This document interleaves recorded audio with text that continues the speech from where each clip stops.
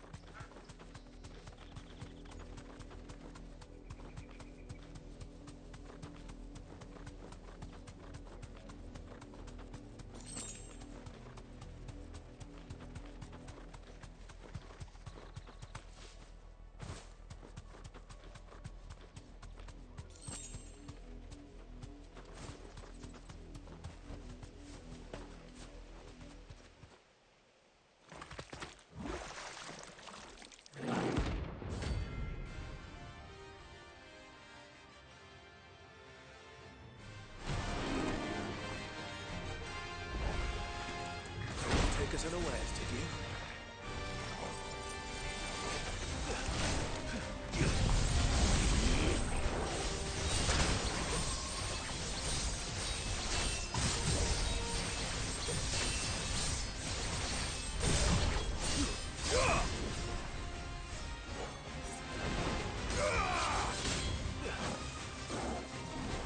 Too slow.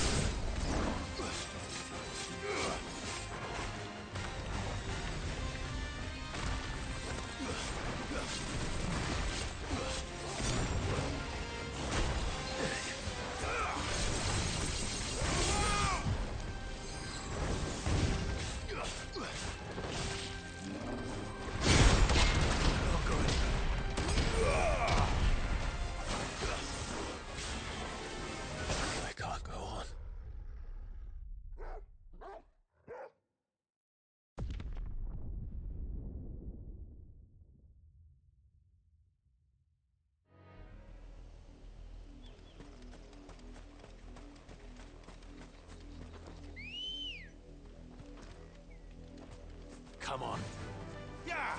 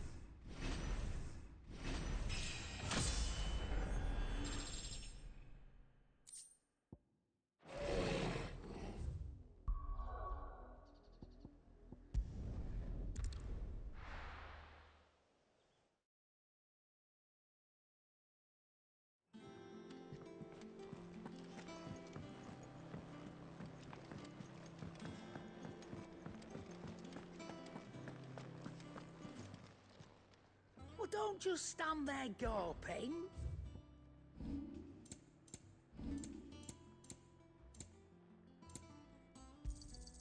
It'd better all be here. You're rubbing me blind, you know. What do you need? What do you want?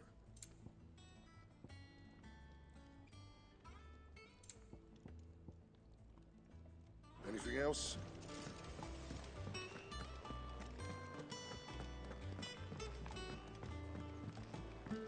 Jill looked white as a sheet when they brought her back.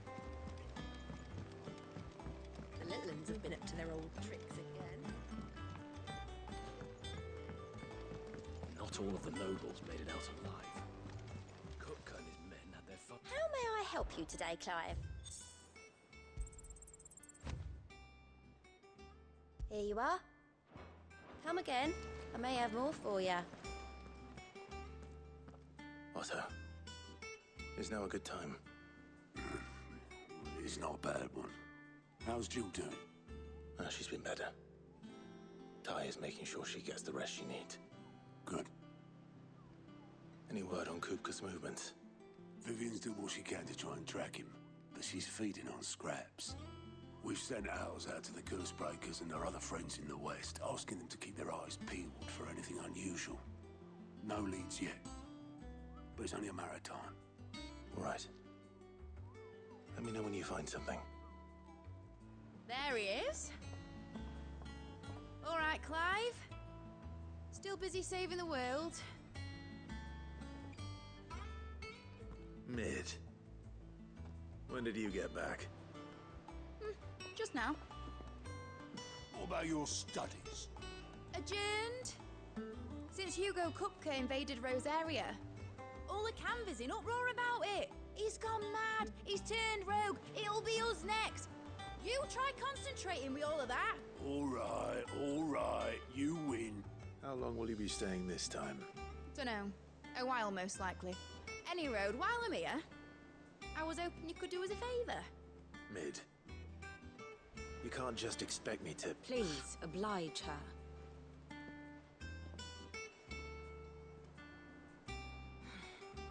While we are busy tracking down Kupka, you should have a little time to spare. Professor! Now there's a face I haven't seen in a while. Shouldn't you have it buried in a dusty old tome? I did, till a familiar trill pricked my ears.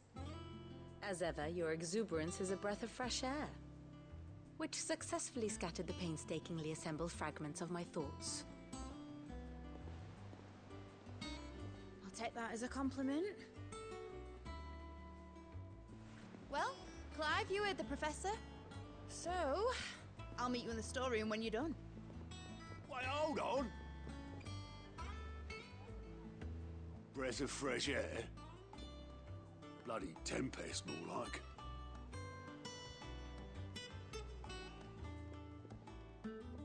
Oi, Otto, you got my gill? Huh? What are you on about? My fee for bringing Mid across. She said you were paying. That little... The storeroom, was it? I wonder what Mid's plotting.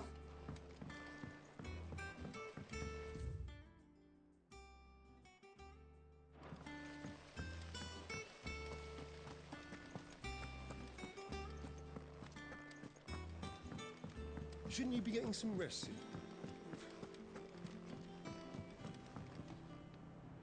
You took your time. I'm a busy man, Mid. I'll get to the point then. I want to turn the room down there into a workshop like the one I had at Dad's place. Mid, you've only just come back. And I've been thinking about it for a while. Dad said I had a knack for engineering. Told me everything he knew about it. Then sent me off to Canva to learn everything he didn't. That was his dream for me. That one day I'd put my studies to use for the good of the cause. But I'm helping no one stuck at school. I've studied enough. It's time I put my knack to work. I know that I can help the people here, and I want to do it. Well. If Sid could see you now. All right. I'll tell Otto you'll be staying. I knew you'd say yes. Which is why I wrote up a list of jobs for you. For me? Who else? What do you want me to do?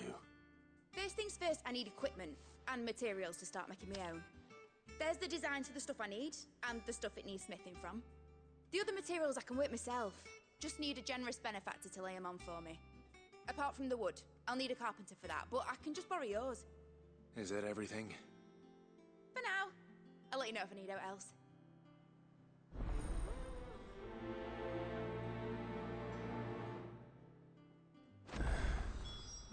Where to start? Materials and tools. That means Karen and Blackthorne.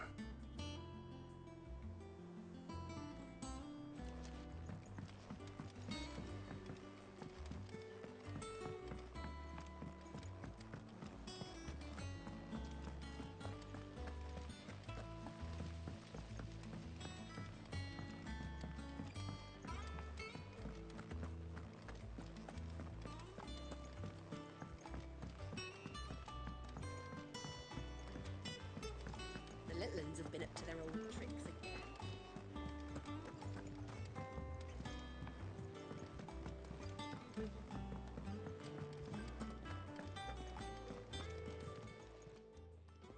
Was wondering where you got to. Mid's back from Canva. Have you seen her? Just now. She's planning to set up a workshop in the stores and ask me to buy her some materials. Here's the list.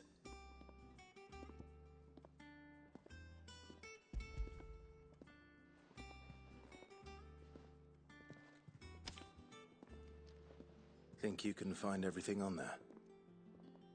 This lot.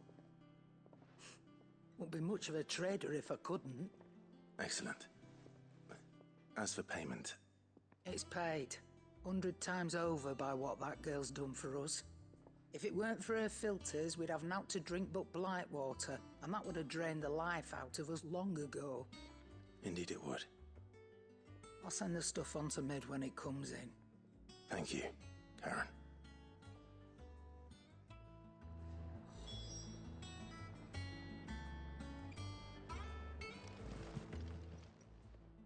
And what can I do for you?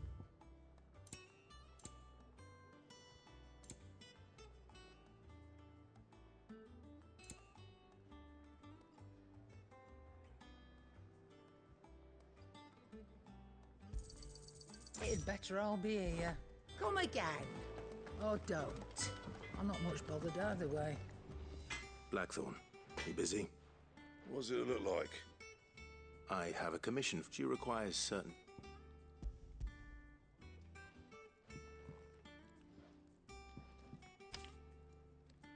Do you think you can make them?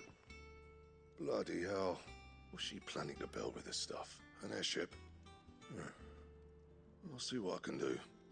Tell her I'll bring them over when I'm done. If I ever am. My thanks. And Mid's, no doubt. That just leaves the carpenter. Let's see if Bardolph's available. Back, are ya? What do you want? Should last you a good while.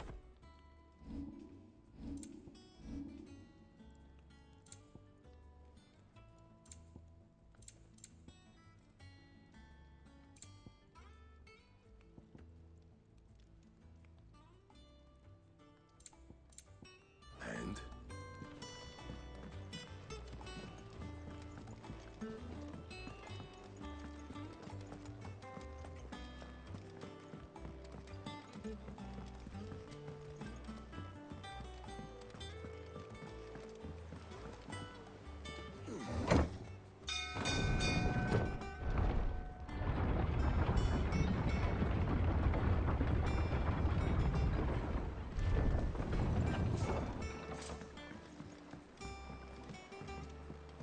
Do with a good oiling. Should be enough to... How do, Master Sid? Bardolph. Mid's looking to build a workshop in the storeroom, and she needs the aid of a skilled carpenter. So naturally I thought of you. Well, I'd love to help the young miss however I can. But I'm afraid I got my hands full just keeping this place afloat. There's holes need patching, and if I don't patch 'em, we'll all of us sink into the mere. I'd gladly spare Mid all the time I have, but the sad truth is, I ain't got none. I see. It don't have to be me, though, does it? What about that other fella? You know, the one over at Martha's Rest. Bernard, was it? That's right. And he is a friend of the cause. I'll ask Martha if she can spare him. Thank you, Bardolph. Least I could do.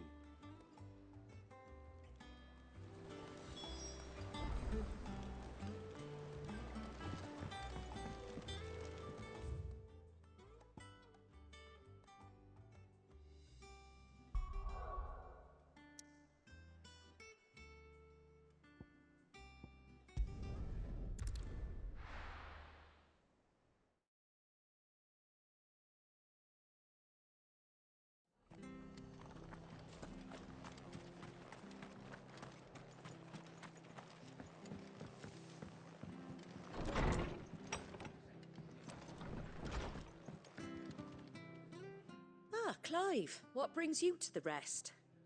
Our home finds itself in need of an extra carpenter. I wondered if I might be able to borrow Bernard for a short while. I don't mind if he don't. We're all friends here, aren't we? Thank you, Martha.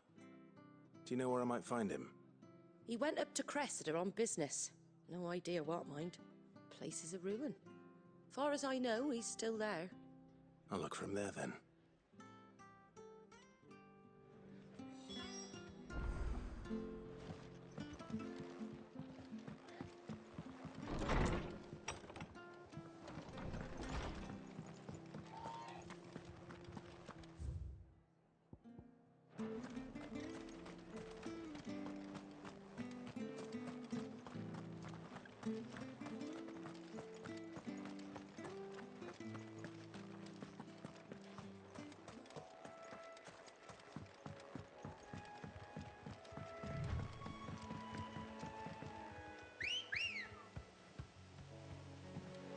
Come on.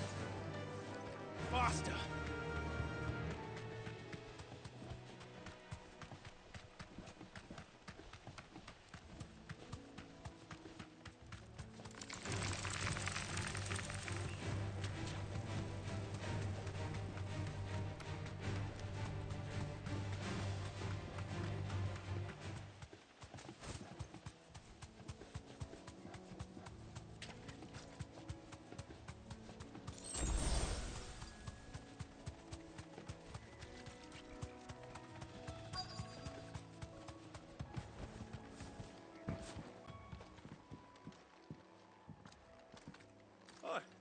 If it ain't the lad who saved my life.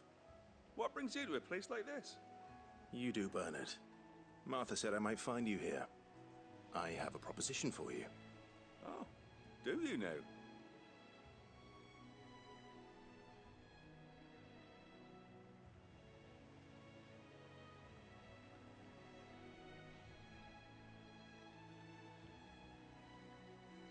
Building a workshop, you say? Well, that beats tacking boards to bridges, sure enough. And if Martha didn't mind me being gone a while, then neither do I. You just tell me where you want me. That's the spirit. I couldn't ask a favor, though, could I? Before we go?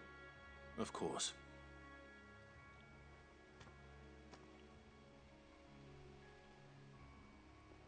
Well, that there is Cressida, where I grew up. Ain't much left of it now, though. Except my parents' graves. But I came up here hoping to visit them. I even patched up the bridge to get across. Only to find the place crawling with fiends. But you're a dab hand when it comes to dealing with beasts and bogles, ain't you? Any chance you could, It's the least I can do. Well, thank you kindly. And take care.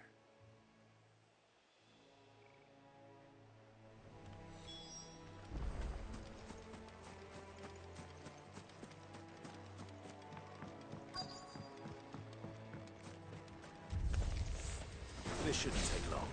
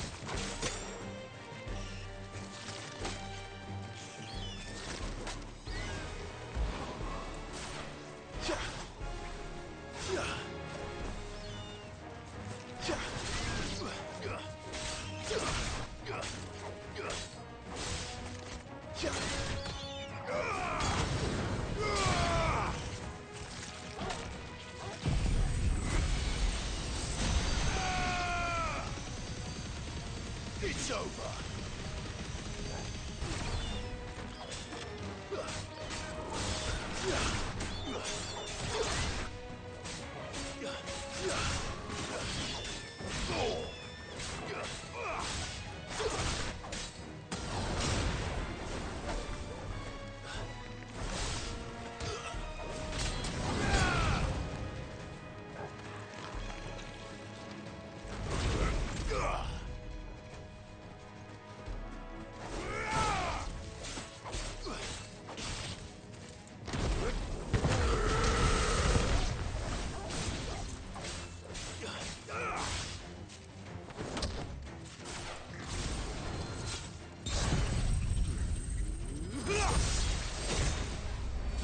It's over.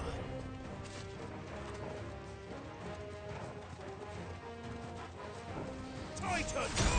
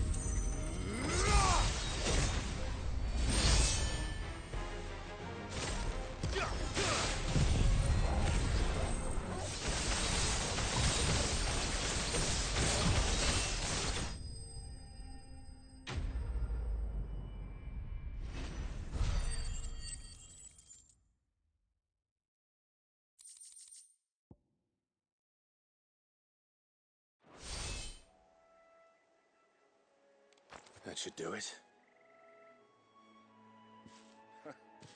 You made short work of that lot. Thank you, son. Now my folks can rest in peace once more. How long is it since the village was abandoned? Oh, people started packing their things after the duchy fell. Between the Blight and the Imperials, you just couldn't make ends meet. Must be nigh on a decade since the last wagon left. Though it may as well have been a century, looking at the place. This isn't the Cressida I remember. I'm sorry.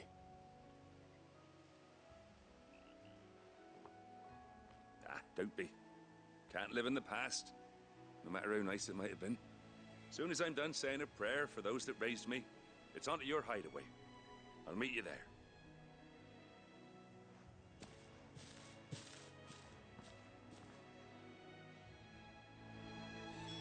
That should take care of Mid's little list.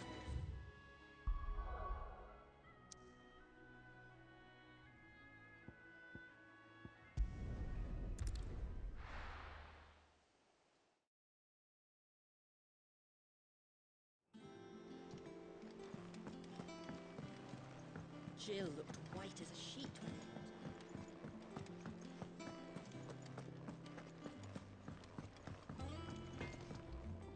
What do you need? What do you want? Not bad, if I do say so myself.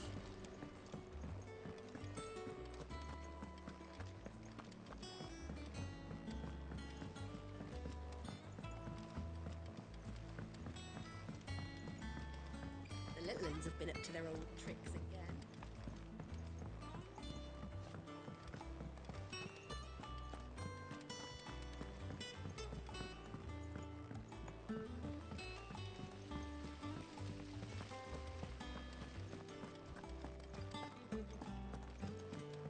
Shouldn't you be getting some rest?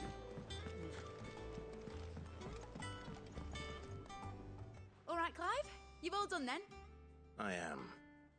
I've placed your various orders, and a carpenter by the name of Bernard is on his way from Martha's Rest. That's brilliant. Thanks, Clive. Is there anything else you need? Nope. Blackthorne and Lady Karen have already sent over everything I asked for, and I've got all my plans drawn up. So as soon as Bernard gets here, we can get to work. I can't wait.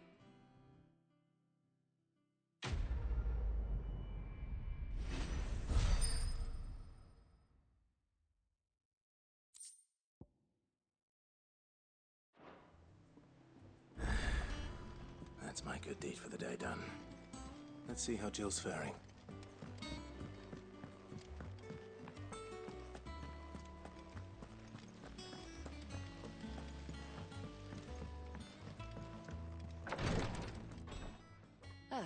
Clive. Talia, how's Jill? Recovering, but she still needs her rest. Of course. Take good care of her, won't you? I'll do my best. Oh, Gav was looking for you. He said he had something to show you in the shelves. The shelves? Ah, that's right. He went to ask Harpocrates about Torgal. He must have found something.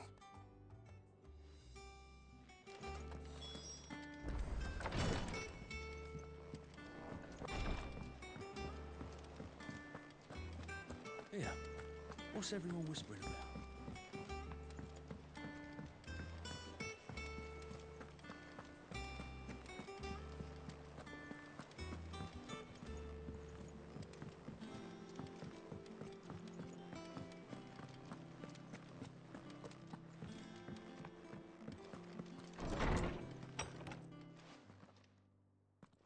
Clive, where have you been? I've been wanting to ask you something about Torgal. Where did you get him, like, in the first place? My father brought him back from one of his expeditions into the Northern Territories. They were crossing a snowfield when they heard his cries, and, seeing no sign of his pack, they took him in. What do you reckon, Tormes? It certainly adds weight to the theory. Clive, I believe that Torgal may be no mere hound, but a rare frostwolf, an animal native to the far northern reaches of Valisthea. In one of our oldest bestiaries, I found reference to a frostwolf who served as guardian to an ancient queen of the north. Such was his mastery over ether, he could cast magics on command. His name was Fenrir. Fenrir the Frostwolf. Now, the annals do not state it explicitly, but I have reason to believe this queen was a dominant of Shiva, a girl from the Northern Territories and her faithful hound. One awakens as the dominant of Shiva, and the other... You're saying that Jill granted Torgal his powers? What? Just like Fenrir. People called him my hound, but Torgal and Jill were inseparable. He grew up as a faithful companion to the dominant of Shiva, and years later, his powers awakened, just when his master needed him the most. You're right. If it weren't for Torgal blasting those bastards to Kingdom Come, Jill would have been for it. Quite. Though Torgal's power is his own. his latent birthright as a Frostwolf. It had only to be unlocked. Oh, get you, Torgal! You're an even finer hound than we thought. And regarding your original concern, you need not fear for Torgal's health. Why, the beast has the appetite of a behemoth. Just this very morn, I found him with his nose buried in my nuts.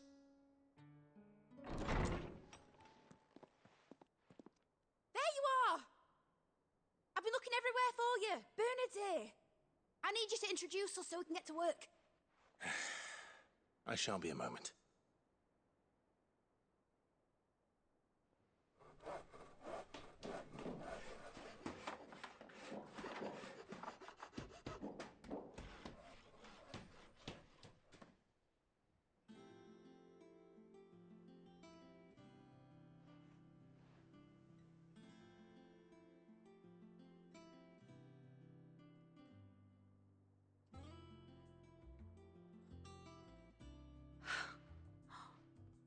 Isn't it brilliant? It is. Well, I couldn't have done it without you. You and everyone else. But I promise I'll pay you back. I'm gonna work my fingers to the bone for you lot. Starting right now. Just you wait. I'll make wonders like this world's never seen. Then I look forward to seeing them.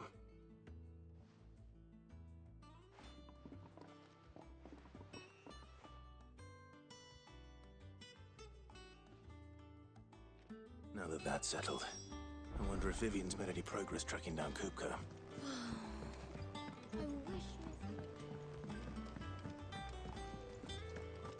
I think I'll wait till Mid's away to take a tour.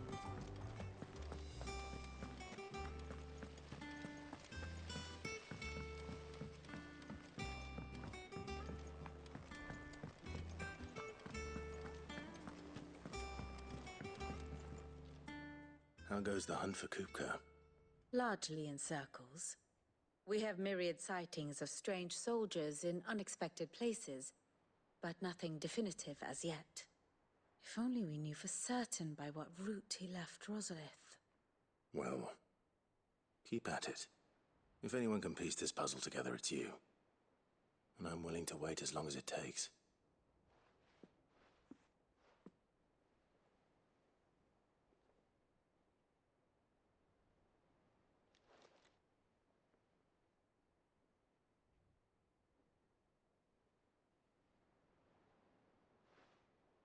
What? Here? Would that be a problem? Do you know, Clive? I believe it a mercy that you didn't inherit your father's throne. Your poor people would surely live in fear of you. You have nothing to worry about on that front. I won't be claiming his crown. That is a relief. Clive, have you got a minute? We, have a guest. A guest?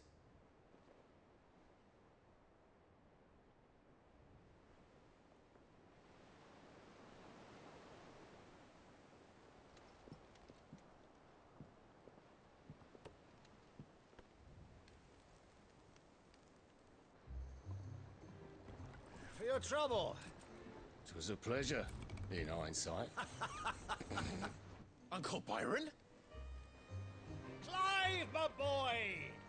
Tap a cask and stoke the ovens, for your favourite uncle is here!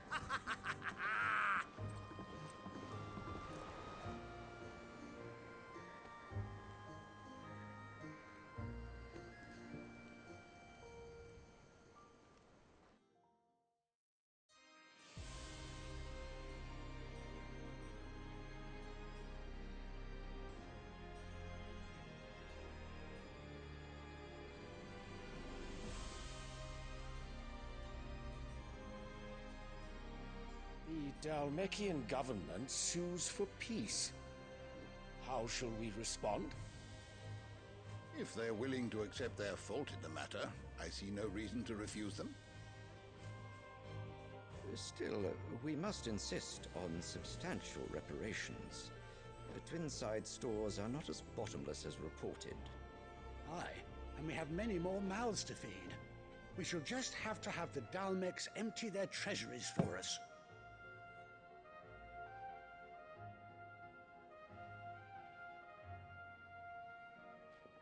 Of course, none of this would have been possible without your timely intervention, Prince Olivier.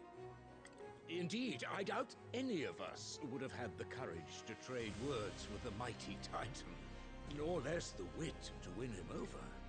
The Empire owes you a great debt. May the blessing of the crystals go with you, Your Highness. May the blessing of the crystals go with you. Very good.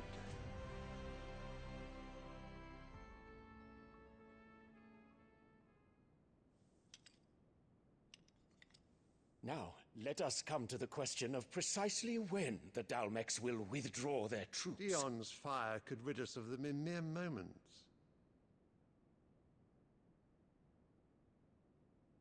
The men of the Fist will not withdraw until a peace treaty is concluded. So let us keep the negotiations open, give them time to gather what gold and trinkets they can, and once they deliver that which we demand, what worth is a piece of parchment? Your Radiance, were Prince Dion to take the field, the enemy would surely send their own dominant to meet him. And while His Highness would of course prevail, there would be heavy losses on both. You need not fear Hugo Kupka. He is engaged on the Western Front. Even were the Dalmex to send for him, he would not arrive in time. As much as I would enjoy witnessing a clash between Bahamut and Titan, it is not to be. And what of your subjects, Your Radiance?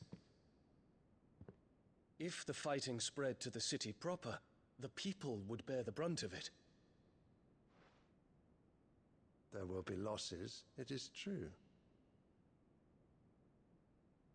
Yet for every citizen who falls, another can be bred. For every home that burns, another can be built. The Empire will live on.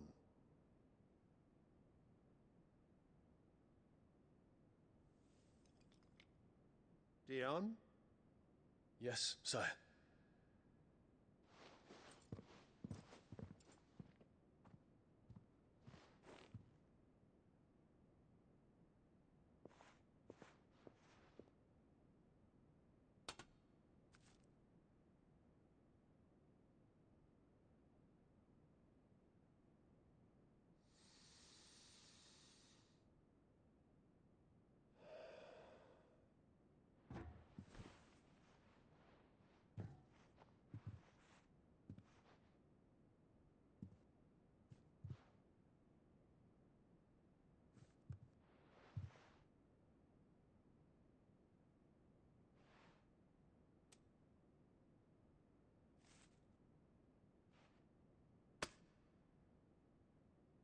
Prepare for battle. But sire... Do not make me repeat myself. Return to your camp and await my orders.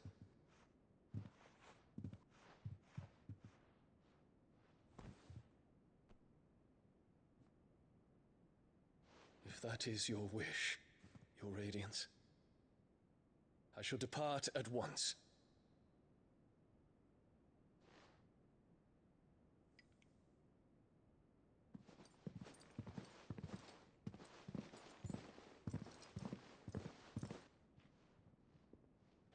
May Gregor forgive you.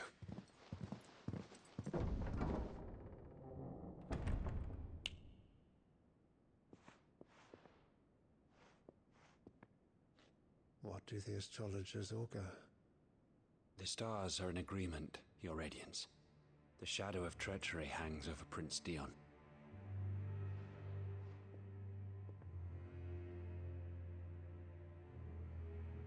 So Annabella's tales were true. You disappoint me, Dion.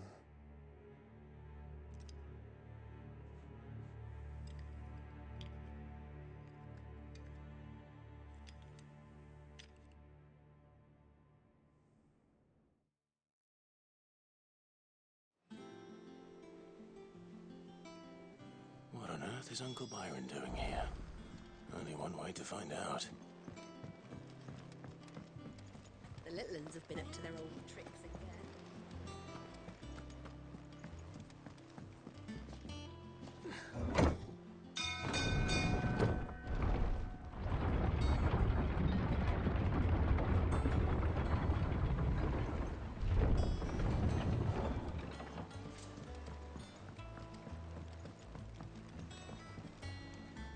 Ah, my dear nephew, how I've missed you. How did you find this place, Uncle? Through the good offices of young Sir Wade. He really is the most helpful fellow. As are you, I hear. The Guardians and those they freed tell the most outlandish tales of your heroics in Rosalith. Which is why I came, to learn the full truth of the matter. Sort the fact from the fiction, so to speak. You were working with the Guardians of the Flame to evacuate the people of Rosalith to Port Isolde. I was, aye. Then I have questions for you. Please, come inside, Uncle. Gladly. You there? There are 2,000 gold talents in those chests. See that they're added to my nephew's coffers, would you? 2,000?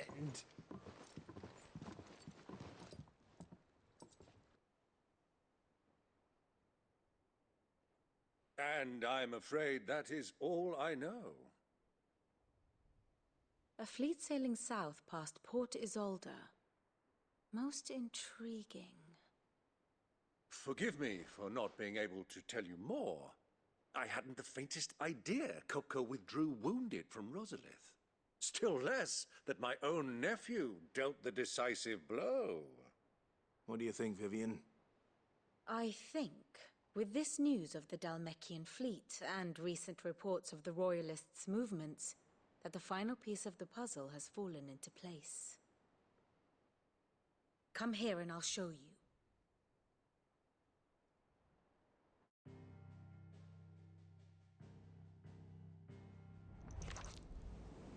It is known that Kupka's forces entered Rosaria via its unguarded coast. So can the same be said of your visitors from Waloed? Certainly her Royal Navy is famed for the efficiency with which it bears her knights from one battlefield to the next. And in the Einherjar, or Black Galleon, she boasts a vessel nigh as swift, and every bit as feared as the kingdom's legendary cavalry. A fitting flagship for a land apart, her naval presence being crucial to her ambitions beyond Ash. Yes, it seems safe to assume that the Royalists did indeed enter Rosaria from the sea. So then, had you a vested interest in Titan's survival, whither would you take him? Why, home to Drake's Fang, a place rich enough in ether to conjure the magics needed to mend his hurts. But would that not entail an arduous voyage around the southern cape? Let us say that the Royalists did put ashore with a mind to spirit Kupka away from under your very nose. Could that truly have been their plan for him? To load him aboard one of the ships flying Republican colors sighted off the coast near Port Isolde. To spend weeks at sea, being tossed hither and yon by unforgiving waves, his life hanging in the balance. No. The journey would mean Titan's death, and Kupka's faithful creatures would not allow it. So what then was the plan of our Waluda friends? Reports suggest they made not for the coast, but for the desert. And by cutting through the Velcroy, a party traveling light would have Titan back in his bed days before a galley could lurch into port. To wit, it was the Royalists, not the Republicans, who effected Hugo Kupka's safe retreat. I would stake your life on it.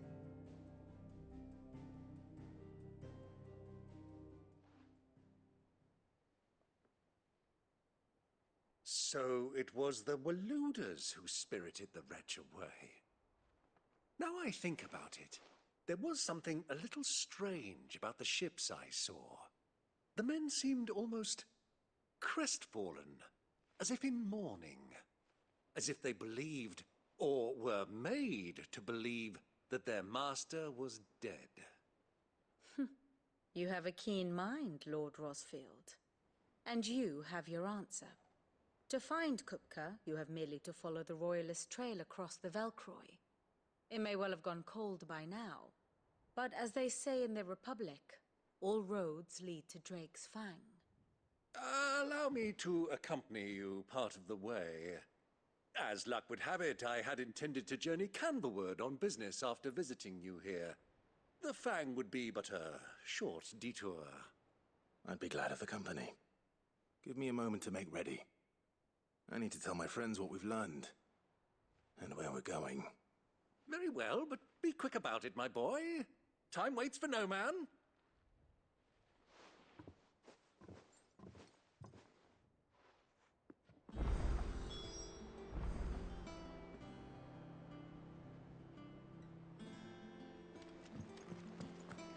Mid's finished outfitting her little workshop.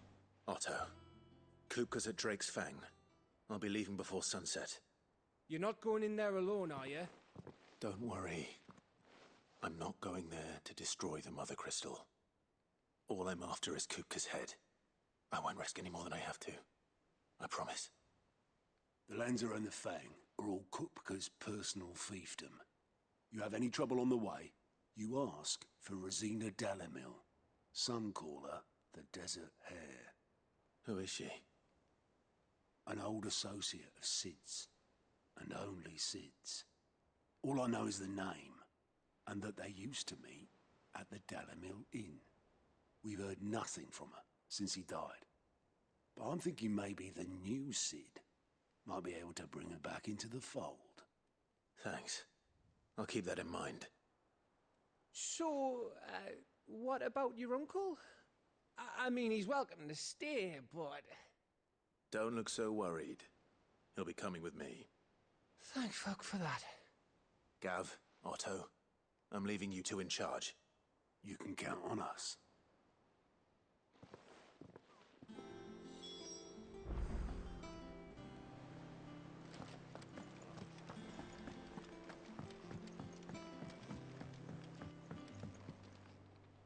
All right, Uncle.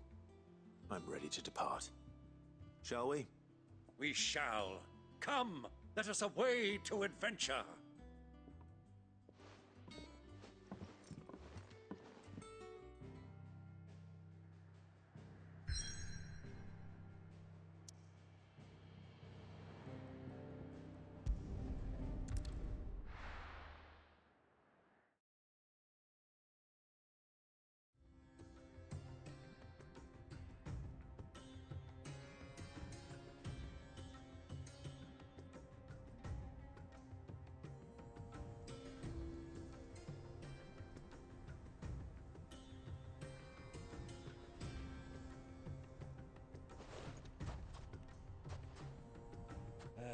I was a young man when last I walked this path.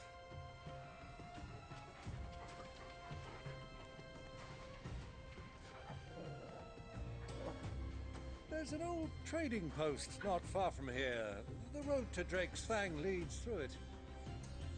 The trading post it is.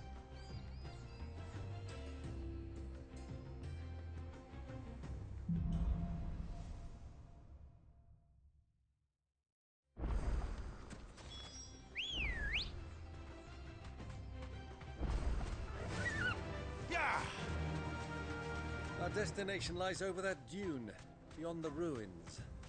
Mark 'em well, Clive. It's all too easy to lose one's bearings in the sands.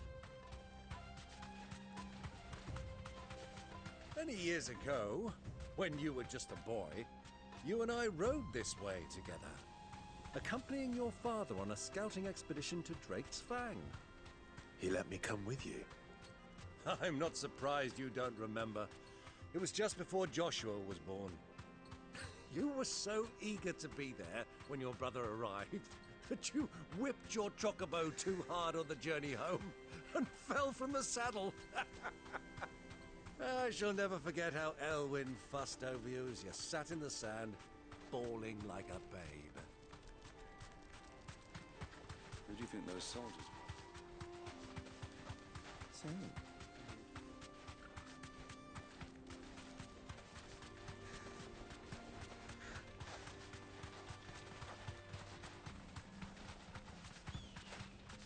Ah, there she is.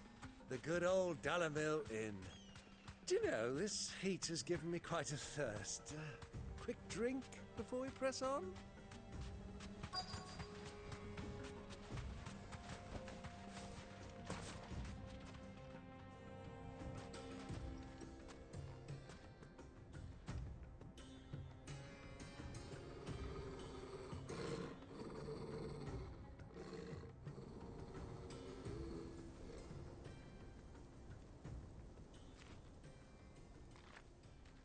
Look, there. Those are ashen steeds. No doubt about it. And such a long ride from Stonehere. Our Waluda friends must be soothing their saddle sores in the inn. Shall we join them?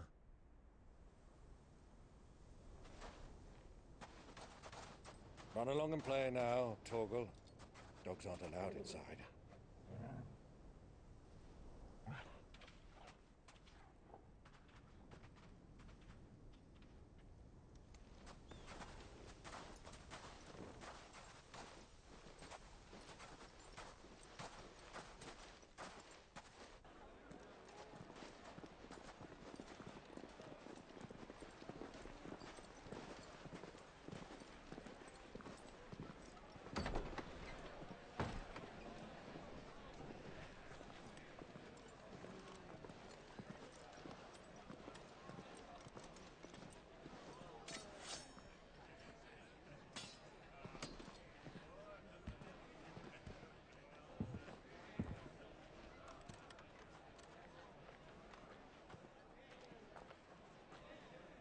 Good day to you. Eating?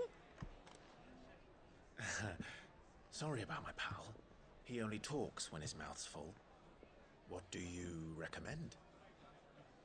Well, if you're after something light, we do a fine chocobo soup with lentils and honey. 2 bowls of that, then. An ale. Right you are.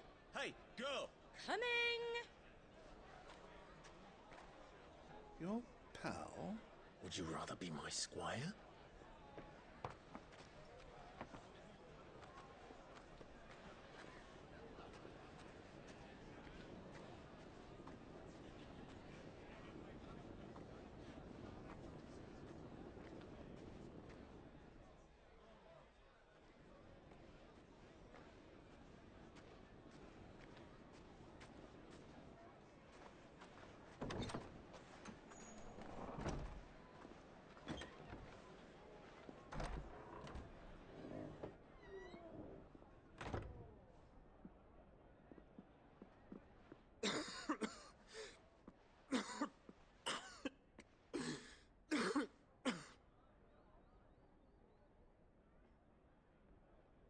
Your Grace, it is plain you are not yet well enough to travel.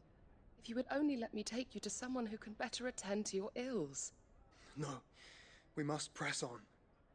Prince Dion has returned to his camp and will soon depart for the front. I must speak with him at all costs. Miss this chance and I may never get another. You do understand that? Yes, Your Grace. But you must at least agree to take your medicine. I'll fetch you some water.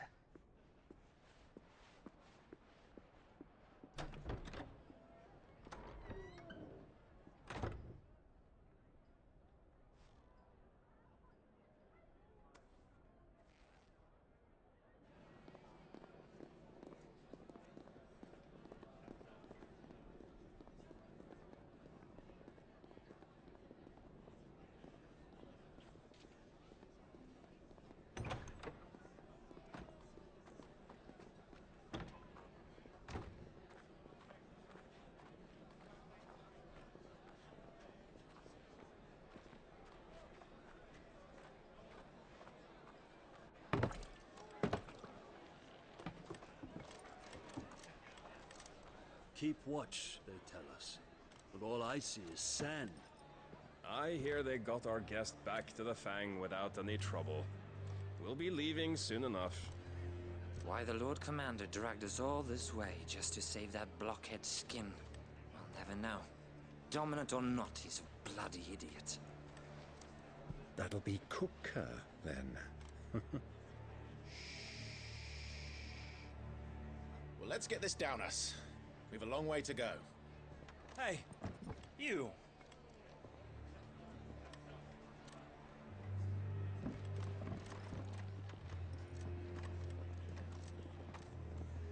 Uncle? Sorry.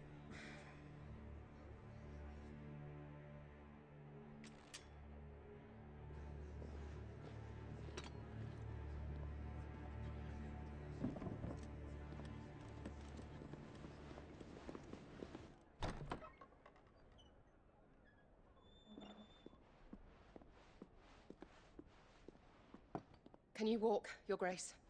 What's wrong? I fear trouble may be brewing downstairs.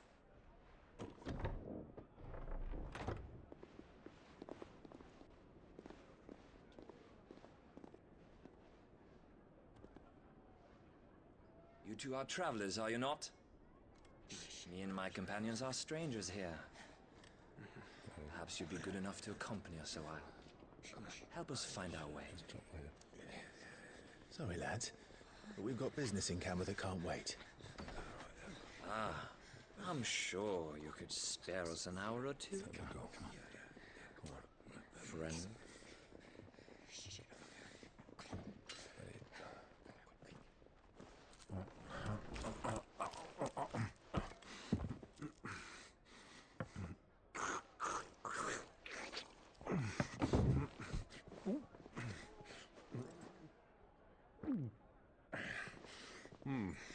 I'm afraid we don't have a moment to lose.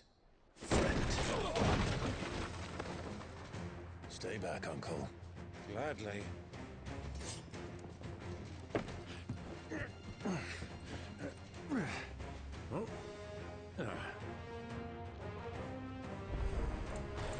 The outlaw! Take him! Try it.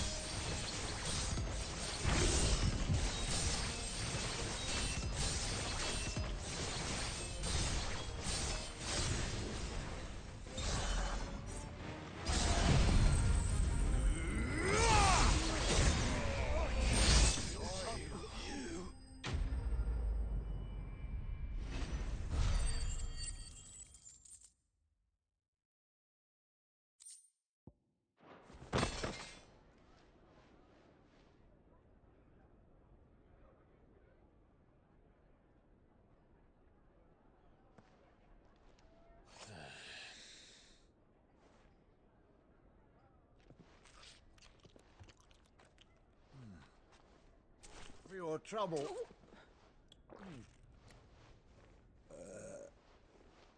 Word of advice, miss. That soup could do with a touch more salt.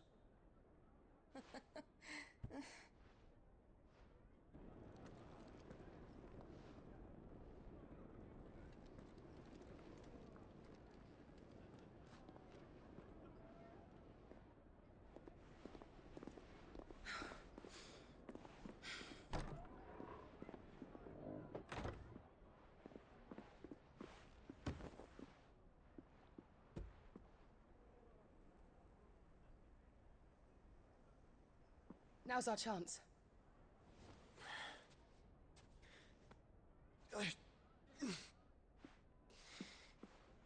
Your Grace? I'm fine.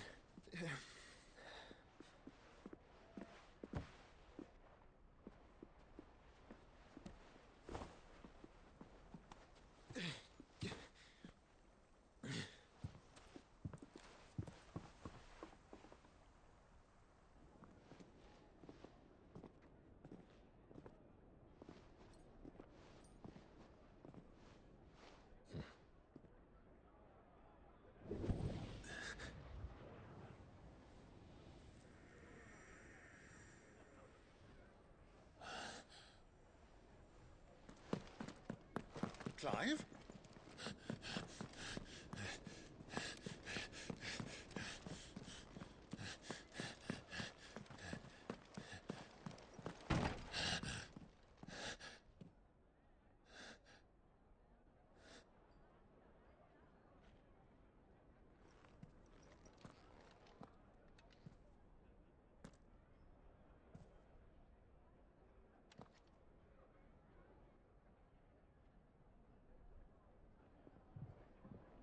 What is it now?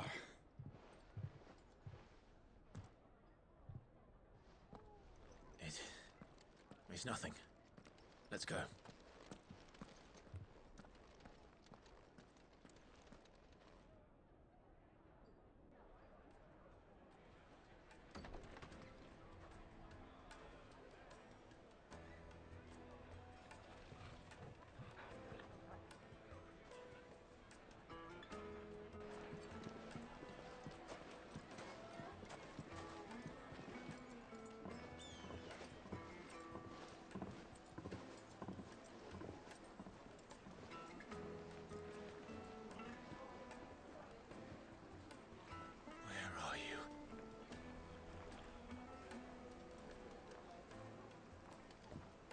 Well, we didn't know where to find Kupka before. We do now.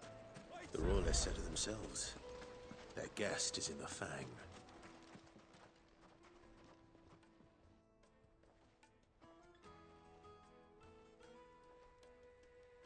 Ah, they've closed the road. And it's the only way from here to the Fang. It would seem Lord Kupka is not accepting visitors at present. We have to get through that gate.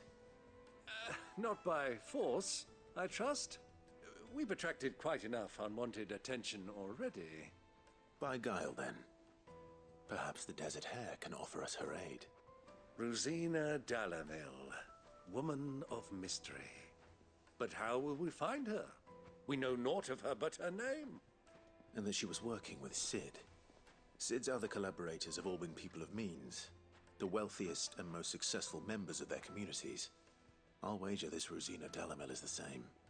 That would certainly help to narrow the search. We need only inquire as to who is in charge of the town. And that's exactly what I mean to do.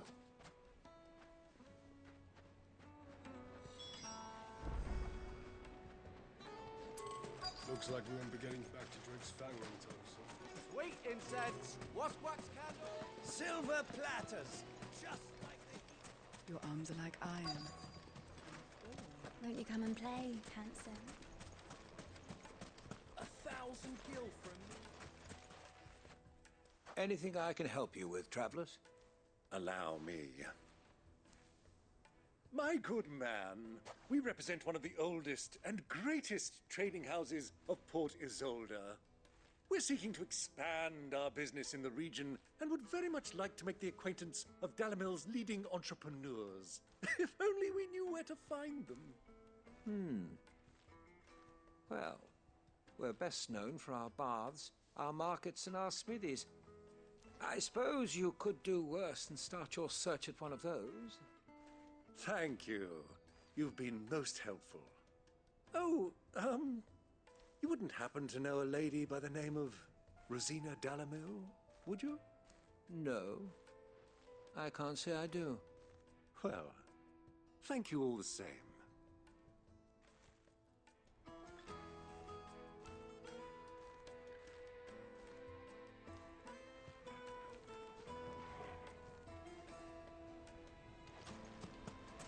Light it, for Gilbert's sake.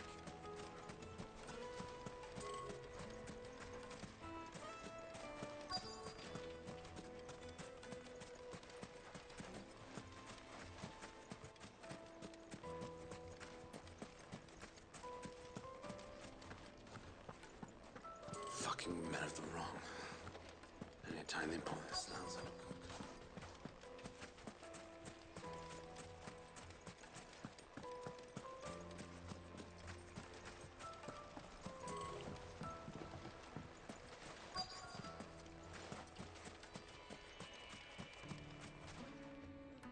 What do you want? Can't you see I'm busy? I won't keep you long. I'm looking for someone. A woman by the name of Rosina Dalamil. Do you know her? Never heard of her. Is that all? One more question. If I wanted to find the richest trader in town, where would you recommend that I look? Oh, that's easy. The Briar's Kiss. Won't find a finer smithy this side of the strait. The owner's only a young sprig, but he's got all the right ideas. The Briar's Kiss, you say? Thank you. I doubt this young sprig is the person we're looking for. You said Sid's contact was likely to be an influential sort. Influence comes with age and experience, believe you me.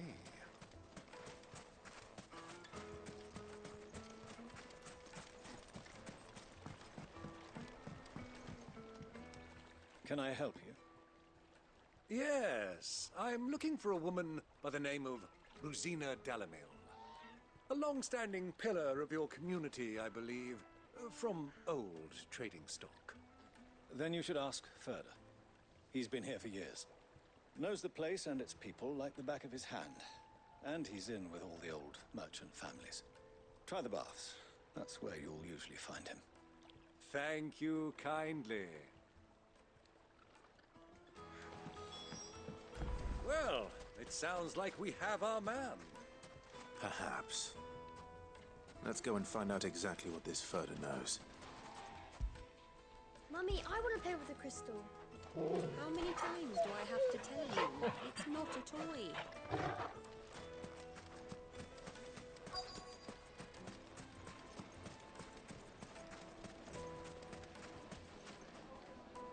Excuse me. Are you Furter? I am. Can I help you, travelers? I hope so. You've lived here for some time, is that correct? Do you know Rosina Dalamil? We believe she may be a trader of some renown. And what business do you have with the desert hare? She was a close friend of mine. I was hoping she might be able to help me. Very well. Go to the bordello. I'll arrange an introduction.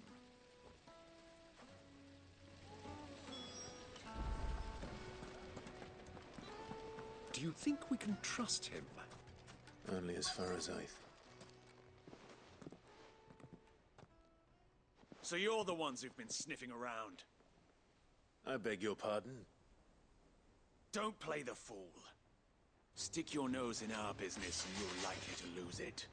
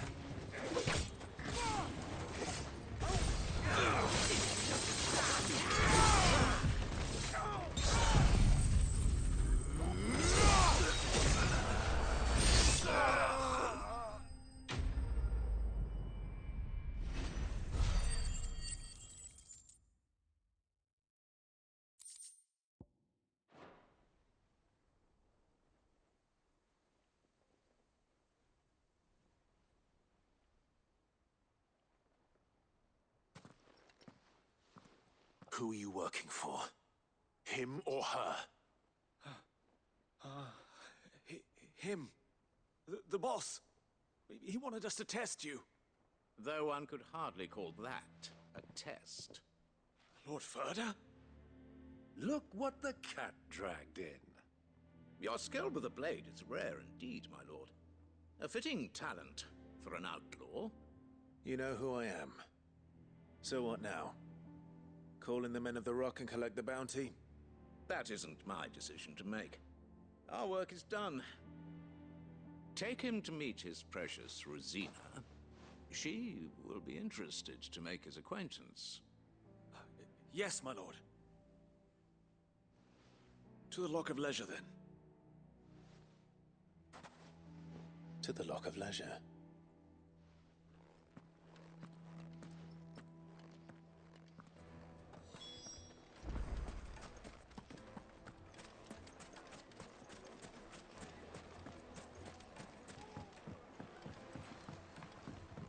Needed to a silken soft. The most fragrant herbs and My spices. carpets.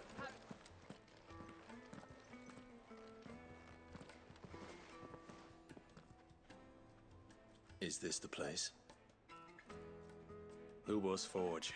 The Briar's Kiss. Ah, so it was the young sprig after all. So much for Rosina Dalamil being a woman of experience. How wrong I was. It was an easy mistake to make, Uncle. After all, it must have been years since Sid last saw her. Sorry, him. Whoever this Lubor truly is, he's clearly a man of means. I'd say he deserves our respect. See that he gets it.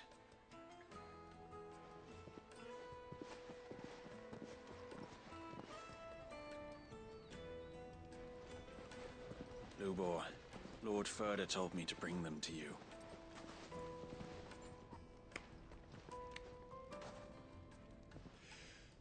My boys tell me you're in need of assistance. Sid the Second. I won't waste your time. I need passage through the south gate.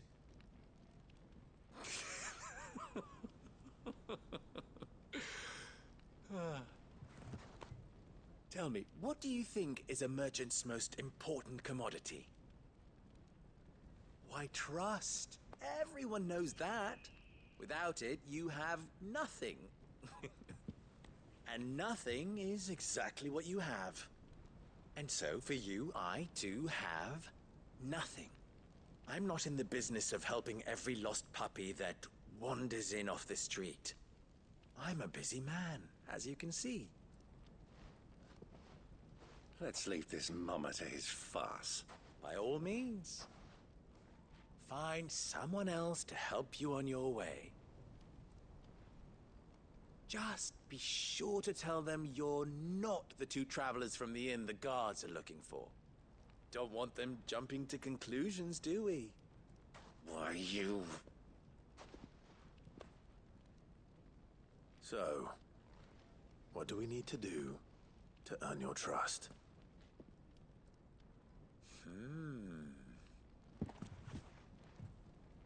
I like this one. Willing to do whatever it takes to get what he wants. Ha! Men like you have a special place in my heart. Why, you ask? Because they get me what I want. Always. Fine. So what do you want? Don't tell me you're going to listen to this swaggering scruff! We might as well hear him out. It's only natural that an ally of Sid's would seek assurances of strangers. Assuming he is an ally, of course.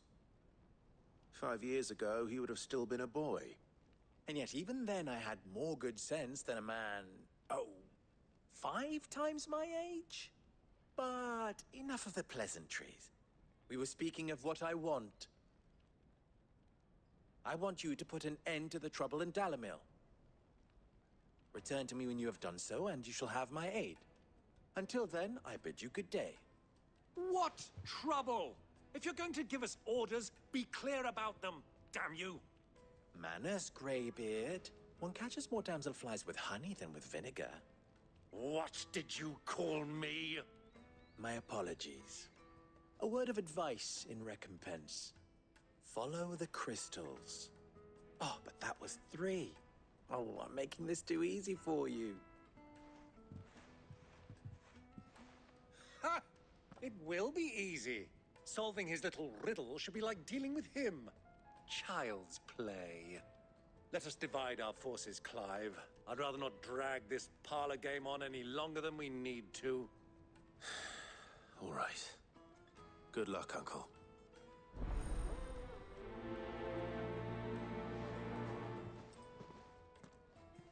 I thought we were the only ones causing trouble in Dalamil.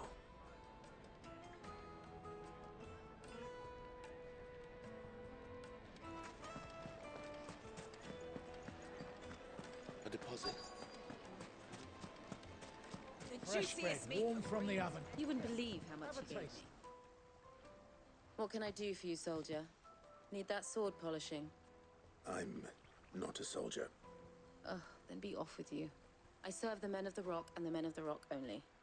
You have an agreement with them? Don't be stupid. I just know which side my bread is buttered. Don't want to be stuck under some pauper when they come knocking. With pockets deeper than Zemeckis and an urge to empty them. No, just leave, will you? Before you scare them off.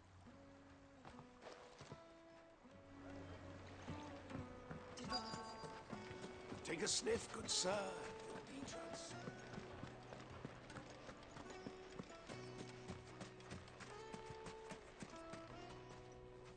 Do you have a moment? Depends what for. Just a question. Dalamil seems to be thriving compared to the other villages I came through on the way. Is there a reason for that? Well, we're a stone's throw from Drake's Fang, for one. The soldiers guarding the Mother Crystal and the shipments need a place to spend their hard-earned gil. The men of the Rock throw their money about like there's no tomorrow. Is that so? Well, thank you. Don't let me keep you from your work any longer.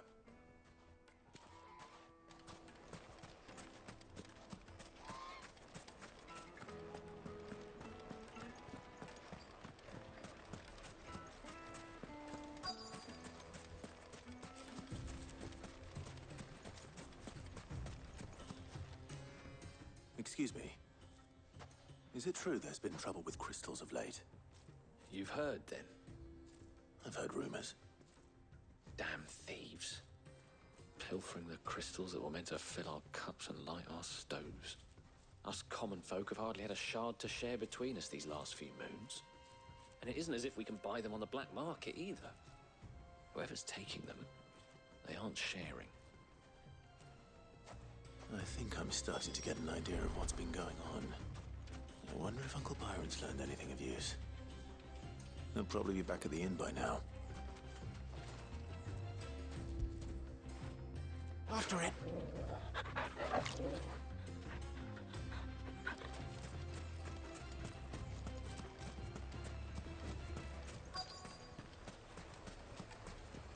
Why's the tavern shut?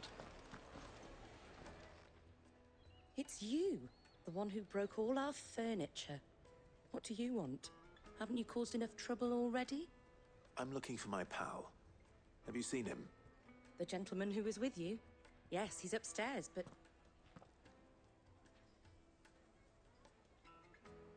Thank you. I'll go and fetch him.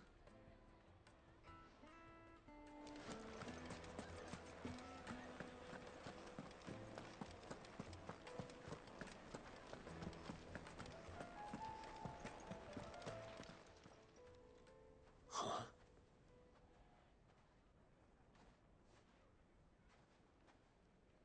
Will this suffice as a deposit?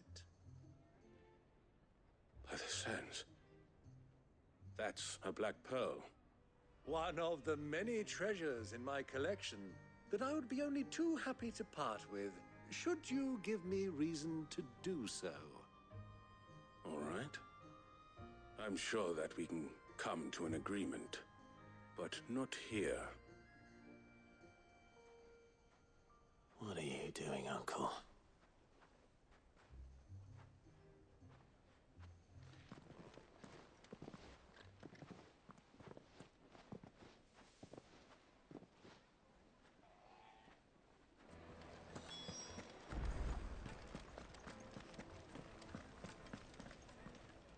Care to explain why you're giving gifts to Kupka's men?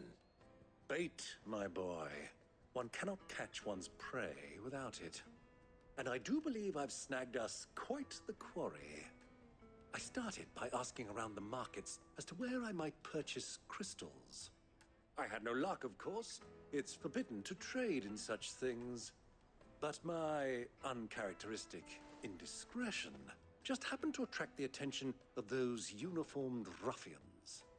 They took me aside and said they could procure the crystal I sought if I proved I could pay for it. So the pearl was your proof? I thought they'd ask for more. A second-rate specimen like that would only fetch 500,000 or so. A small price to pay for admittance to the underworld. But enough about my little act of subterfuge. What did you discover? That the supply of crystals has dried up of late. And some people seem to think they're being stolen. Meanwhile, members of Kupka's private guard have been spending money all over town. I'll wager those soldiers you've been talking to have been siphoning off crystals meant for elsewhere, and pocketing the profits. I'll wager you're right. We'll meet with them then, just as you arranged, and put an end to the trouble Lubor spoke of. Ha! That preening popinjay thought this would be difficult. It just goes to show, one should never underestimate a Rosfield. We'll soon wipe that smirk off his face. I arranged to meet with the soldiers in a secluded corner of the Velcroy, far from prying eyes. The perfect place for a spot of double dealing. I trust I can count on your support, if things turn sour. Of course.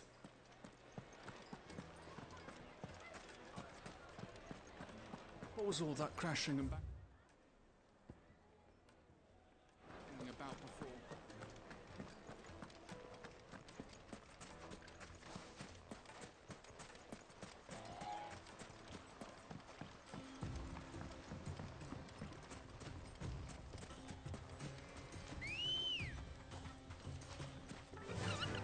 Fly, Ambrosia.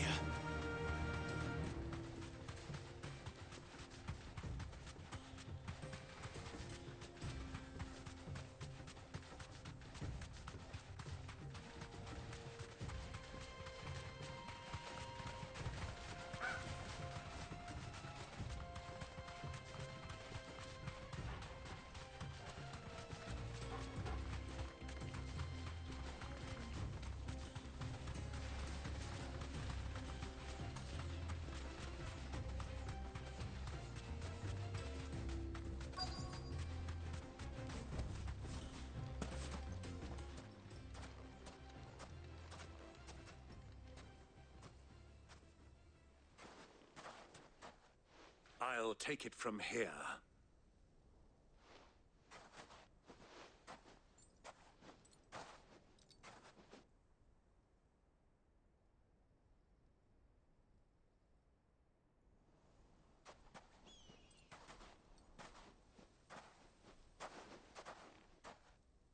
I was beginning to think you weren't coming, my lord.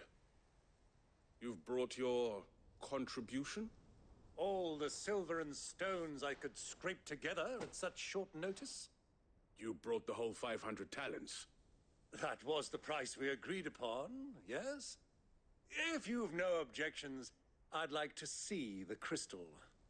Of course. Right this way, my lord.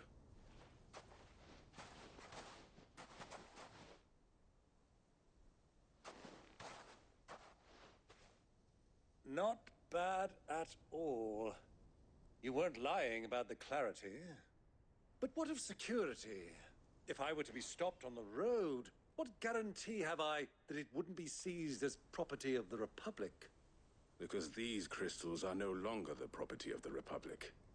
You're not buying from us. You're buying from them. And we have no more jurisdiction here than you, my lord. But we have ships, and will gladly deliver to a port of your choosing, now that our price has been met. Royalists, eh? What brings you here? Why, to collect their share of Drake's Fang's blessing, of course. Our nations are allies, and so they are entitled to a portion of the Mother Crystal's bounty. And being such good friends, we elected to increase that portion. and share the benefits. And now that these crystals are officially property of the Kingdom of Waloed, we are duty-bound not to interfere, no matter where they might happen to end up next. Did you get all that? They're in cahoots! So it would seem.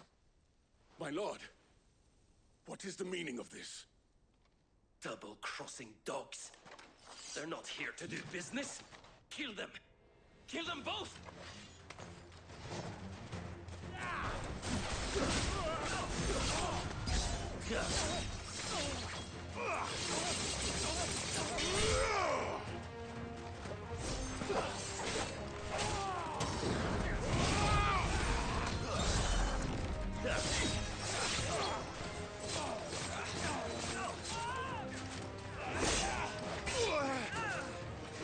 Come on!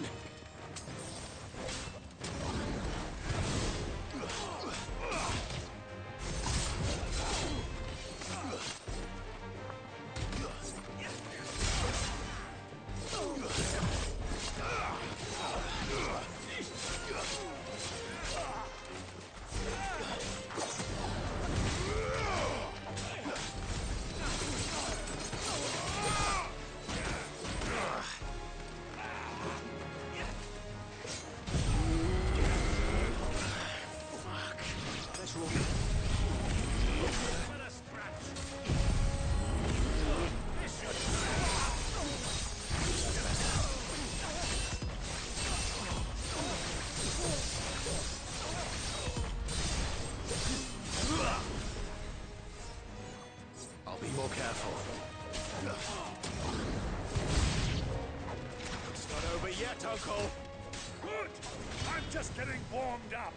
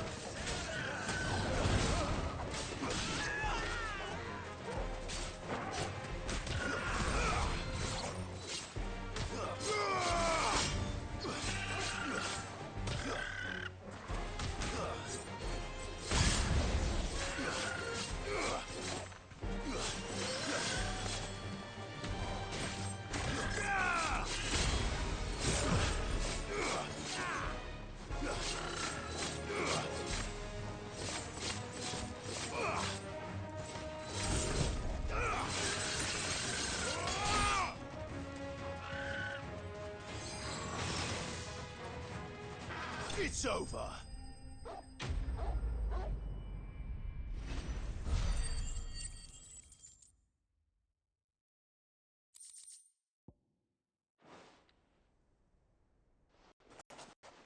Well, that wasn't too bad. How'd you like my performance, huh?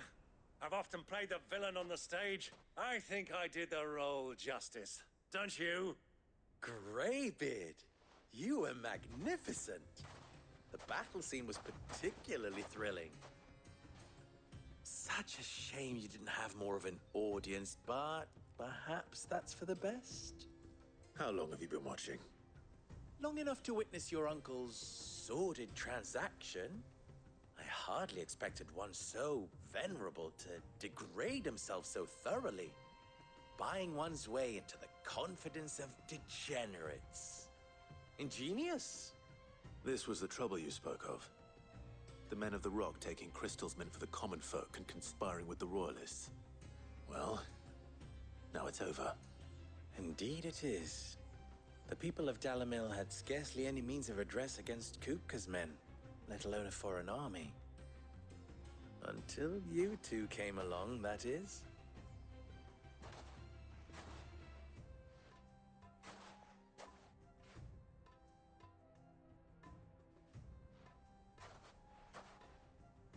Well, we'd better get these crystals back to town. You won't mind waiting with them while I fetch a wagon.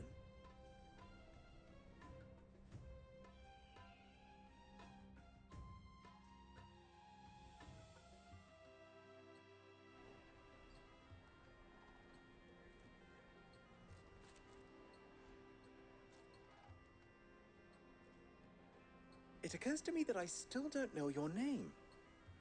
Clive. So, Sid the Second is a Clive. I suppose it could have been worse. Well, Clive, you held up your end of the bargain, so I must do the same. Passage through the South Gate, was it not? To tell the truth, you've helped a little there too. Many of the guards have already been redeployed to deal with the issue of their missing comrades. And those left behind have been encouraged to look the other way should you attempt to pass through. Thank you. And please allow me to cover your costs. You still have the purse I gave to the soldiers, I trust? I saw you pluck it from one of the bodies. Oh, dear.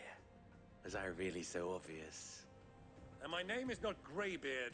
It is Lord Byron Rosfield, thank you very much. No, thank you very much, Greybeard. Of all the... Ugh!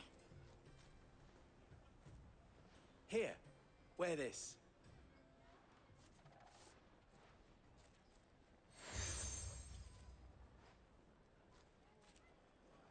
Any friend of mine who sees you with it shall be a friend of yours. Thank you, Lubor. And please, feel free to send one of my Stoluses back to your people. Tell them that Rosina Dalamil is back in bed with Sid.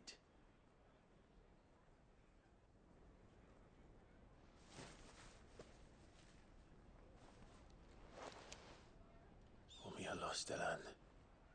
Tuisa Achilles.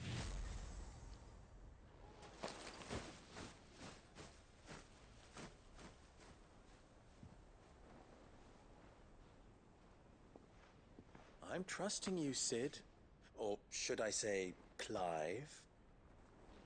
So be sure not to let me down. I have a reputation to uphold.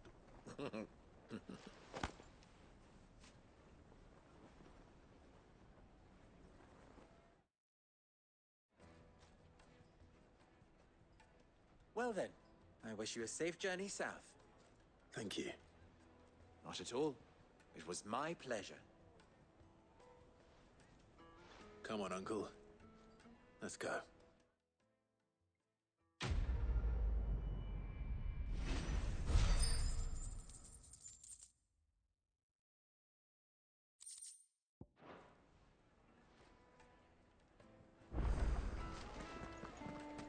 Is it true what I'm hearing? My carpets have pride of place. Kneaded to a silken softness. Made from the stoutest stoneware. Hanging lantern. Ha! They've opened the gate. Lubor was true to his word. Are you looking for something in particular?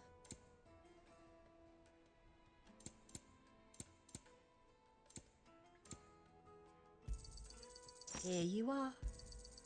My thanks.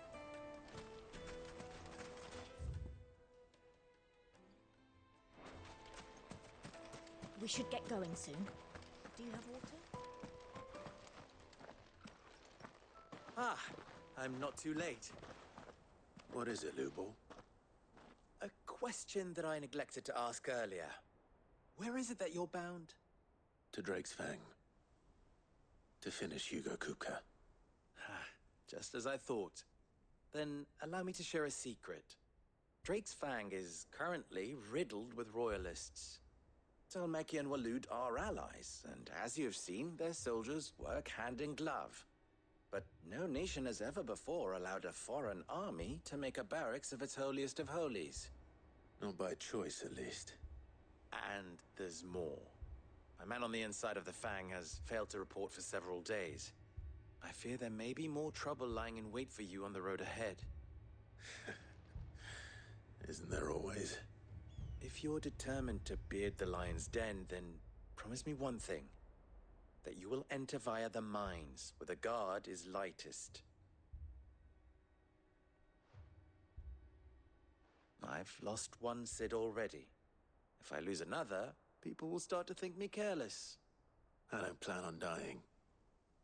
Not before Kupka does, anyway. Well, so long as you have a plan.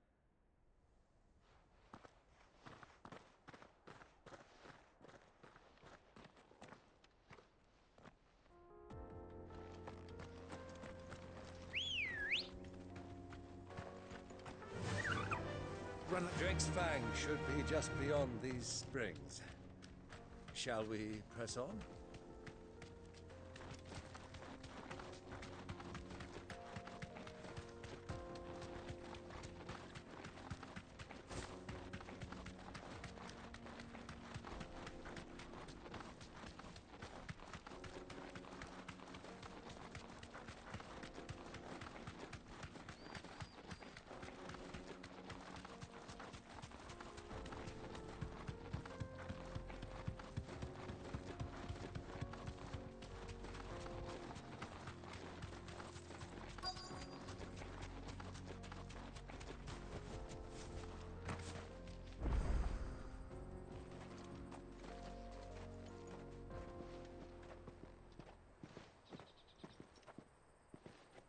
There it is, Drake's Fang.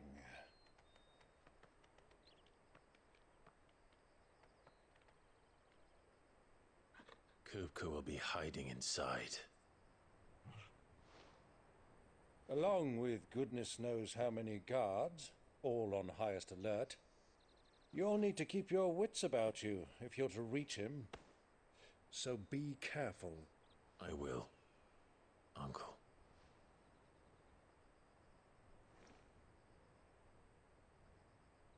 Before you go, Clive, allow me to apologize.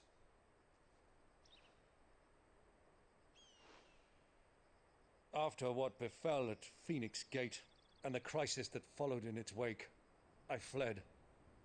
I retreated to my counting house and danced attendance upon the vicereine in the hope it would bring me favor.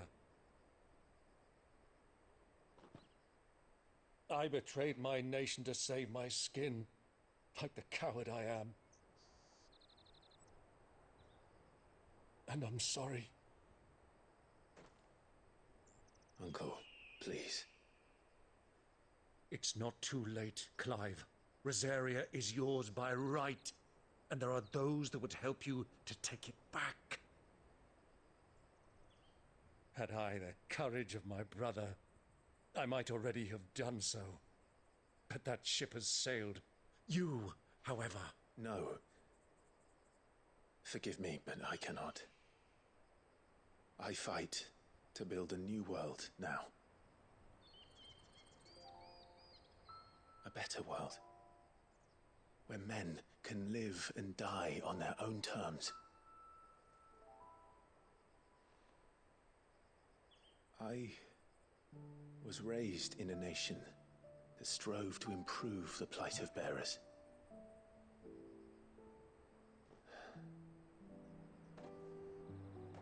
Only later did I realize that spark of freedom did not arise by chance, but was kindled by my father. You would see me follow in his footsteps. And that is exactly what I mean to do. Not by ruling Rosaria, but by extending his ideals to the whole of the twins. Though every soul in the realm may judge my actions heresy, I am certain my cause is just. You really are just like him, you know?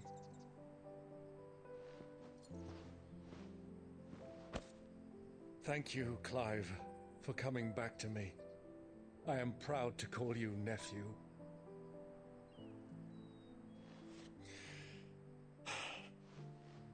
Well then, this is where we must part ways. Wish me luck in convincing my Canvarian friend to share his considerable talents. I mean to plunder his coffers and prove myself worthy of a place in your merry band. Till then, my boy. Till then, go safely, Uncle. And you, nephew. We have much to catch up on, you and I. I shall expect you to regale me with the tales of all your adventures when next we meet. You can regale me too, Torgal.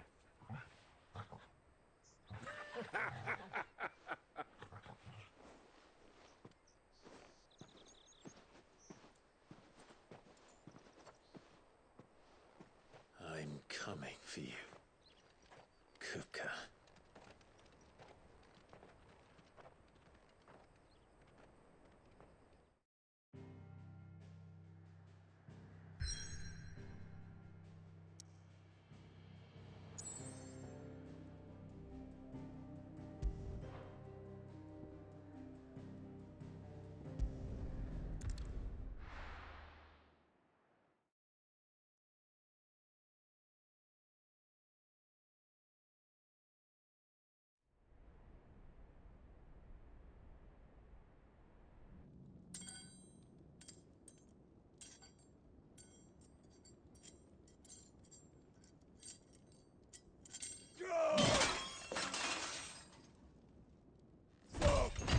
Fuck! Why do they start? What has that gutter rat done to me?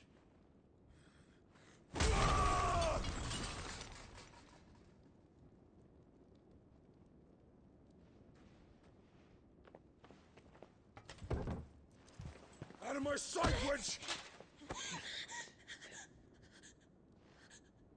I'll kill you, Rossfield! I'll rip out your heart! I'll tear you limb from limb! Peace, Hugo. The table shan't hurt you any longer. He sought to humiliate me. Me! If you hadn't interfered, he would be dead! You truly believe you would have triumphed had the battle continued? Titan would have ground him into dust! And how would he have done that without his head? Shut up! You weren't strong enough, and you call yourself a dominant. Or rather, you did. You mock me, Harbert.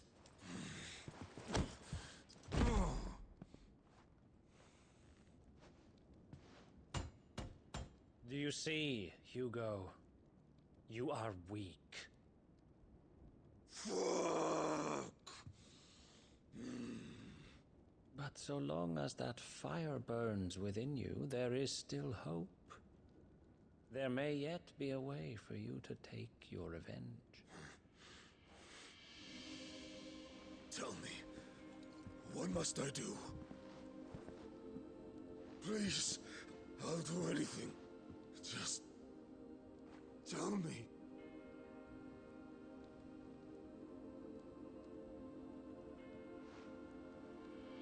The heart. What of it?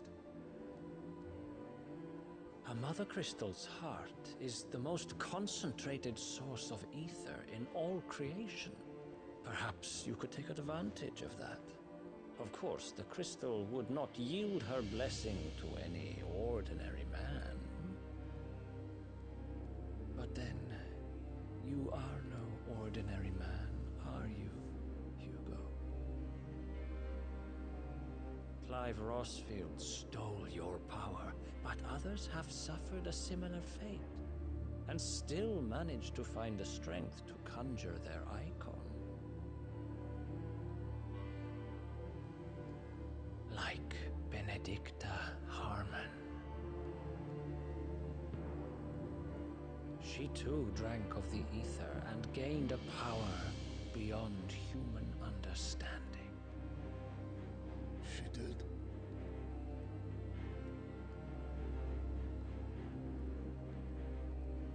Benedicta.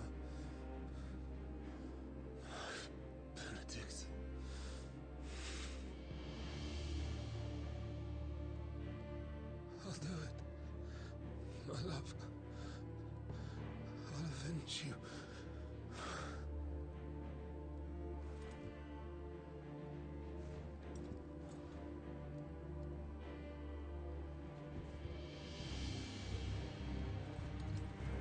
Run along now, Hugo.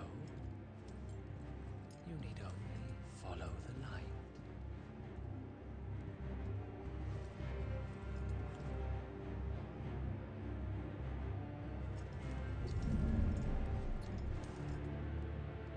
Muthos is here. Very well, it shall be so. You may leave everything to me, Your Majesty.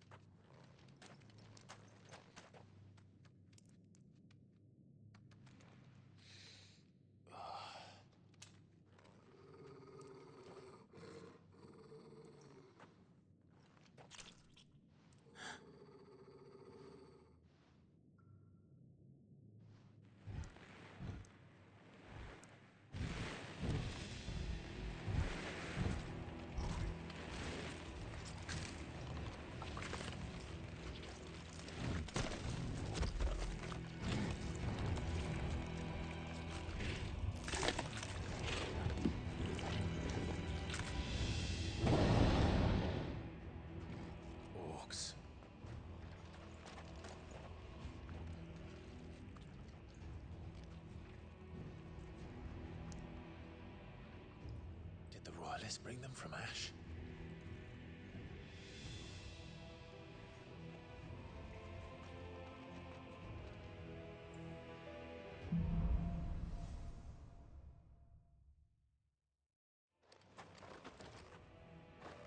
Are the Beastmen part of the Waluda army now? How the hell did that happen?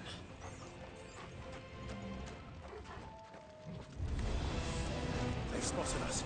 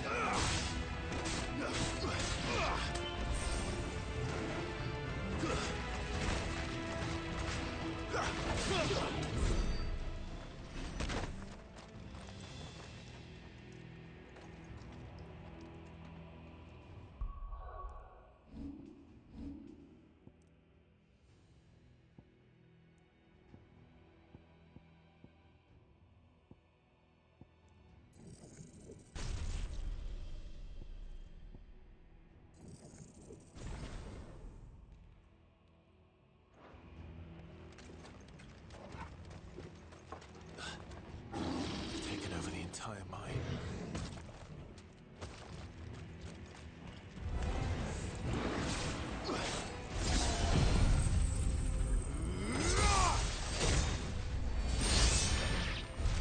So much for the men of the Rock.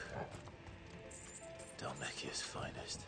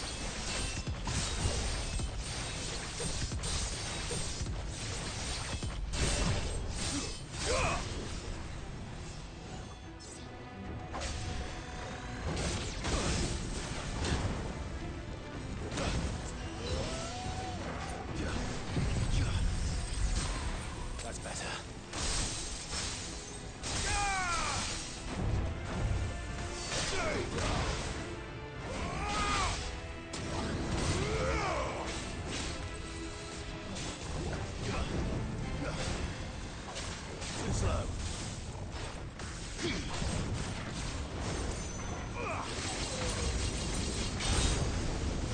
Nice try. Too slow.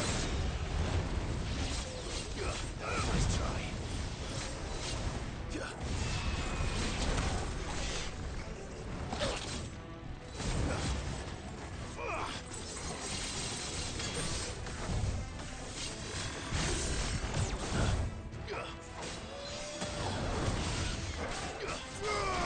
Come on.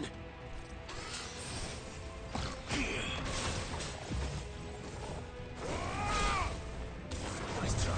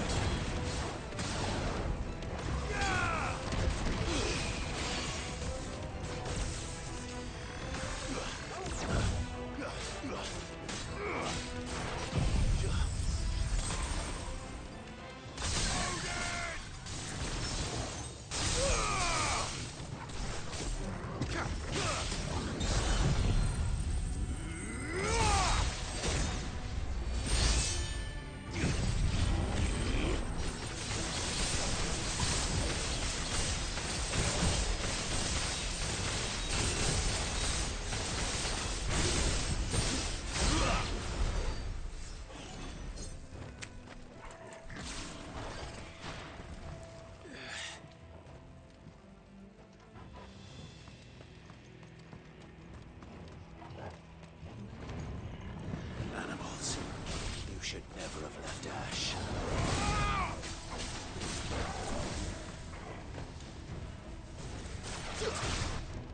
Okay.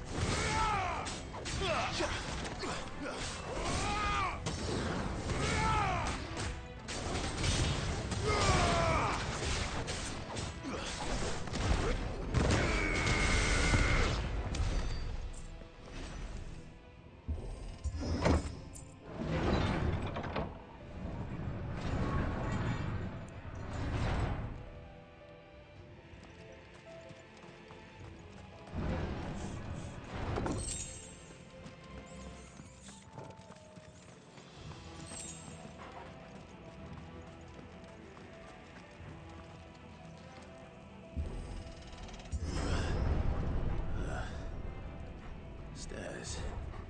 This must be the way out.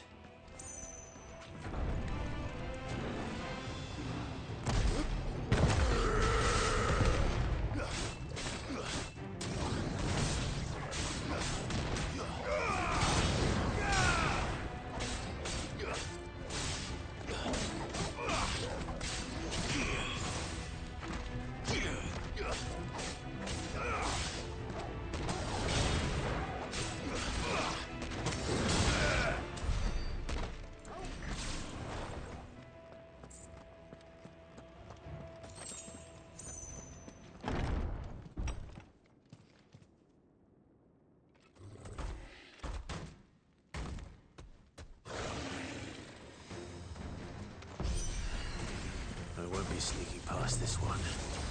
How did they get in here?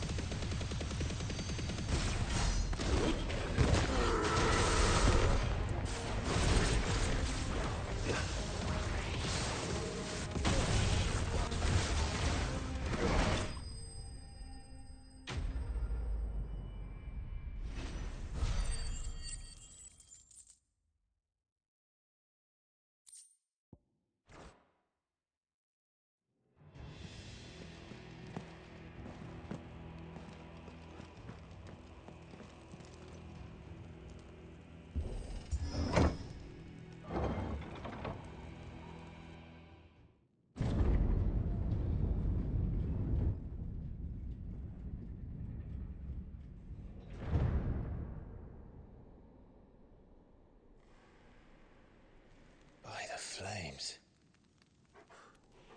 Come on, Torgal.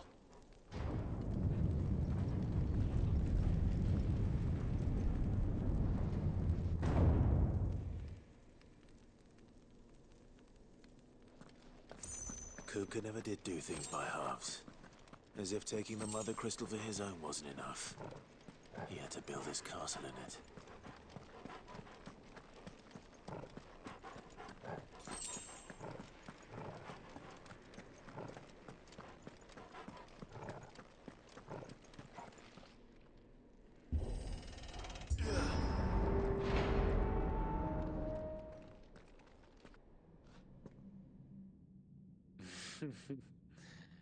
Let the trial begin.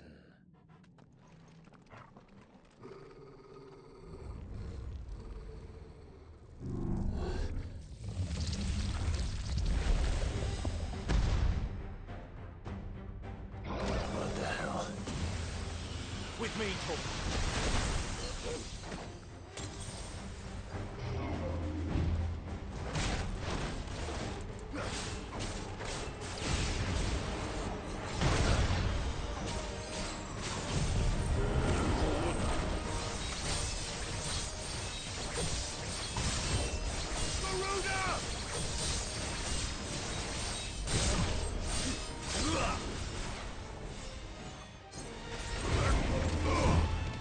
Let's try.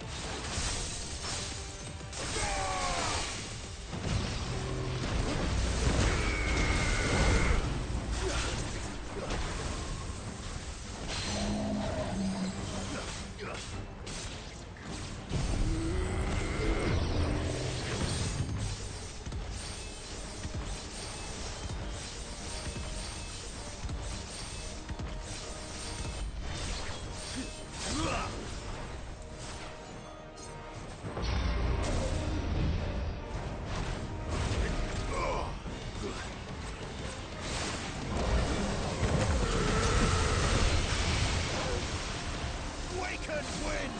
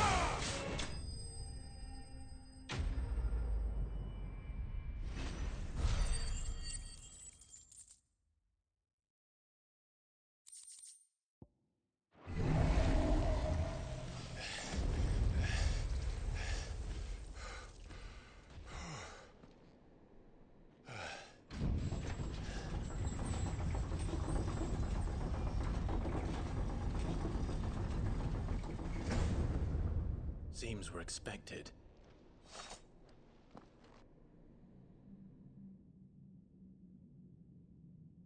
So this is the power of Muthos.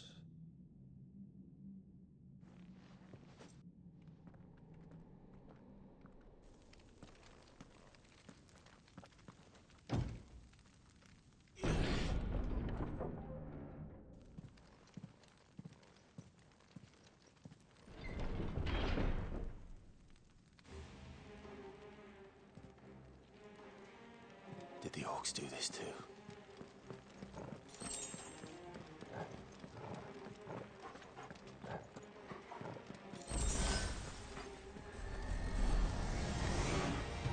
More of them.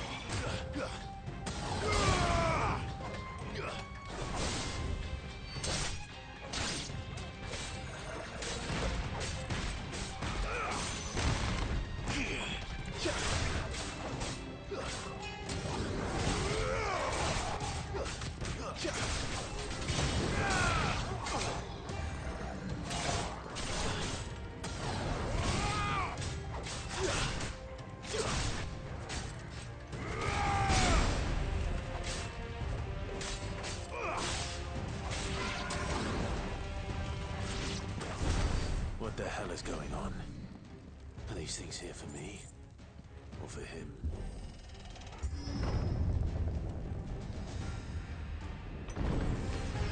No mistakes.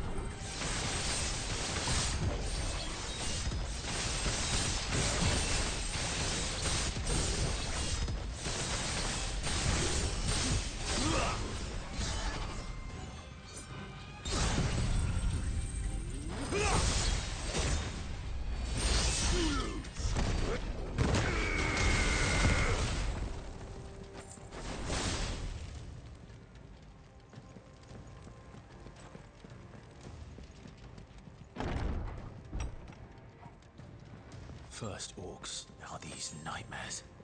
Is this your doing, Ultima?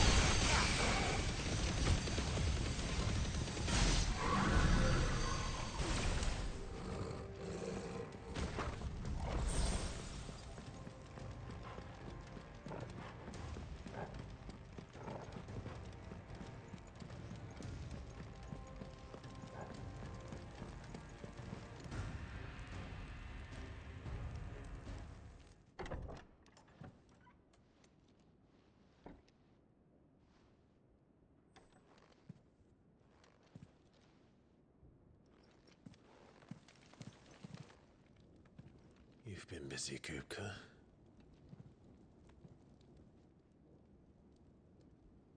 But where did you go?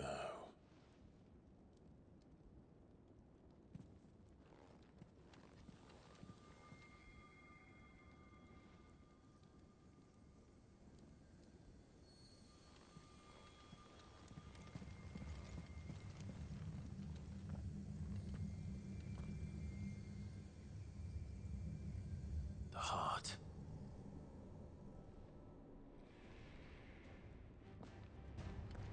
He's in the sanctuary. I can feel it. Come on, Torgal.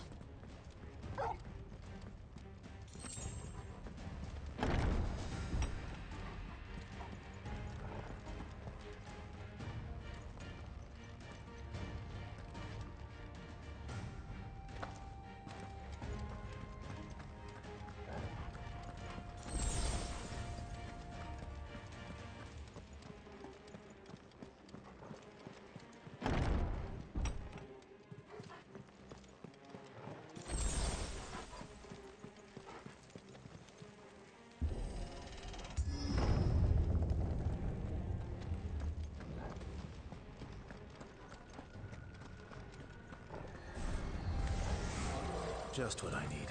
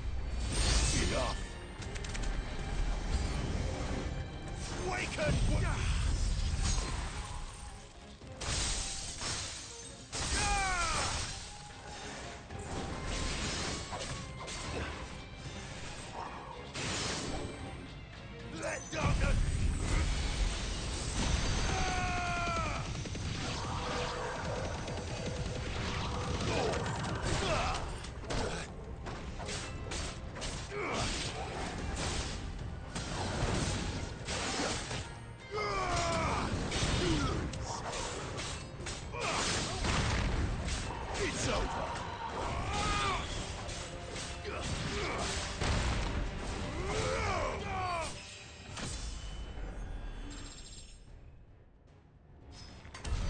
That had better be the last of them.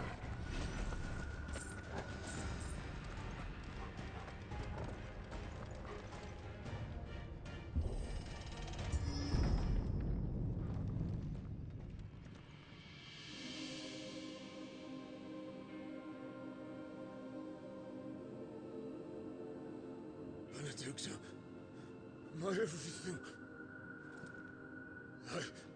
I've missed you so much. Kuka!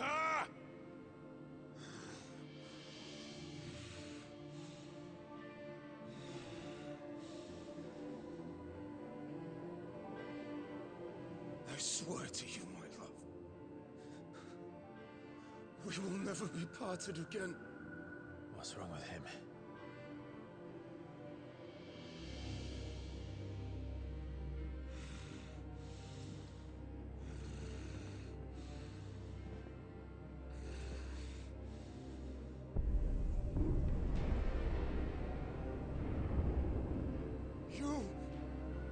Get away from her!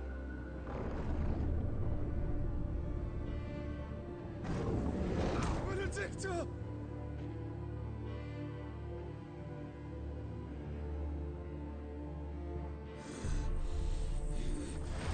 I'll kill you, Rasputin!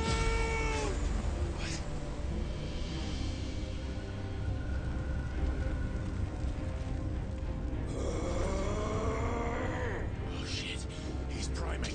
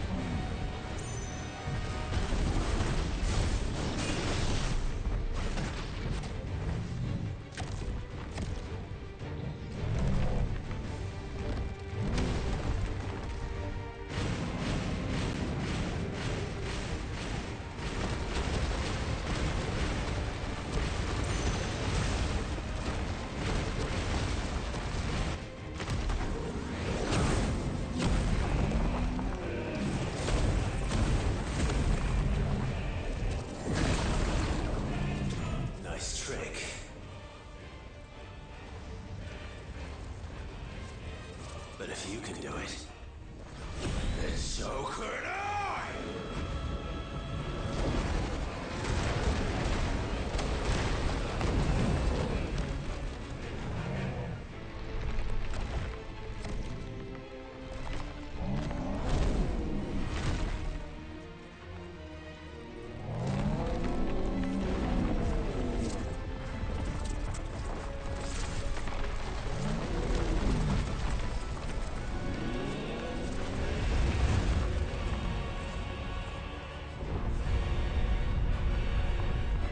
Let's give this a try.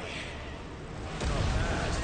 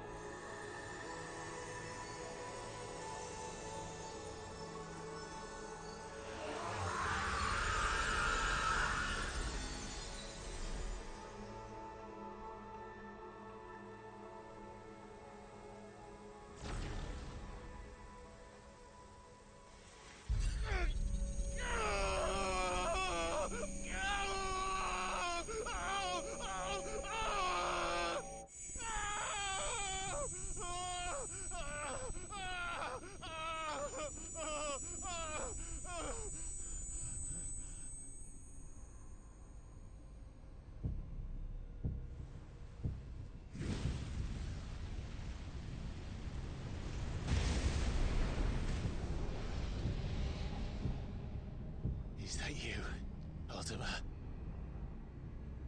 What do you want?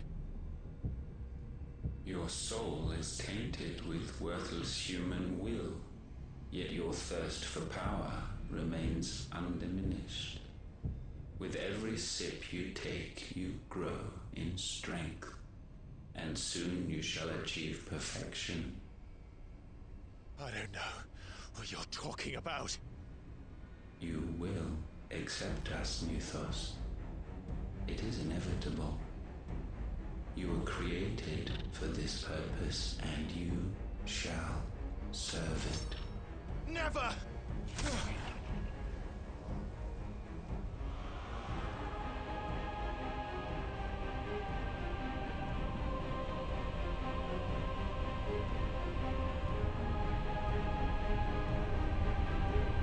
Fight it, Tide!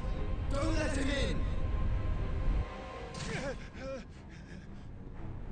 Consciousness. We see now. Human will is so insubstantial it cannot exist in isolation. You mitigate its weakness by interweaving it with your consciousness. We believed we had merely to purge you of your will to claim our vessel. It appears we first have to sever every thread of the consciousness that supports it. No matter. The time to build a new world is not yet upon us. We will contemplate.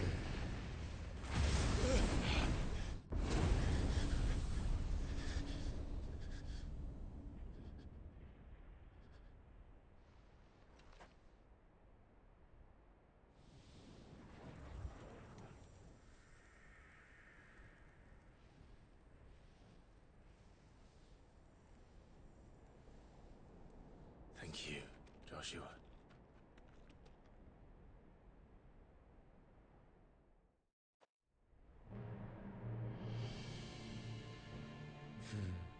One can no more command the power of ether by drowning in its flood than one can constrain the tides by standing in the sea. I had thought Hugo wiser than this, but it seems his head was full of rocks after all. Titan was strong. Your Majesty. But Mythos is stronger. For 5 years, that man lived only for revenge. Clinging fast to a fiction, even as it swept him into the abyss.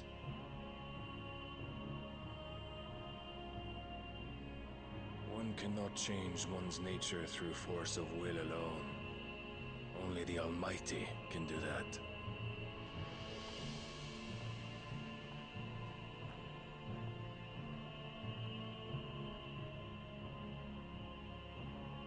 Hugo Kupka, the man who gave his life for a woman's head. A fool like all the rest.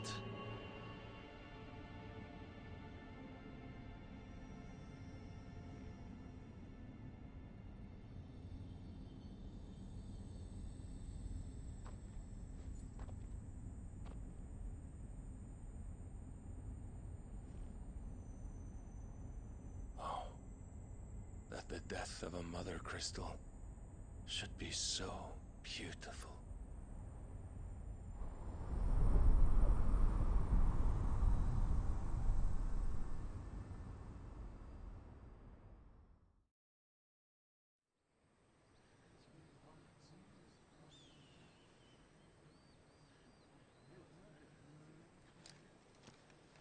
Some medicine, my lord?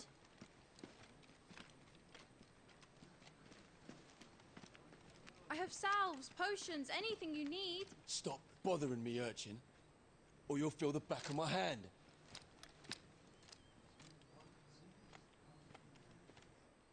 You must consider your health, my prince. If a show of force is needed to keep the Dalmex at bay, you may trust in your dragoons. I beg you to call on Bahamut only as as a last resort. His strength comes at too great a cost. The Empire agreed to an armistice with the Republic, and yet the Emperor still plots its ruin. For now, the Dalmex suspect nothing, and as long as I can hold their gaze, war need not be inevitable. But more than that, Bahamut is the champion of the Empire. When our people look to the heavens, the sight of him gives them hope.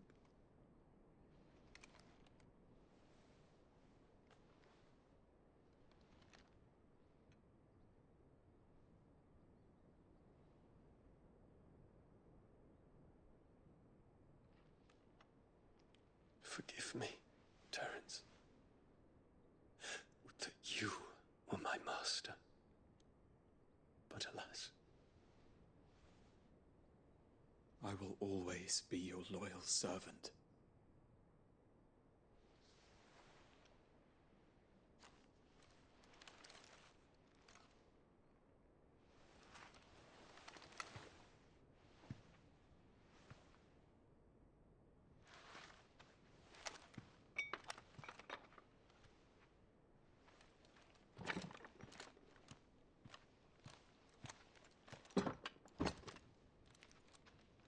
Should the Council's brazen maneuvering prompt the Republic to tear up their own treaty and launch a new assault, our soldiers would advance to meet them, cutting across the Central Isles, but not in time to prevent their forces from breaching the southern defenses and storming Twinside. And so the capital would become a battlefield. Thousands of innocents would die. I cannot allow that to happen. There is one small mercy, at least. You will not be forced to do battle with Titan.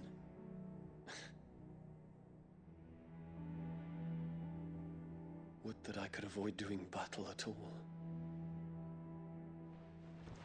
1,000 pardons, Your Highness. What is it?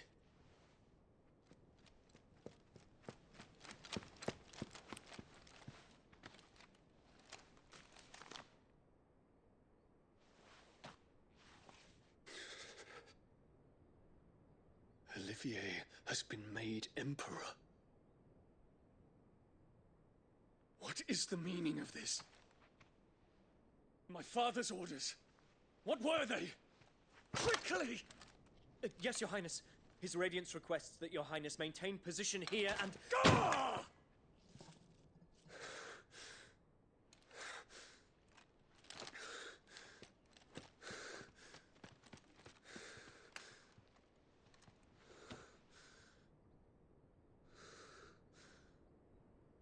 Terence.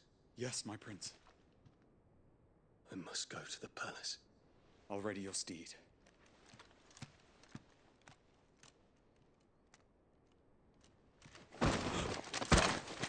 What is it now?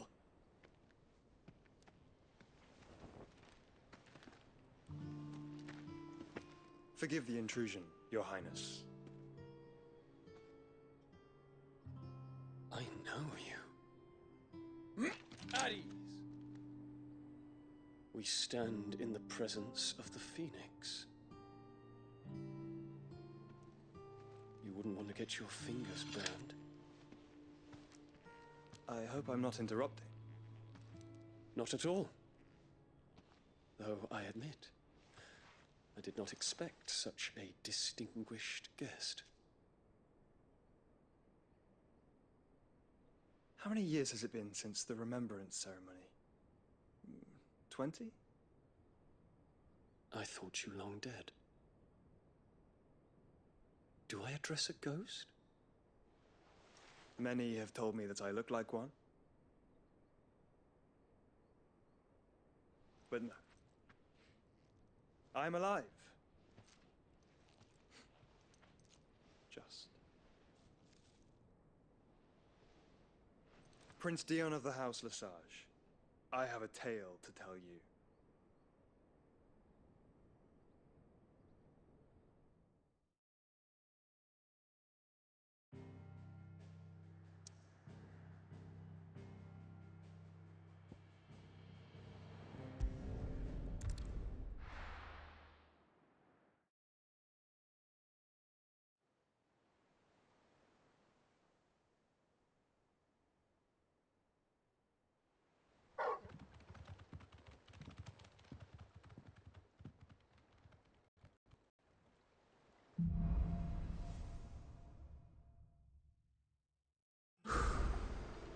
try to give Otto the good news. What ways need patching up? Sid. It need 50 or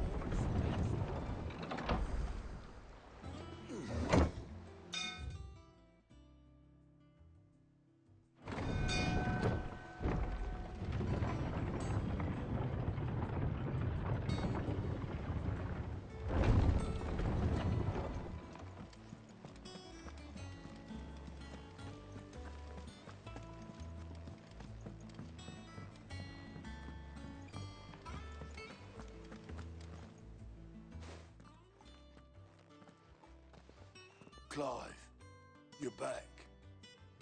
I am. And with glad tidings for once. Hugo Kupka is no more. Well, I'll be. All of our comrades who lost their lives back at Sid's place be smiling down at you right now. We had a stolus from Lubor saying Drake's Fang had fallen. I expect that was your doing as well, was it? It's a long story. One for the history books, I'll bet. Welcome home, Clive. It is good to be back. You look better. I feel it. Which means I'm coming on your next little adventure. You're not leaving me behind again. Wouldn't dream of it. Otto. Any word on the Royalist movements since I've been away? Shouldn't you be putting your feet up? If you really want to know, go and have a word with Vivian. Thank you. I will.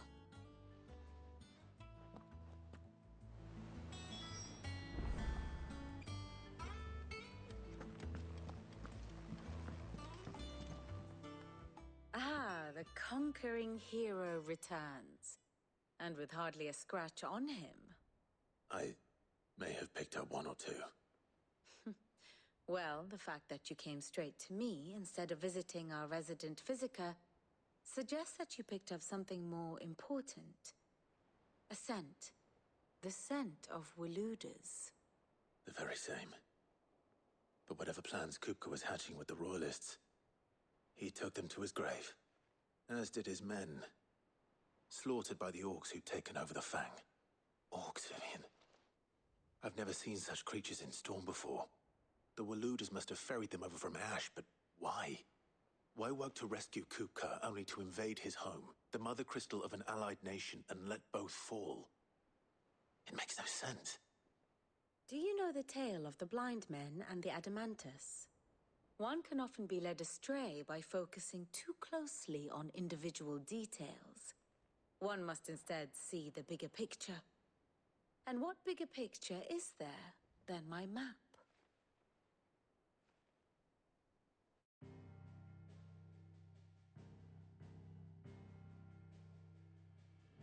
The Kingdom of Waloed claims dominion over all of Ash.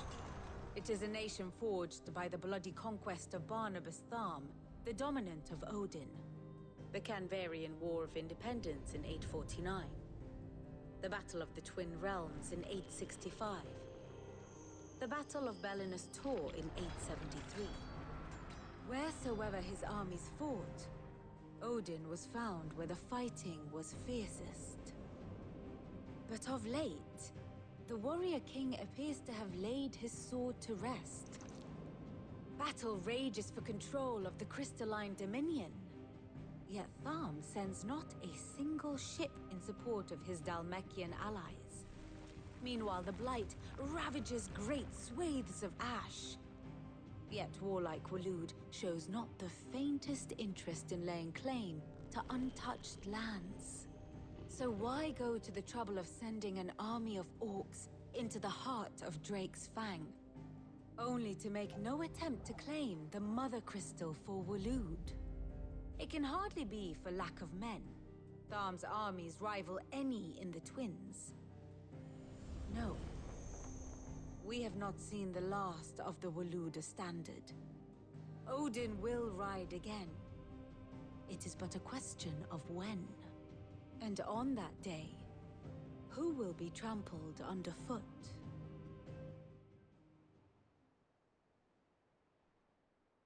In summary, I know not to what end the Royalist betrayed Kupka. I know only that it is part of some broader scheme.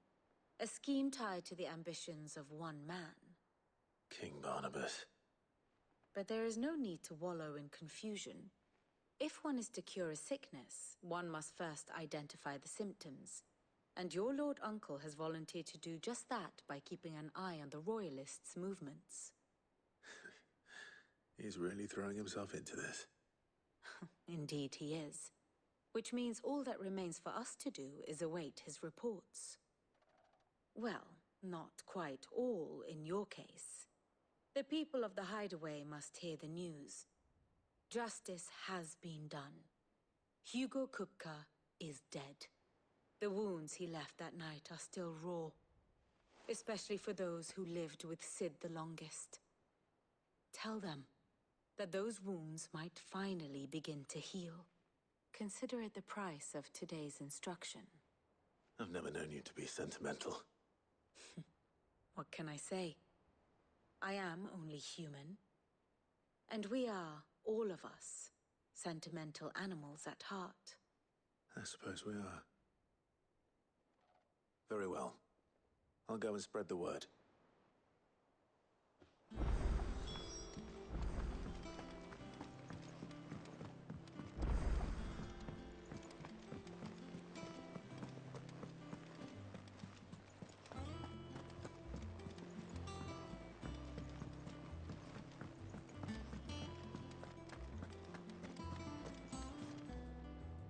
Well, someone looks pleased with himself. It's true what I'm hearing, then. Nothing escapes you, Lady Karen. It's true. Kupka is dead. No more looking over our shoulders, then. Good. I'm starting to get a crick in my neck. Don't let it go to your head, though. Is it business or pleasure?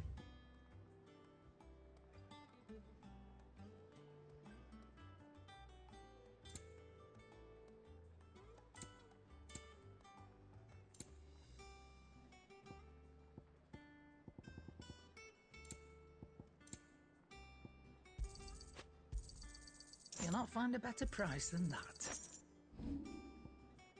Finished, are you? Blackthorne, do you have a moment? What is it? I'm busy. I wanted to tell you that Hugo Kupka is dead.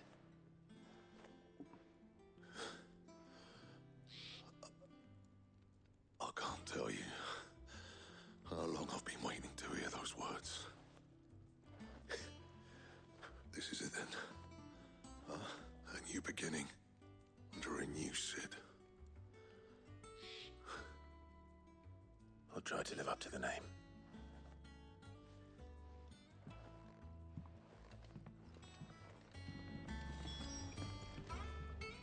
Clive, what do you want?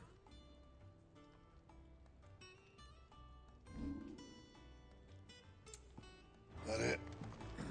Fine. And what can I do for you? You'll not find a better price than that. What do you need? What do you want? You can thank me later. Not my best work, but it'll do.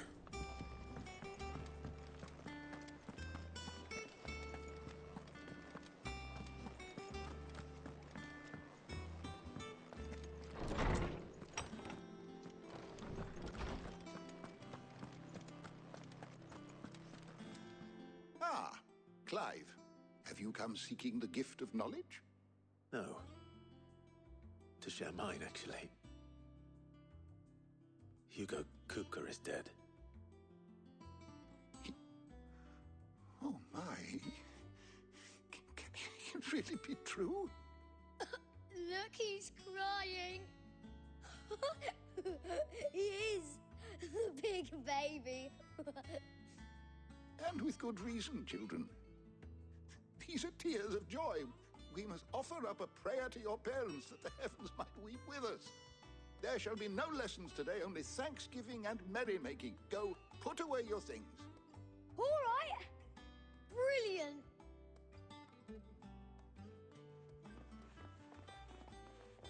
Finally, a new dawn has broken. It has. Thank you, Clive. I cannot wait to share the good news. Hippocrates. After Kuka fell, Ultima came to me. I need to know what he is. Have you learned anything? Alas, no. And not for want of trying. I have scoured nigh every historical tome in our collection and found nothing. Not even the sort of conspicuous absence that might suggest a concealment of fact. One is almost tempted to conclude that such a creature never existed. But I saw him. With my own eyes. I don't doubt that you did. Alas, it seems you are the only one who has. To others, he reveals naught. We see only that which he leaves in his wake, like some terrible force of nature beyond the ken of mortal man. A bringer of death. Whether the Ultima you met with was the being itself, or merely another projection of its power, I know not. But until I do, my investigations shall continue. Thank you. It means a lot. Right. Let's see if Otto has anything else for me.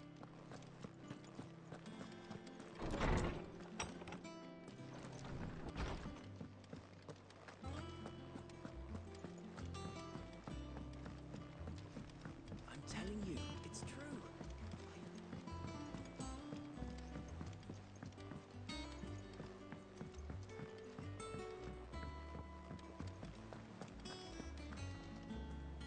You barely sat down since you came home. Vivian got you running errands or something? Just spreading the word.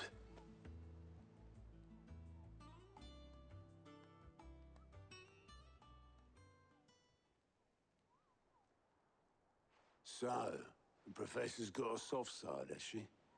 I'd never have guessed. No. She was right, though. Everyone was glad to hear the news. Ah, but you ain't told everyone. I can think of plenty of friends back at the old hideaway who'd sleep more peacefully for knowing. Not least of all Sid. You should tell him. You're right. I should. And I will. Well, when you do, be sure to take Mid with you. She's been going at it hammer and tongs down in that workshop of hers, trying to do her father proud. I can't remember the last time she visited the old sod's grave. Very well. I'll suggest it.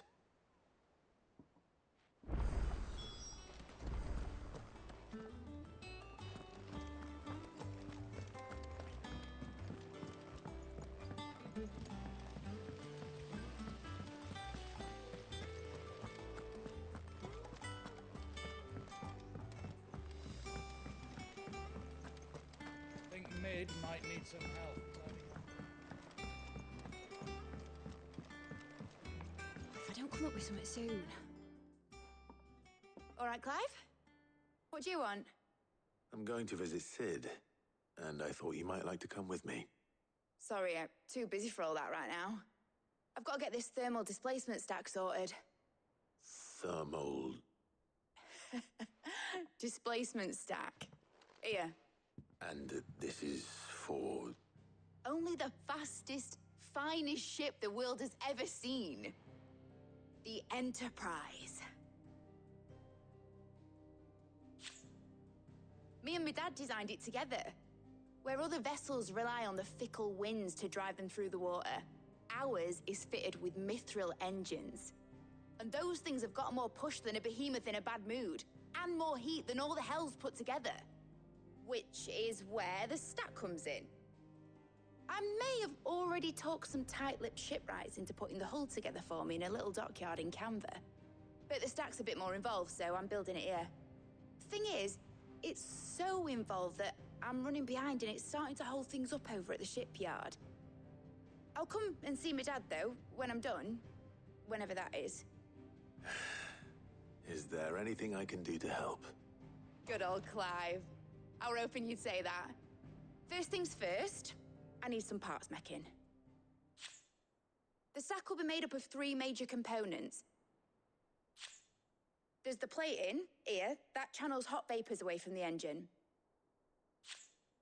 The helm over the top, that disperses all that heat into the air. And the shielding around the sides. That stops the rest of the ship from going up in flames. A full suit of armor, then? Probably best to take it one piece at a time. Then you'll need to start with the plating. Everything else fits onto it. I've got the designs and the list of materials here. Show these to Blackthorne. He'll know what to do. I can't make head nor tail of them. Luckily, you don't need to.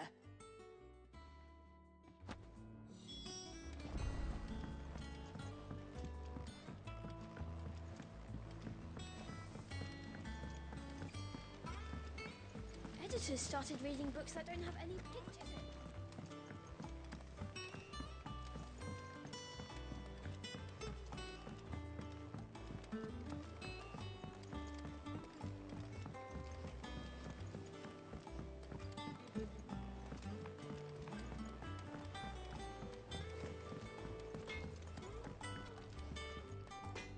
Blackthorne, can I ask a favor? Out with it. It's for Mid. This my last chance to say I'm otherwise engaged. Spare myself the arseache. Go on then. What is it this time? She said you would know. Here.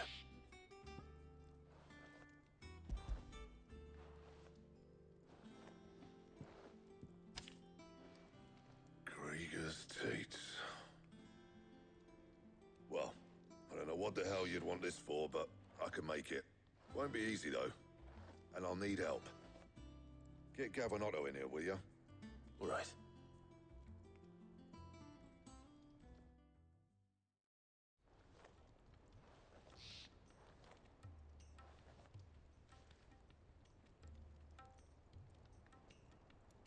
So Mid's roped us all in here again, has she? Typical. Still, if that's what it takes to get her to visit Sid's grave, I'll do what I can. And, what is it we need to do, exactly? Take a look at this. It's this plating. The usual saw grade steel won't work. We need something that can get very hot, very fast, and still keep its shape. That means an alloy. Something that won't break or buckle at the temperatures she's talking about. Which is where you lot come in. I need materials, and I've got my work cut out already. You'll have to fetch them. Now, there's a special kind of sand I'm after that you can only find out in the Valcroy. Stardust, they call it. As for the rest of the stuff, my usual supply should have it in stock. It just needs buying and bringing back here. Well, we'll get it done quicker if we split up. One of us should probably give you an hand coat in the sand. And the other can go and get the rest from this supplier. Right then. Well, make your minds up who's going where, and we can get this over with.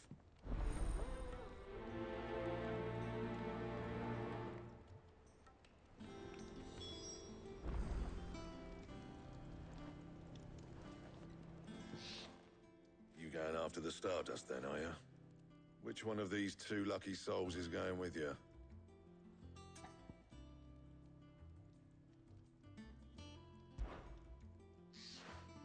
Otto, you're with me. All right, then. Where do we find this Stardust, and how will we know it when we see it? There's a river that runs through the southern reaches of the Valcroy. It's the black sand that washes up on its banks that you're after. And I'm guessing you'll be needing sack loads of the stuff. Might be worth our importers at the Dalimil Inn. I'll head down there. See about finding us a wagon. All right. I'll meet you by the river. Yous two take care, eh? I'll go and see this supplier. Just don't let the bastard fleece you, eh? Ah, he wouldn't do that. He's Blackthorne's mate. Isn't he? Best of luck.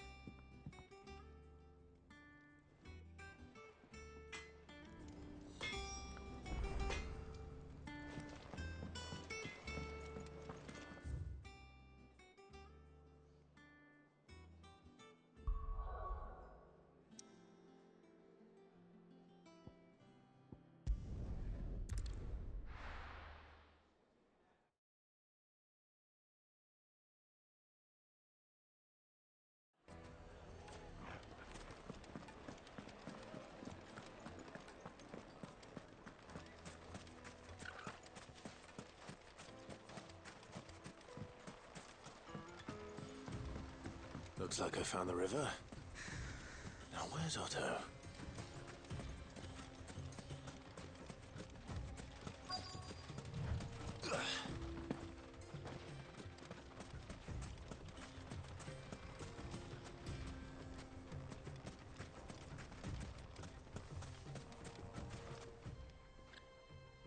Otto, sorry I'm late. Oh, Clive. I had a quick scout about, and I reckon this area's our best bet. Seems Blackthorne's the only one who thinks smithing with his Stardust stuff's a good idea. It's just lying here, waiting for any old fool to fill his boots. But unlike any old fool, you thought to bring a wagon. Well spotted. Now get filling.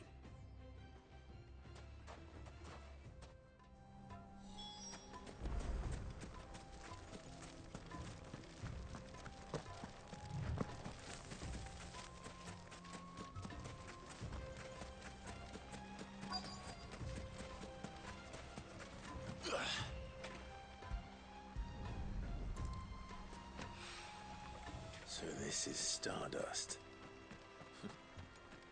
It just looks like black sand to me.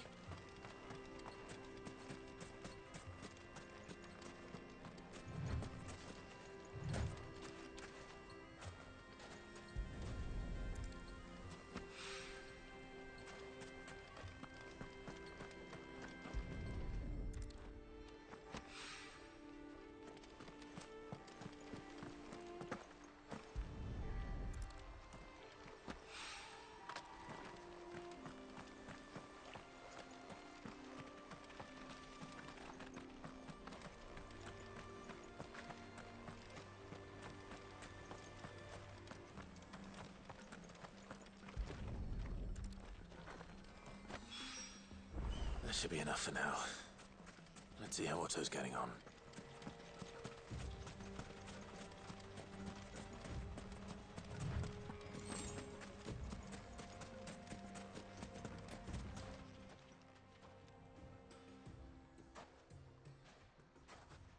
How much did you get?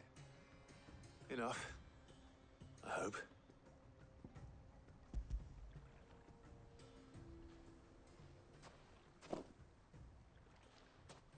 More than me.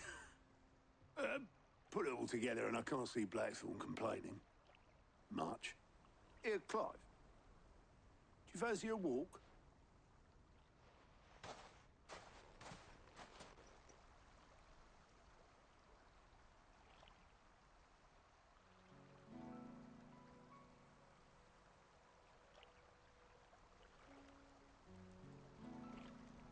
Sid would be proud.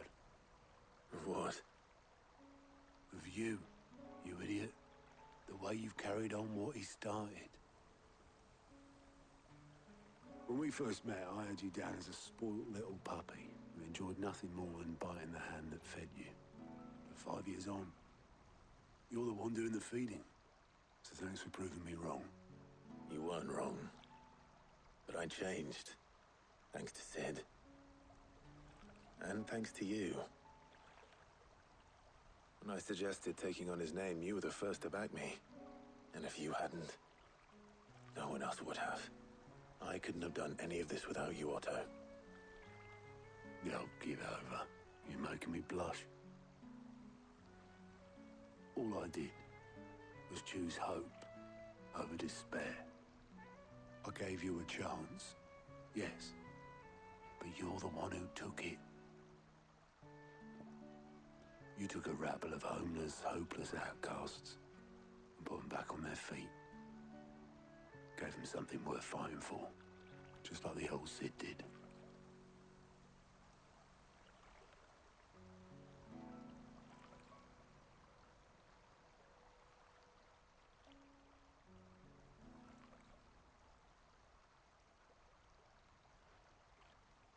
About time I was heading back, I reckon. All this scrabbling about in the sand's taken its toll on the old pins. I'll see you back at the hideaway then. You can take a well-earned rest when you get there. Oh, I plan to. Believe you me. But I'll make sure Blackthorne gets his precious black sand before I put my feet up.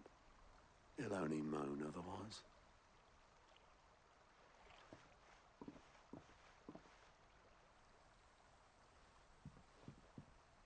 Right. Ready to go home, boy?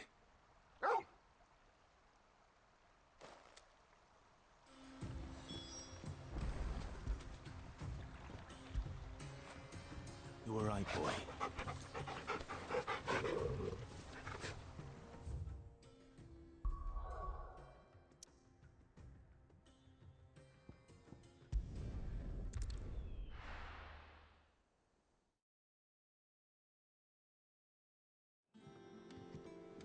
Let's hope this is all Blackthorne needs.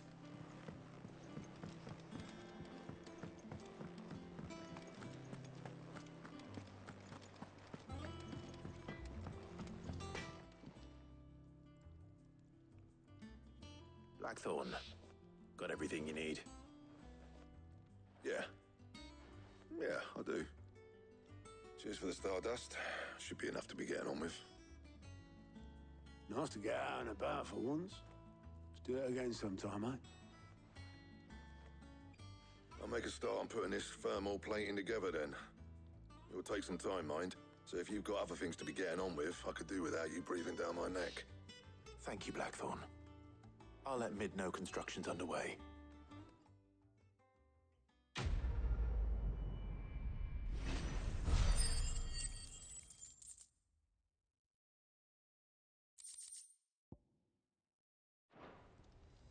Suppose we'd better be getting back to work too.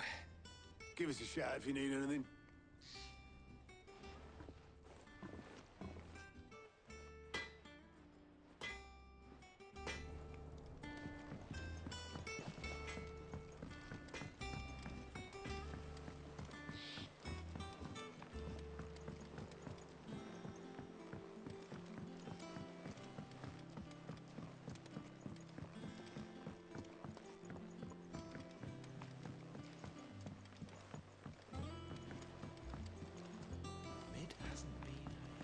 Editors started reading books that don't have any pictures in.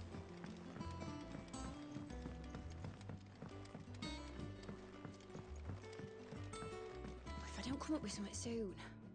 You'll be pleased to hear that Blackthorne started work on the plating. Excellent. 1 down, 2 to go. So, what's next? The helm, of course. For this, we'll be repurposing fallen scrap. Salvage from the ruins? I thought that material was all but impossible to work. Ah, but we don't have to. I'm sorry. Just so happens there's one particular ruin that's broken into exactly the right shape and size pieces for what we need.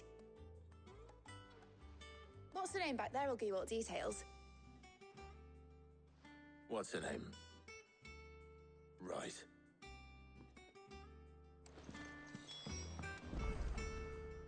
Oh, Cid, is this about the helm? Yes. Mid said I should speak with you. I'll show you the plans then. Here you see the mithril engine, in which mithril is burned to generate heat. That heat is then harnessed to produce motive force. Excess heat is dealt with by means of the thermal displacement stack, which disperses it into the surrounding air. Now, were we to rely on thermal plating alone to achieve this effect, the rate of excess heat buildup would far exceed the displacement coefficient of the plating. In other words, the reactor would overheat and eventually explode. This is where the helm comes in. It connects to the plating, you see, and serves as a sort of thermal sink to absorb all that excess energy. Our experiments have shown that fallen ceramics are remarkably thermophilic. They can withstand and absorb levels of heat far above anything we are able to make today. And not only that, they're also waterproof and immune to rust, making them the perfect material for our protective hood. Why, if sea or rainwater were to enter the reactor proper, it would vaporize instantly. The forces produced would tear the ship from stern to... You can stop there. I understand. Mid said we might be able to use parts of a fallen ruin. Where would I find it? Ah, yes. It's in Lorbert's Pass, near Lostwing. The thing is, well, I probably should have arranged to have the pieces we need brought here sooner. You see, a certain unwanted visitor has taken up residence there. It's no longer a matter of just walking in and taking them. It's, going to be considerably more dangerous than that. I see. Then I suppose I'd better deal with this unwanted visitor for you. Would that help? Oh, very much. Thank you, Sid. I'll gather my team and head there right away. We'll meet you outside the ruins.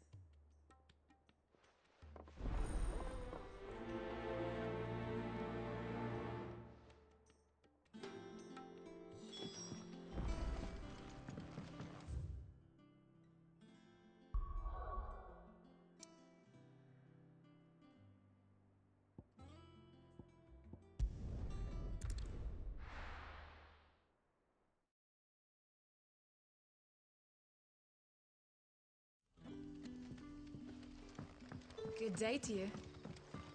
Sid.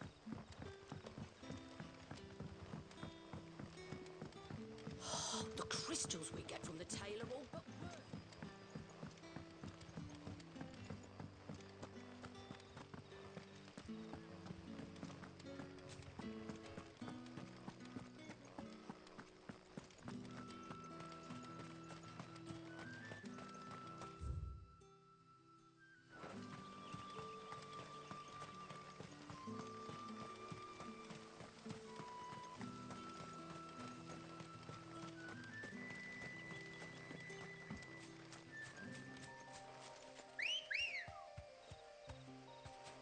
Let's go. Fly, Ambrosia.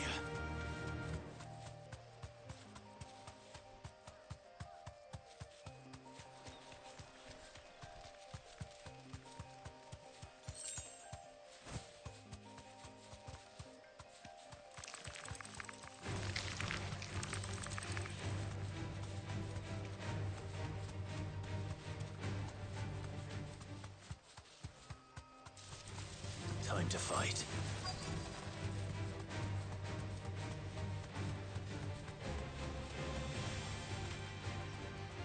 Straight home now.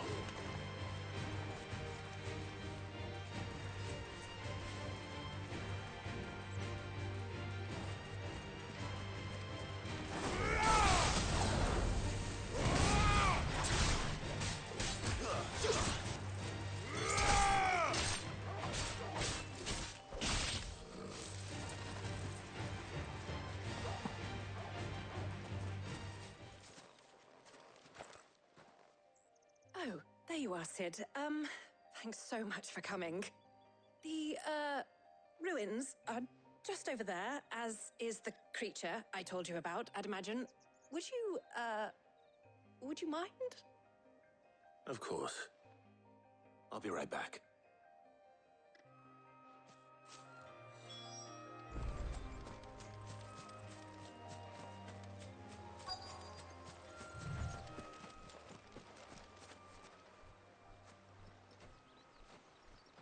Anybody home?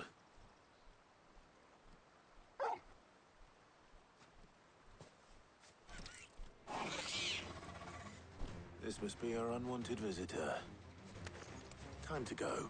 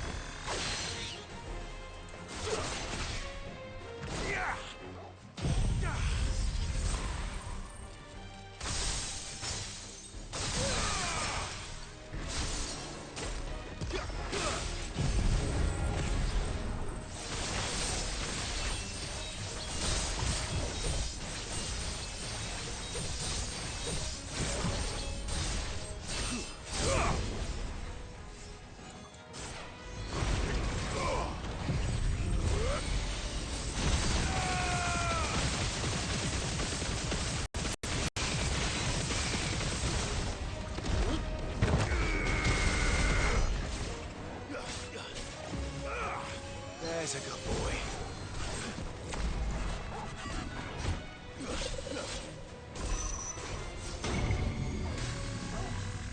Nice try.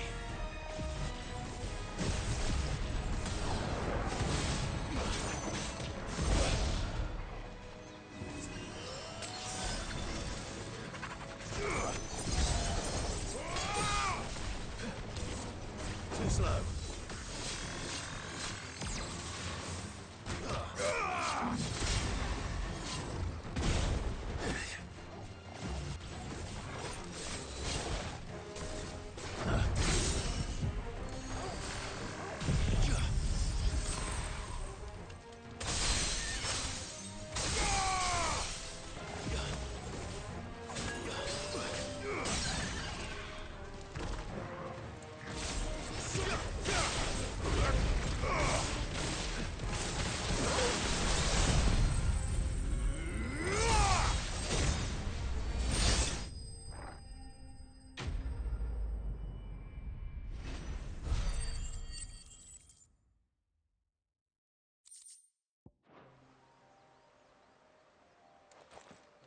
The things I do for you, Mid.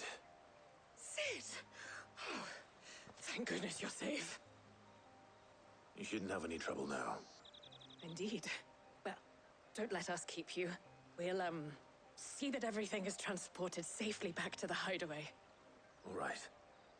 I'll let Mid know you're on your way.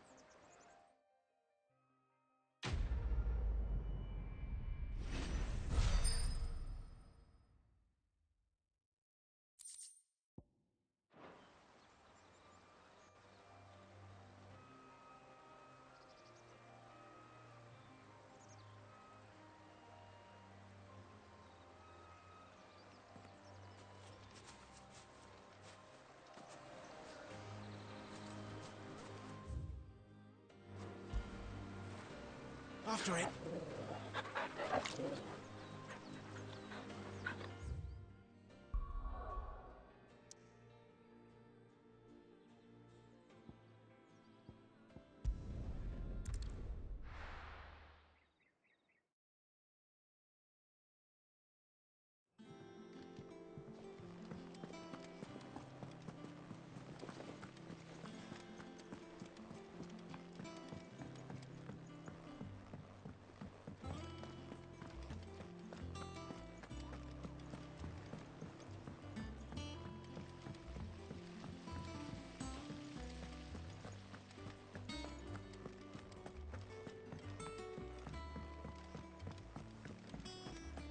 Think Mid might need some help.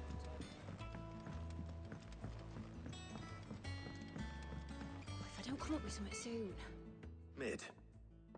Helena has recovered the material for the helm. She'll be along shortly. Excellent. Another job well done. And just one remaining. Right. Right, the shielding. This one's a bit of a bugger. How so? The plating's enough to stop the engines going pop, but those things will still be spitting out enough fire to set the rest of the ship ablaze. Which is why you need proper shielding. A prison for the dragon's breath that's blazing away inside. I thought a triple thick layer of tempered steel might do it. Or more of the stuff that the Fallen use, but they'd both be too heavy. The helm and the plating are bulky enough as it is. Add any more weight and the whole ship would be at the bottom of the briny before we'd even started. I need something light. But I've racked my brains and I just can't think what would do it. Well, if I were in need of obscure knowledge, I know whose counsel I would seek. Harpocrates. Tomes? Yeah, well, I'd thought of that, obviously. I've got all the details written down here. Can you take this to him, see what he makes of it? Right away.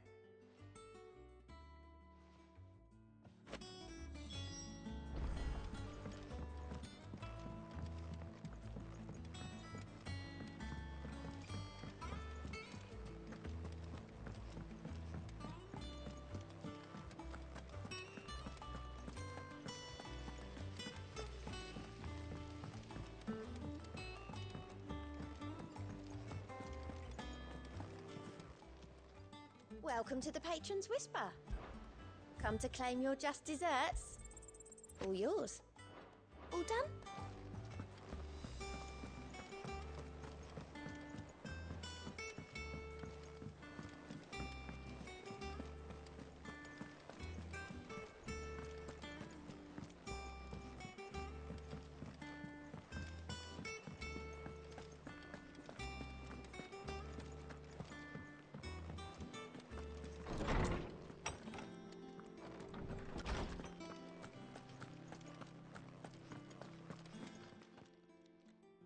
Hippocrates, do you have a moment? For you, Clive, always. Well, actually, it's for mid this time. Could you take a look at this?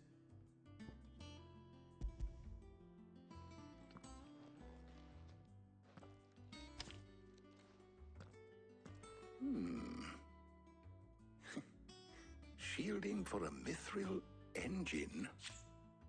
Whatever will that girl think of next? And what are these notes around the edges? She has some specific requirements for the materials. The shielding needs to be able to resist extreme heat on the inside, and yet remain cool enough on the outside not to set the ship alight, while also being light enough not to sink it. As you can imagine, she's struggling to find anything that meets her needs. I see. I wondered if you might know of a solution, or if you might be able to search the records for one. Perhaps it is not a different material she requires, but a different approach. What do you mean? Consider the lake we have made our home. Its blighted waters eat away far more quickly than fresh water or even brine, at timber and steel alike. And yet, we have made a home here from those very materials nonetheless. We have. But Bardolph must varnish every board twice over to keep it from rotting. And Obelus complains that without a constant supply of pitch. I see. Early Gregorian histories speak of a preparation known as moon dew. It is said to be able to resist even the most ferocious flames. Before the dragoons tamed the worms and wyverns of the realm, nobles would daub their castle walls with it in order to guard against dragonfire. So if we could recreate it... It might be applied to some material or other in order to provide the protection Mid requires. As to how best to apply it and to what material, perhaps Bardolph and Obelus might be of assistance. I shall speak to them and see what wisdom they might have to offer. If you would be so kind as to procure the necessary ingredients, I shall discuss the specifics of how it might be most effectively put to use with our two friends. The knowledge of the past may yet prove useful to we of the modern era. Thank you, Hippocrates. And since you're asking others to help you, perhaps I should too.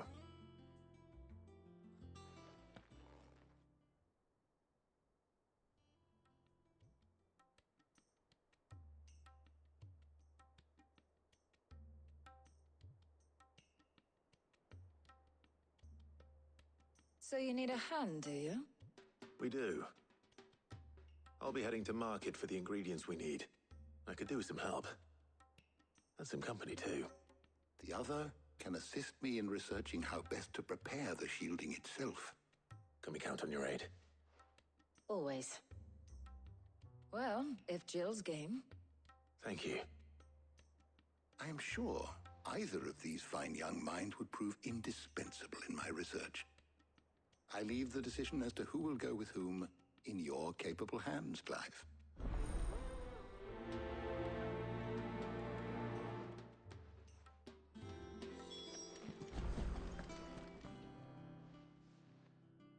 So, Clive, have you made your decision? Who will accompany you on your little excursion? All right. So, what are we fetching? I have taken the liberty of preparing a list. Here. Garlic. Conch shells. Are you sure this is the right list? Looks like the ingredients for someone's supper. Though these items may seem mundane, they have potent effects that are rarely exploited, effects for which they were once highly prized. So much so, in fact, that they were harvested almost to extinction, hence moon dews having fallen from favor. Now, of course, they can be obtained with ease. You should be able to find everything you need at the market in Northreach. Well, isn't that convenient? I was hoping to be able to make a trip over that way sometime soon. Need to speak to an old acquaintance. I'll meet you there. All right. Stay safe. See you later, Clive. Good luck with your research.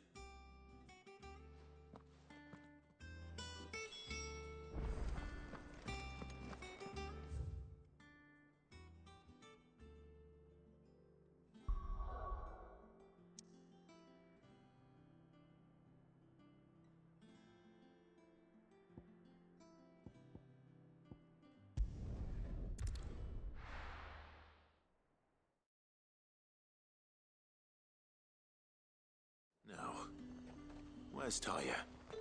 There's talk that the Glassgate flood has finally spread. And what can I do for you?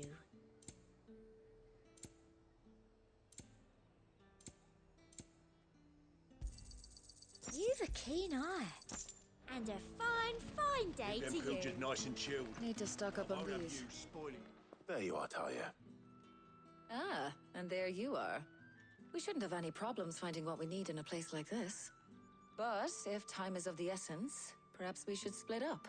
Take a few items each. All right. What shall I look for? Let's see now. Why don't you take the garlic and the pepio nuts? Meet me by the gate when you've got them.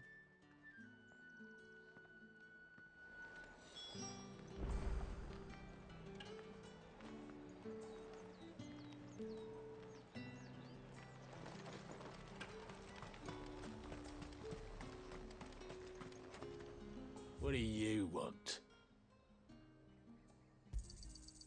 Go on. Take it. How the hell is anyone supposed to afford that? We haven't much, but you're free to look. Good day. That should do it. Hopefully Talia's finished too.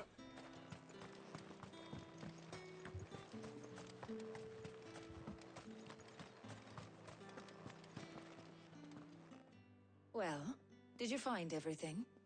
I did. Here.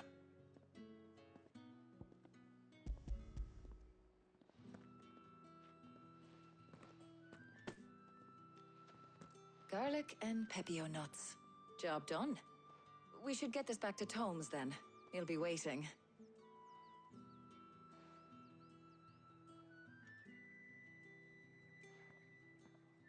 But we're not in too much of a rush, are we?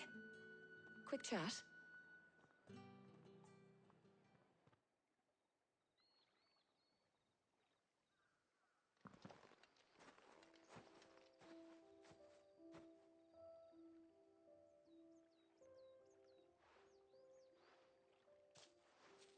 Do you know, I think this is the very first time we've been out on an errand together.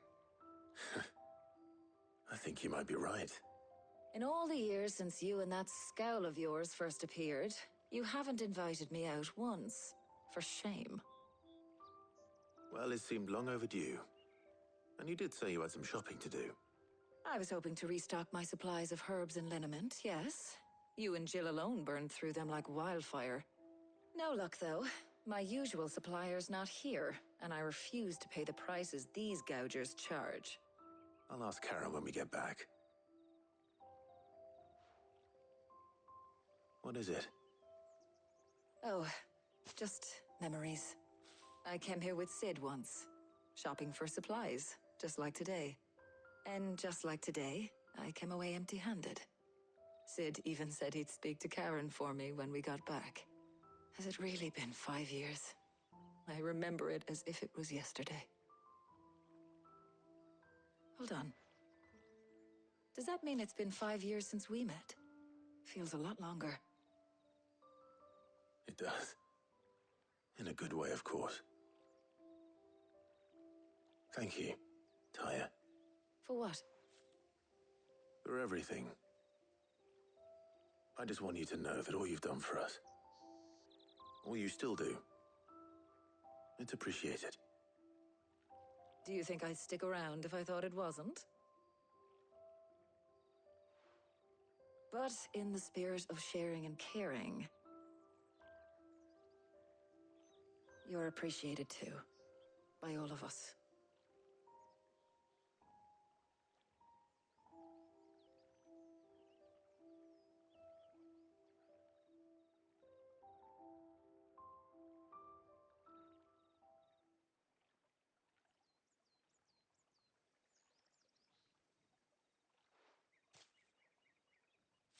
Well, I think we've tarried long enough. I ought to get these ingredients back to Tomes so he can make up this concoction of his. I'll meet you back at the hideaway, all right? All right. And thanks again.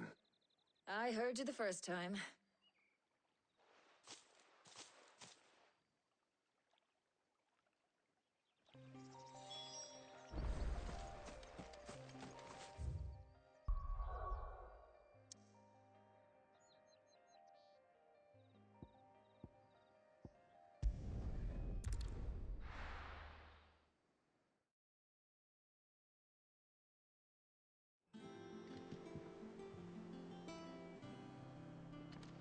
wonder how Hippocrates is getting on with the moon dew.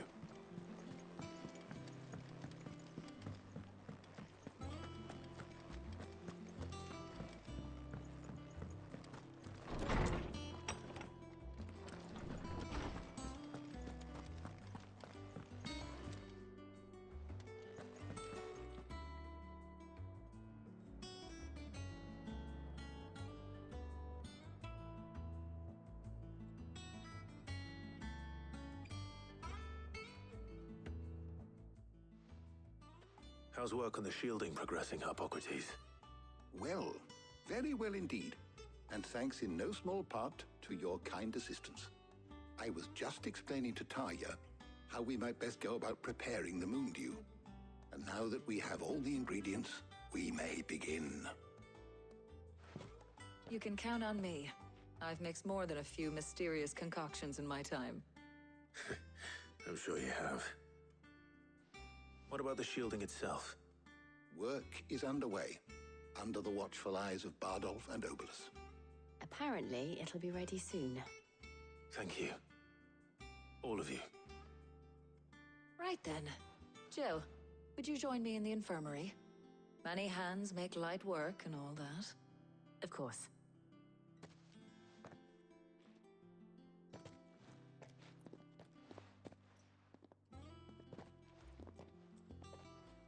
Oh, and Clive. It was good to talk. We should do it again sometime.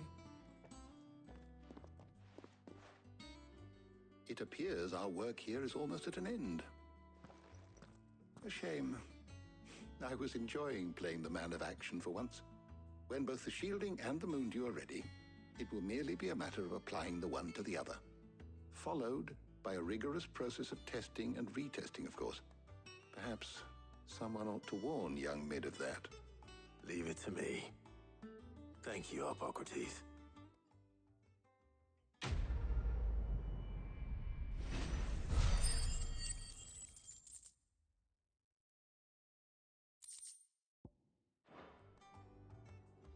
Well, I'd better go and give Mid the good news then.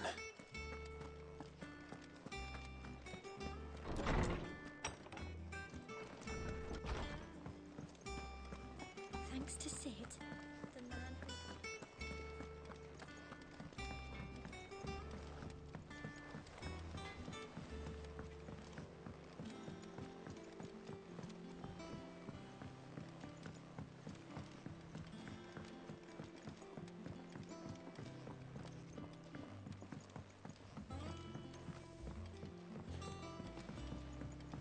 Mid hasn't been. Editors started reading books that don't have any pictures in.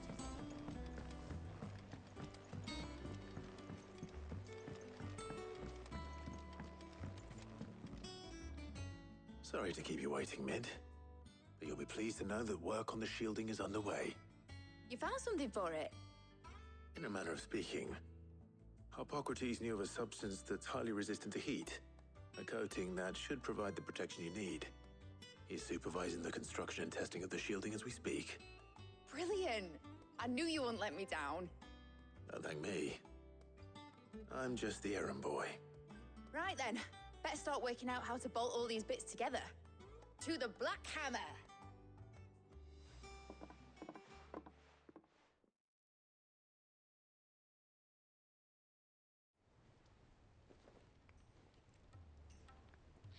You know, when I got into the smithing game, I thought I'd be making swords and shields, not thermal bleeding didgeridoo-dahs. Displacement stacks. Same difference. Whatever you call it, I ain't putting it together in here. It's cramped enough as it is. Let's take this outside. Mid, you get all the parts lined up on the deck. I'll take care of the rest. On my way! Oh, and bring me the biggest hammer you can find. This is gonna require some precision walloping.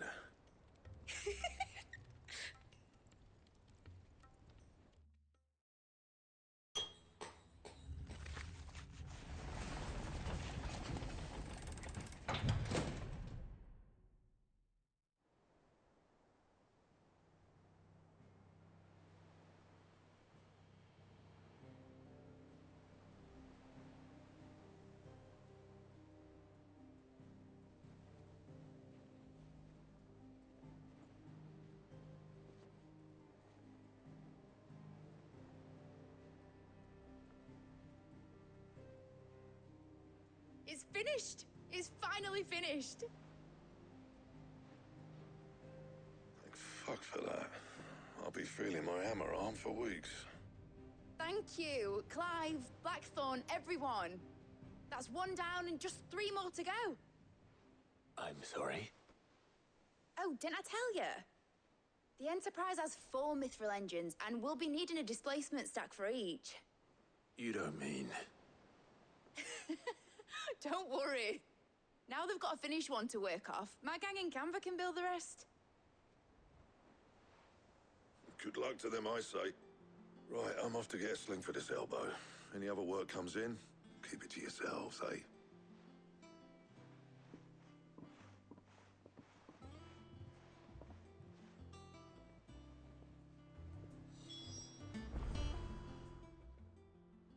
What's the matter? Nothing. Just daydreaming. Thinking about the Enterprise sailing off over the horizon to shores unknown. Searching for a land untouched by the Blight. Just like me and my dad planned. So if the worst came to the worst and every scrap of soil in the Twins turned black, we might still have a chance. That's what she was meant to be. You see, one last chance just in case we needed it. But now she's so close to being finished, I've realized I don't want it to be that. I don't want it to be just a lifeboat for us to cling to if things get desperate. I want people to sail aboard her by choice, not from the lack of it. In a world where we're not just trying to survive, but where we can actually live. I'm working on that. And I'll do everything I can to get you what you want. Don't you always? All right. My mind's made up. As soon as the Enterprise is fit to sail, I'm putting her under your command. Sod our plans, I'm trusting in yours. Are you sure about this? Something tells me it's what my dad would have wanted. He'd be proud of you. You were gonna visit his grave, weren't you? I was. And you can come too now that your little project is finished. Right. There's just one thing I need to finish up first. Won't be a mo. All right. I'll let Otto know you're coming. Meet us in the mess when you're ready. Aye, aye, Captain.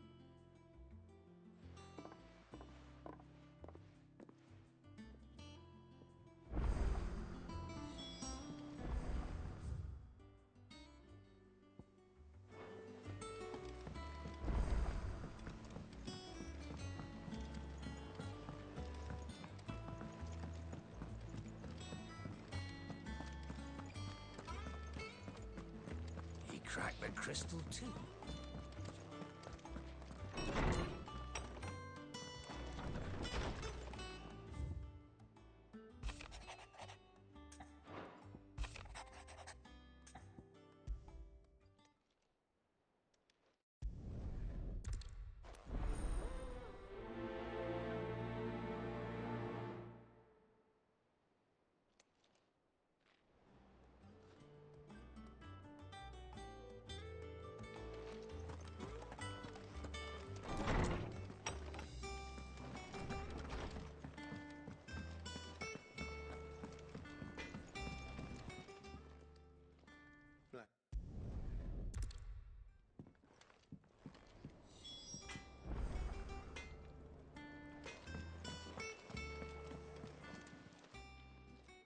You're looking well, Karen. What you want? Out with it. I want to know about the sword you showed Blackthorne. Single-edged and extremely sharp. Running around after him again, are you? I suppose I am, yes. But I need to help him find out how to work an edge like that. It's driving him to distraction. Little wonder, I suppose. There's not many like that make it as far as the Twins, and those that do go straight into private collections. Which made it nice and easy finding a buyer. Can you tell me who bought it? Where is it now? You think I tell people who my clients are? Suppose you're not likely to go nicking him off me, are you now? Fine. If you stop mooning at me like that. Lord Ignac's the man you want. Delmechian bloke. collects weapons and the like. And he's got more money than sense, which is why he's one of my favourite clients.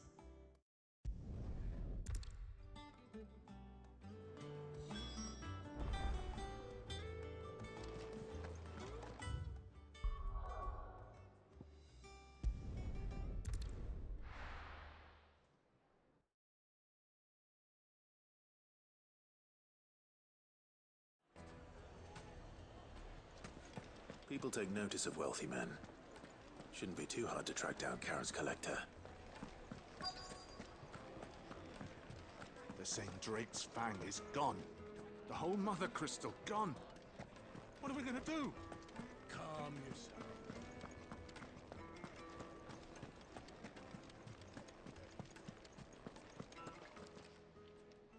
My reputation will be ruined! Ruined!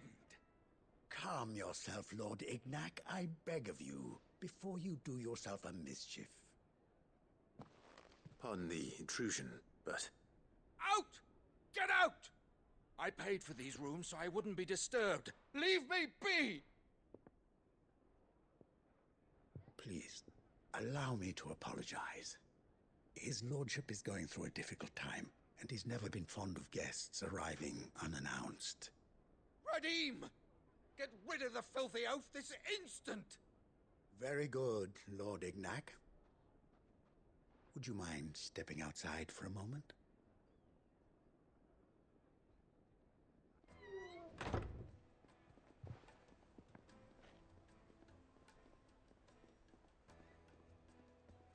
I'm sorry if I've caused you any trouble. That? Oh, no. That's just how his lordship is. Though the morning's events have left him somewhat fractious. He has been dispossessed of his luggage, you see. The thieves also made away with a considerable amount of coin. Coin the innkeeper will soon be keen to collect. I don't suppose a certain blade was among the stolen items. A single-edged sword. It was purchased from a merchant friend of mine. Ah, you know Lady Karen. Yes, I'm afraid it was. Then I'll retrieve Lord Ignac's luggage. But I have one condition. You have but to state it. You are welcome to anything that is within my power to grant. I want an audience with Lord Ignac. A few minutes should be enough. Then I'll be on my way. A condition I would be a fool to refuse. Of course, you shall have your audience. I don't suppose you saw where the thieves went. I did not, no. Though some discreet inquiries made on his lordship's behalf mean that I know where you might find them. The bandit's bed. Every ill-gotten coin in Dalamel is said to pass through that disreputable corner of the Valcroy. And that's where I'm heading. I shall speak to Lord Ignac in your absence, and arrange for an audience upon your triumphant return. That will be very kind of you. Farewell, and best of luck.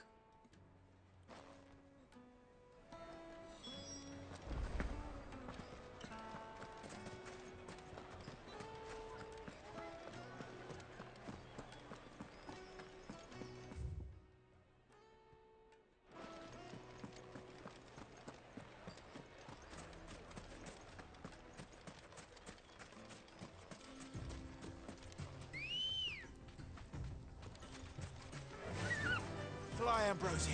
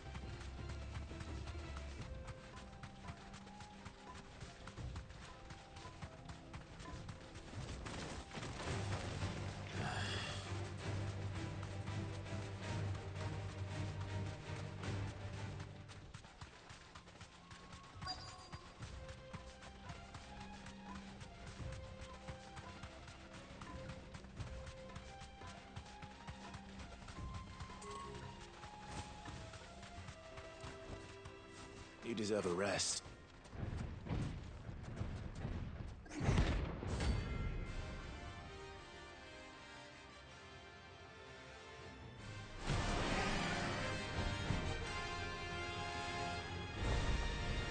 Well, Clive, it looks like you're gonna need an even bigger sword.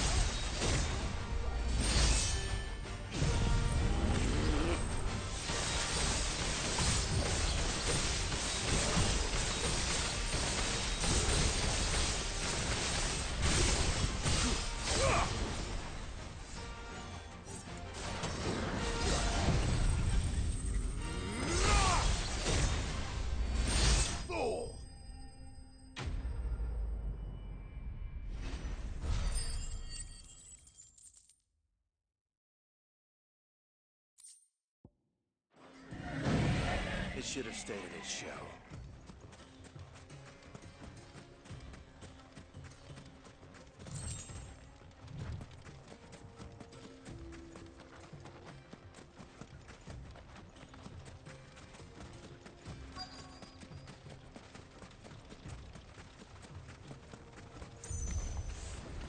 got company! Come on, lads, let's tear the bastard's head off!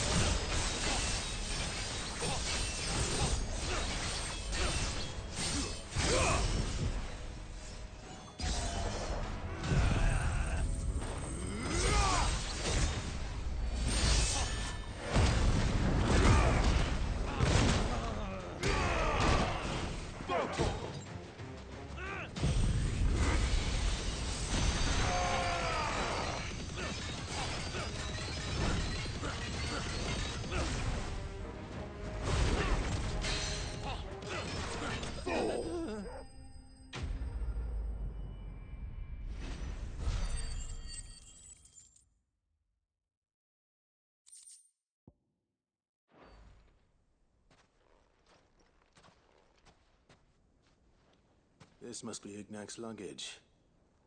Nothing seems to be damaged. All right. Let's get it back to Dalamil.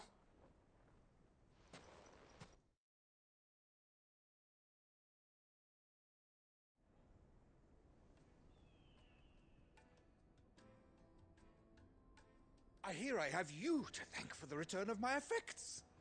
What shall I call you, my good man? Wyvern. Glad to make your acquaintance. A formidable name indeed. Well, Wyvern, I appear to be in your debt. Redeem here tells me you wished for an audience. Is that all? A few moments of your time should suffice, yes. You're a peculiar fellow, Wyvern. All right, speak. Master Wyvern was wondering if you could tell him about a certain single-edged sword you recently acquired. Oh, a true work of art, that one. Karen drove me hard on the price, but I would have sold her Radim here to get my hands on that sword. It was made in the Outer Isles, far beyond the Twins, and is used exclusively by the practitioners of a unique school of swordsmanship. They believe no combat should ever exceed a single strike, and hone their blades to such perfection that none ever does. Each sword is made for that one perfect stroke, and for that stroke only. They crack upon a second blow. There's a brutal sort of beauty to it, really. But how do they hone such an edge? Fine question. Why, they use a whetstone, of course. Whetstones, rather. A whole array of them, ranging from the coarse to the fine. 10,000 licks with the sharpening stone, then 10,000 more. But it is the final stone which lends the blade its legendary sharpness. A mineral quite foreign to this great realm of ours. And that is the key. The secret ingredient.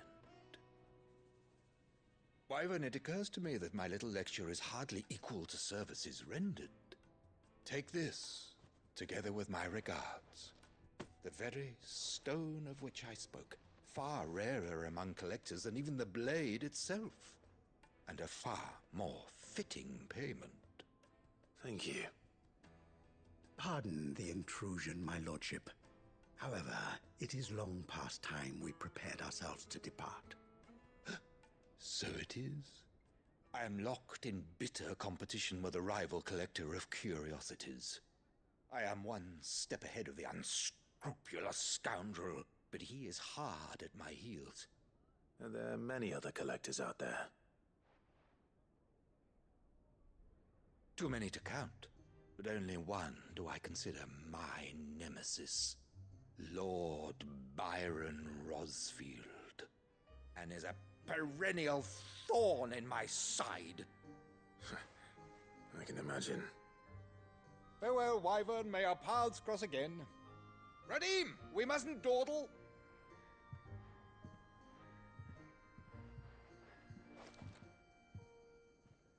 I think his lordship is rather taken with you, Master Wyvern. Thank you again for your assistance. Coming, my lordship. I'll be right there.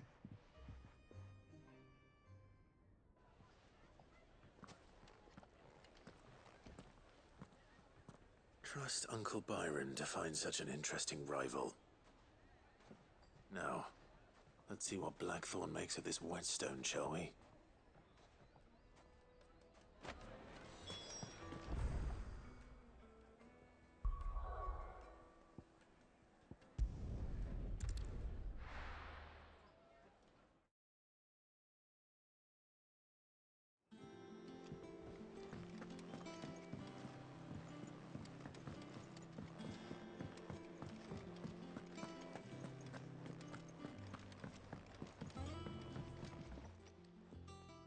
Sorry for but hopefully he'll agree it was worth it.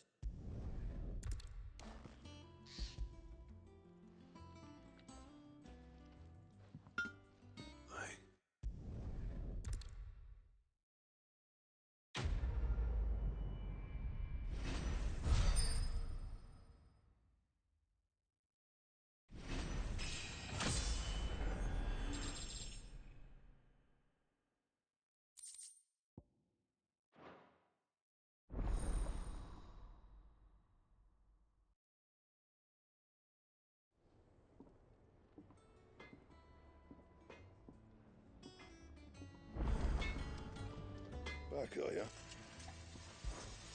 What do you want?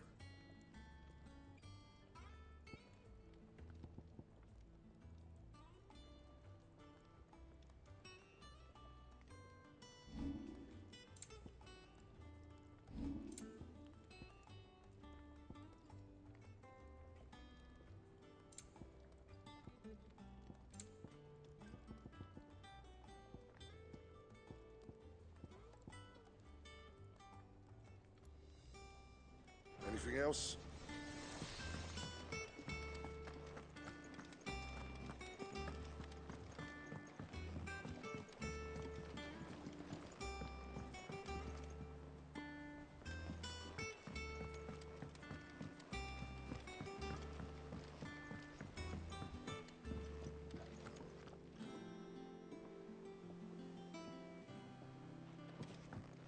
Mid told me she was building a ship. All right, Clive. Astrix. Mid finished sending half the hideaway traipsing across the twins, has she? I swear, that girl'd do anything to put off visiting her old dad's grave. No excuses now, though, eh? Not quite. She said there was one final thing she had to take care of. I'm sure she'll be finished soon enough. She said that? In those words? She did, yes. Clive? Were you born yesterday or something? There is no thing. She'll probably be halfway to Canva by now. Mid. I might still be able to catch her.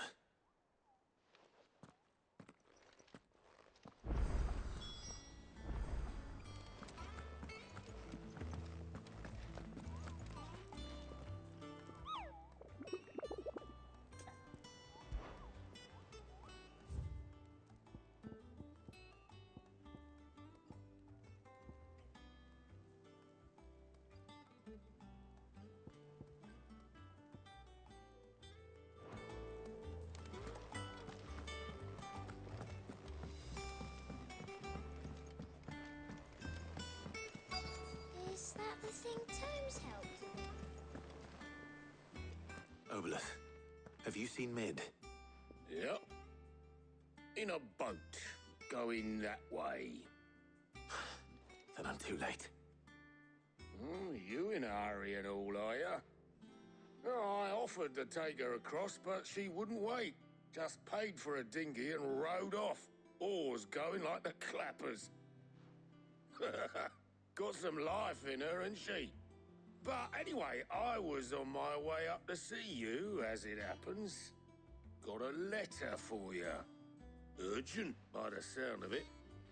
One of your uncle's men said I was to hand it to you in person, post-bleeding haste. And you're here now. Thank you, Obelith. Don't mention it. What tidings, Uncle?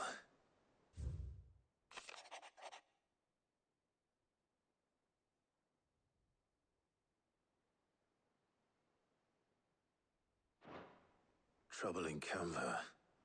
Well, I'll need someone to keep an eye on Mid.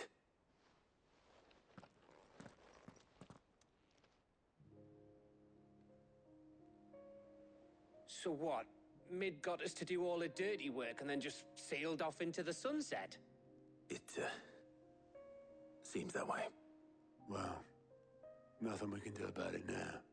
But next time you plan on visiting Sid, you might want to tie her to something before you suggest it. Ah, don't be so hard on her. Gotta admit, the dirty work was kind of fun. Everyone pitching in, all that bollocks. Just like when we built this place. You're right. Anyway, we all set to head to the old hideaway. I could do with getting to Canva pretty sharpish. Wouldn't do to keep Lord Rosfield of the Seven High Houses waiting now, would it? Not after he asked for me personally. Gav will be leaving with me. Will you mind the place while we're gone? You can count on me. Just be sure to give Sid and the others my regards. All right. Oh, by the way, Jill will be joining us too. She's got some things to take care of, but she'll meet us there. I hope she's telling the truth at least.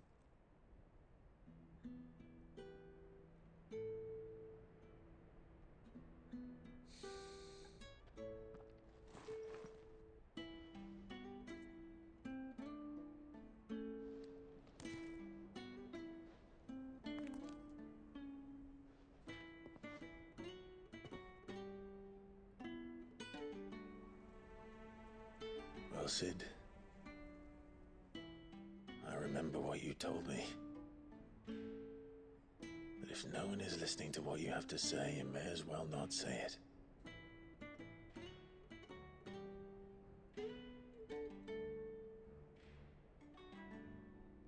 But I will say this, old friend. Hugo Cooker is gone. His shadow looms over us no longer. It's a pity the Phoenix can't be in two places at once. If he'd have been with us, maybe he could have done something for the lost. Not even the Phoenix can bring people back from the dead. Life has a beginning and an end. So we must live while we have the chance. And not as slaves to the crystals, but as free men. May we join you?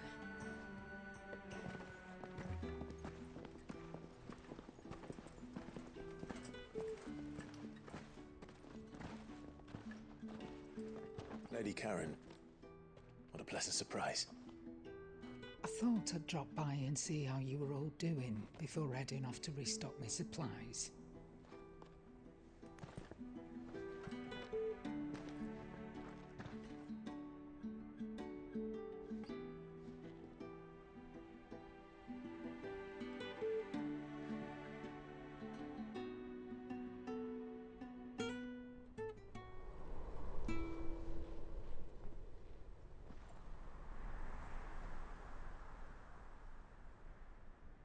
It wasn't the most scenic view back then, but it were never as bad as this.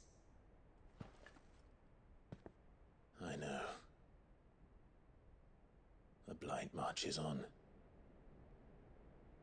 And soon, there'll be no escaping sights like these.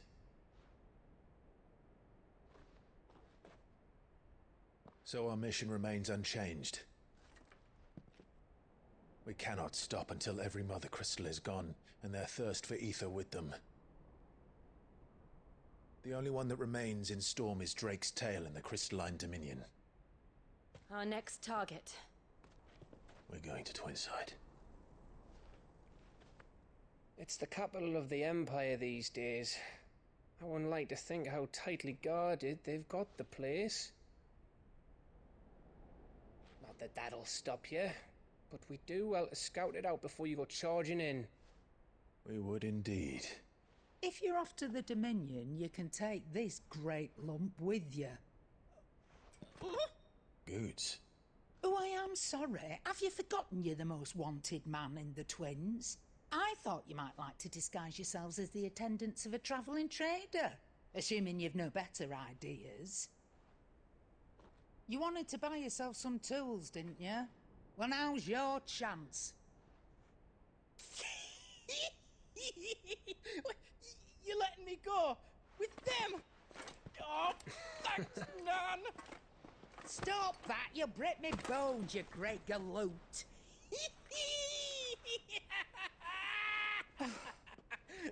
There's a caravan that runs back and forth between the Dominion and the Bocklad markets. It's managed by the Merchants Guild. Just show them Goots' traders pass and you'll be on your way. It'll be a damn sight less risky than footing it the length of the Crystal Road. That's for sure. Thank you, Karen. And glad to have you with us, Goots. Okay then. I'll get me things and I'll meet yous there. See yous down in Bocklad. Get off! Me poor fingers! Jill, you're with me. Understood. And Gav? Already on my way, Captain. Be careful. Aren't I always?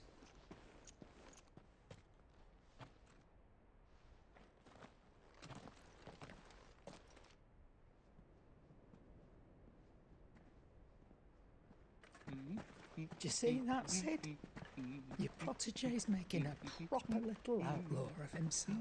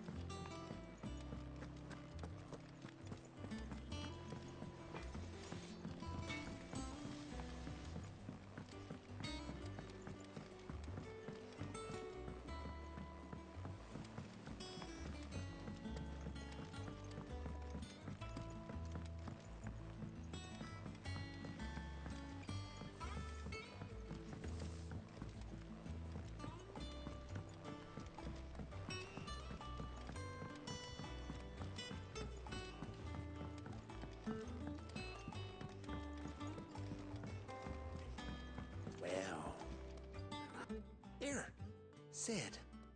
Reckon you might...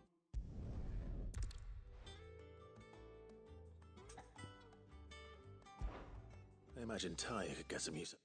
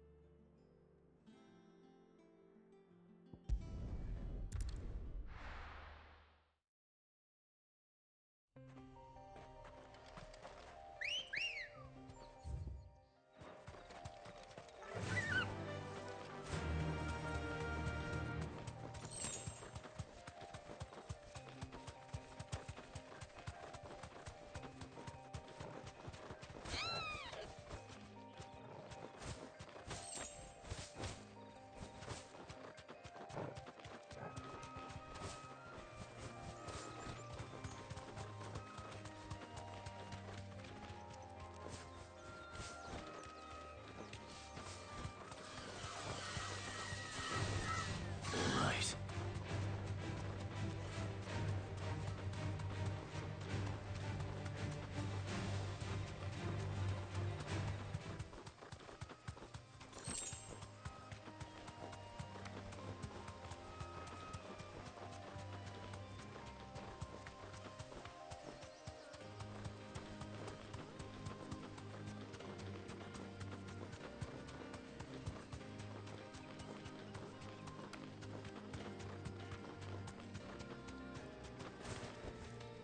That'll do, girl.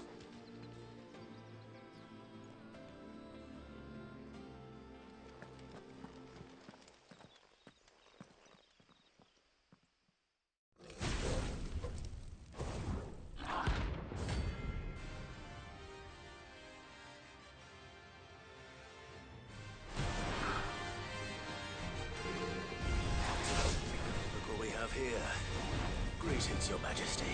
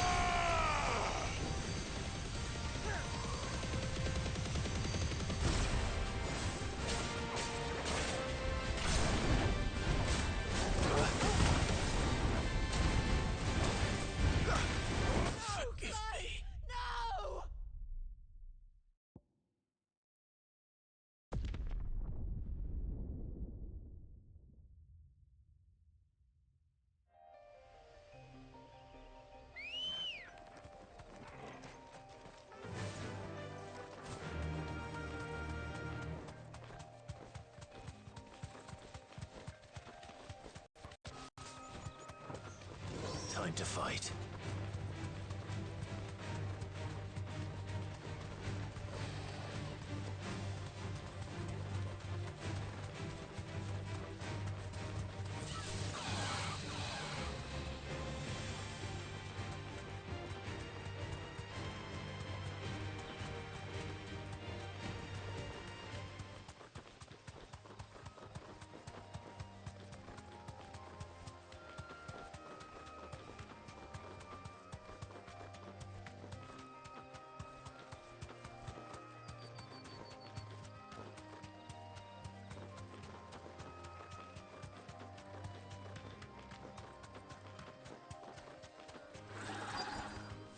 No need to ride from here.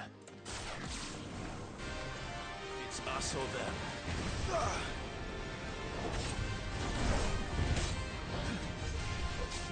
Slow.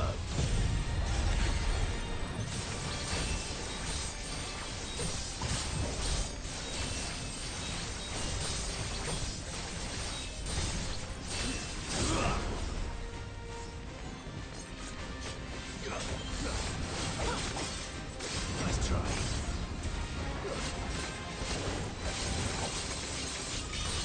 Slow.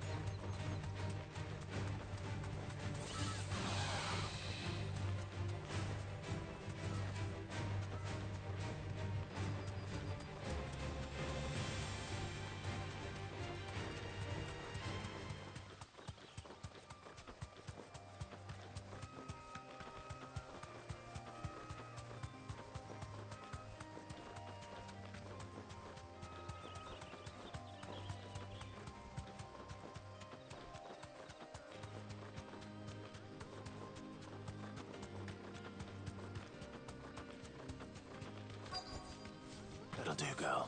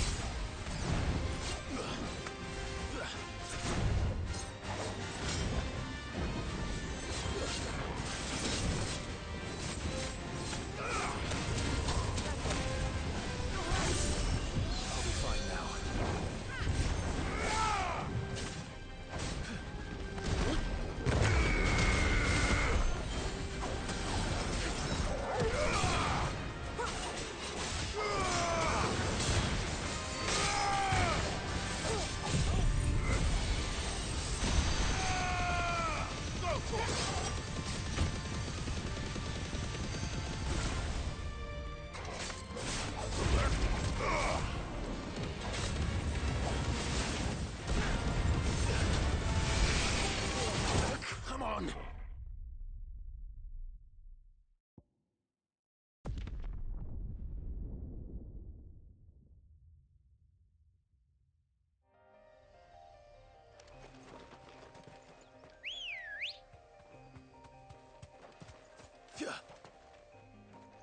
Let's go.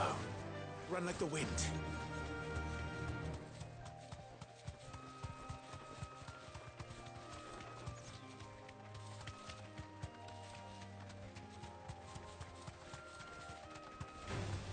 This won't be easy.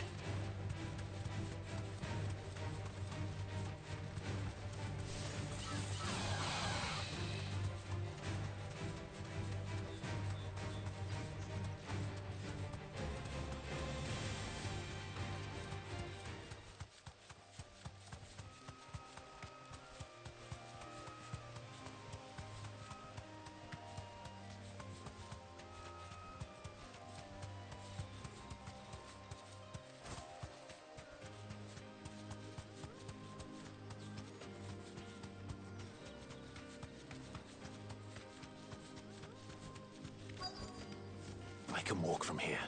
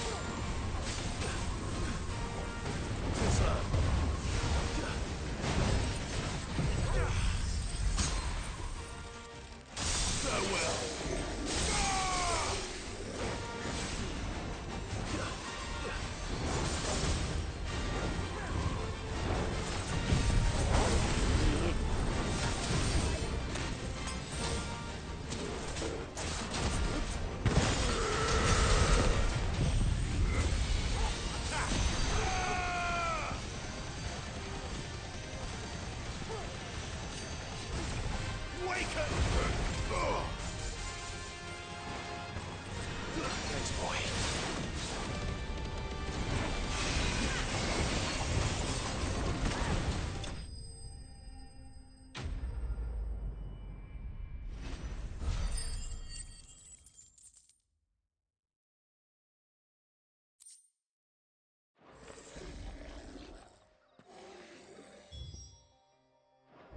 Your reign is over.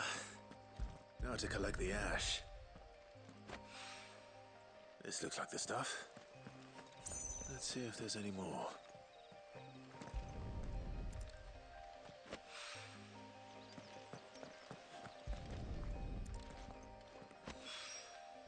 That should do it.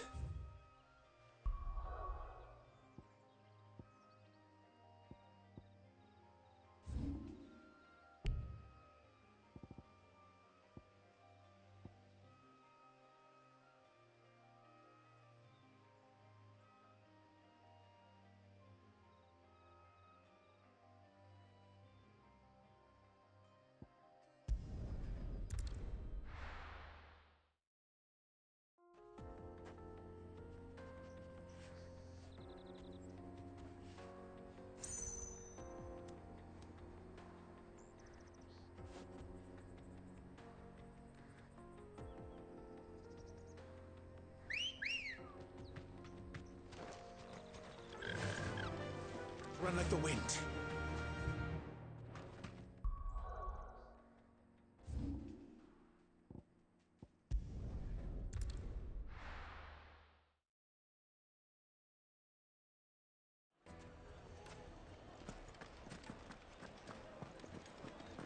The finest fabrics! The most fragrant herbs in the There'll be no one to manage. Oh, where did all the men go? Made from the stoutest stoneware.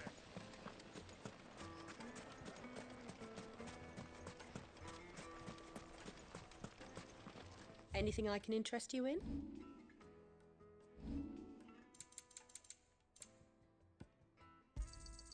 An excellent choice. Go with Gilbert.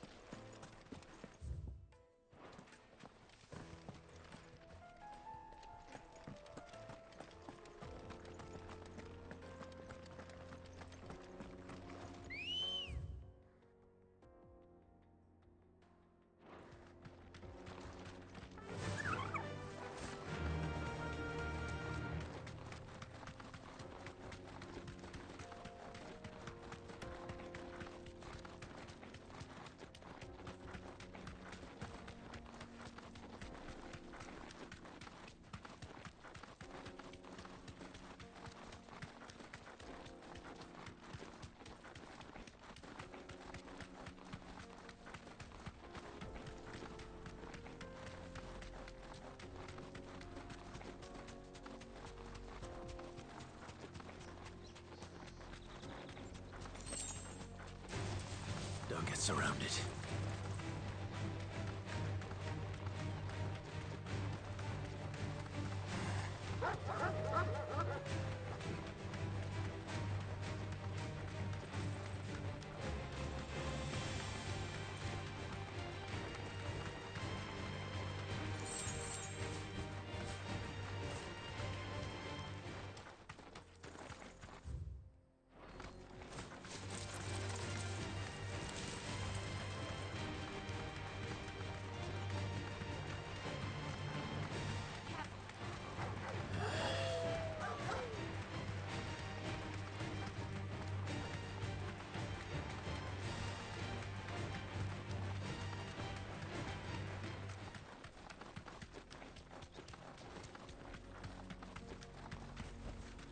Straight home now.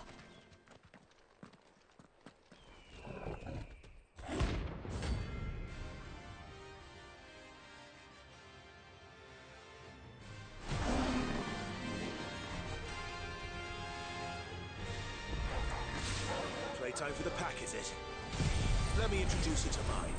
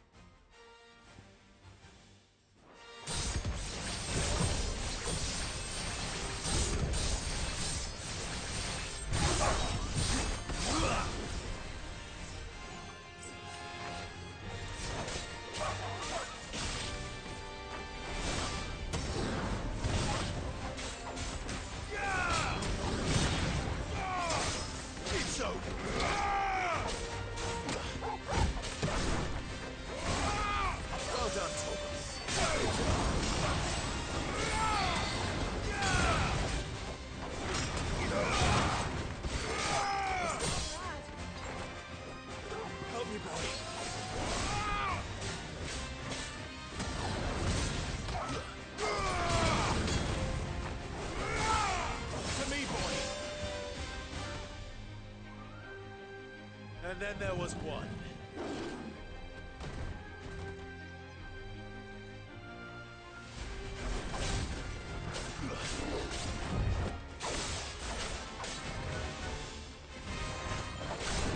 Let's try.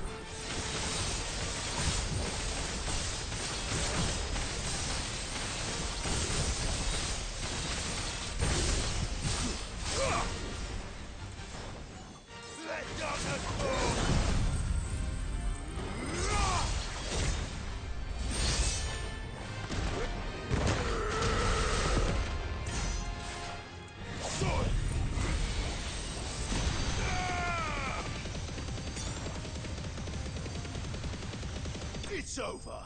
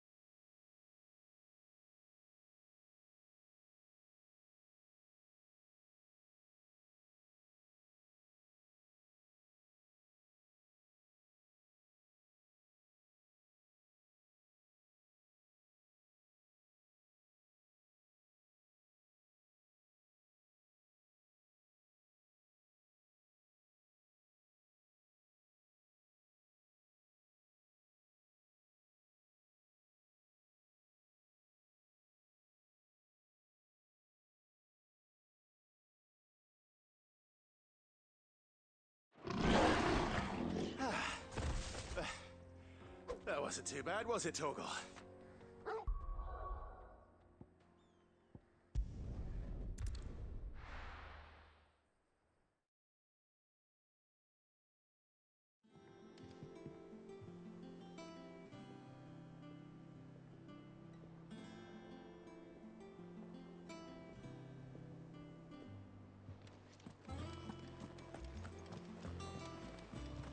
Is that the thing Tomes helped to build?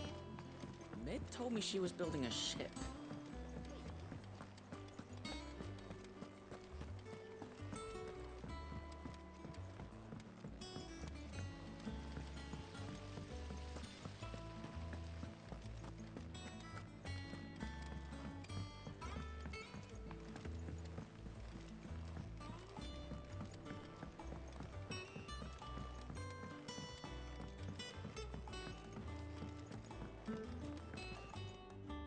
All right there, Sid? How's that hunt for the bomb ash going? I have it here.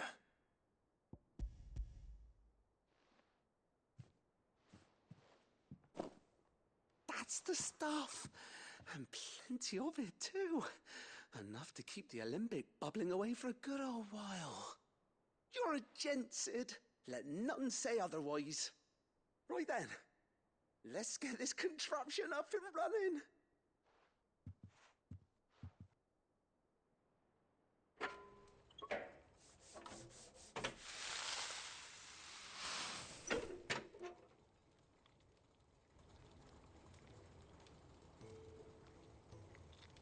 There we have it. The Telemon Alembic. And it works just like the chief said it would. Very impressive. Says the man who cut down a burning boulder.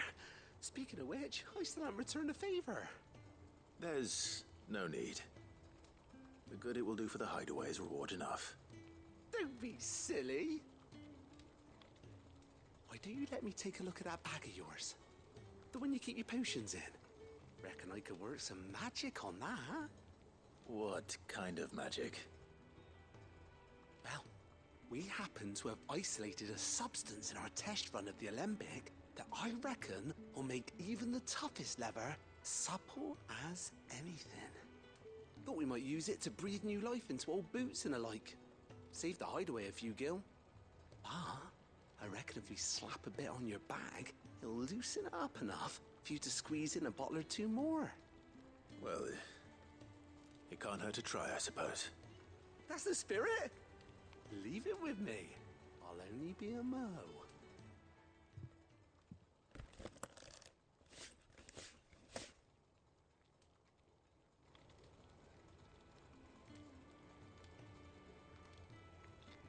Well, what do you reckon?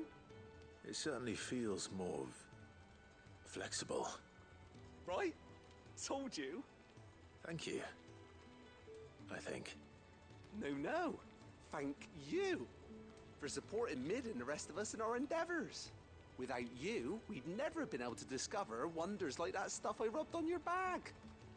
And I'm telling you, there's plenty more where that came from.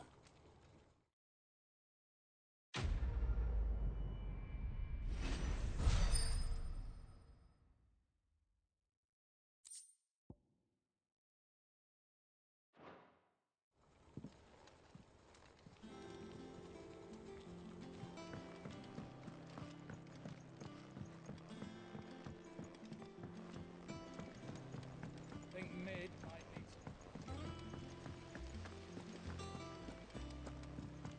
Wish I could take one of our birds.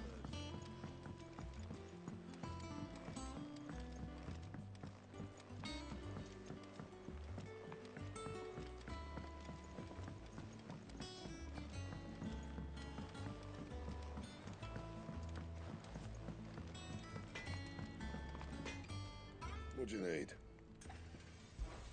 So, what'll it be? Should last you a good while.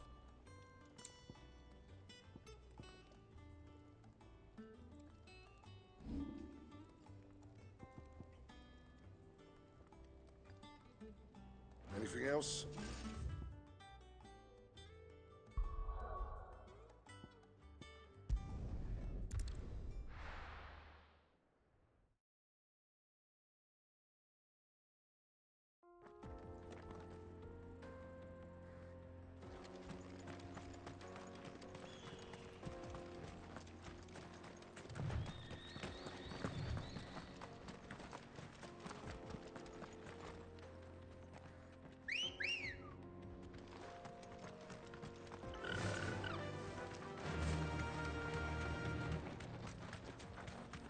This used to be a trade route for merchants crossing the Scars, till the Republic laid a new road wide enough to let wagons pass, and all official traffic moved there.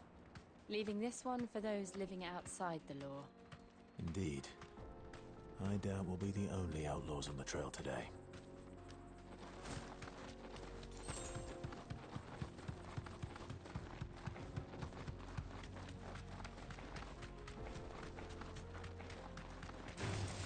All right.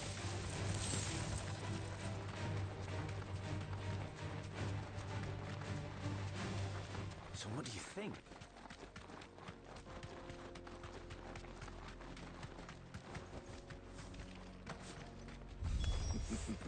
How nice. They have a hideaway of their own.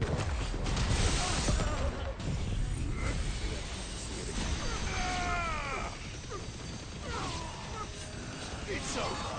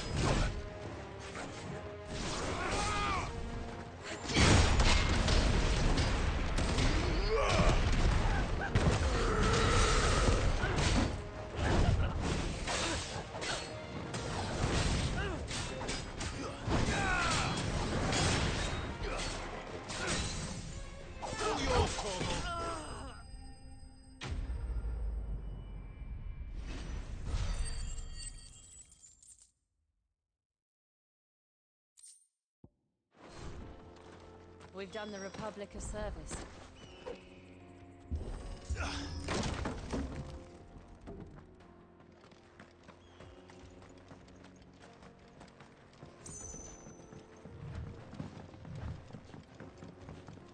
I see the Dalmex lag behind Rosaria when it comes to bridge building. The fallen ruin should hold, at least.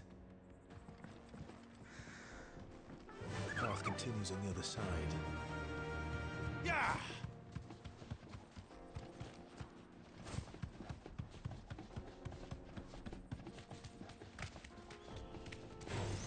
Don't get surrounded.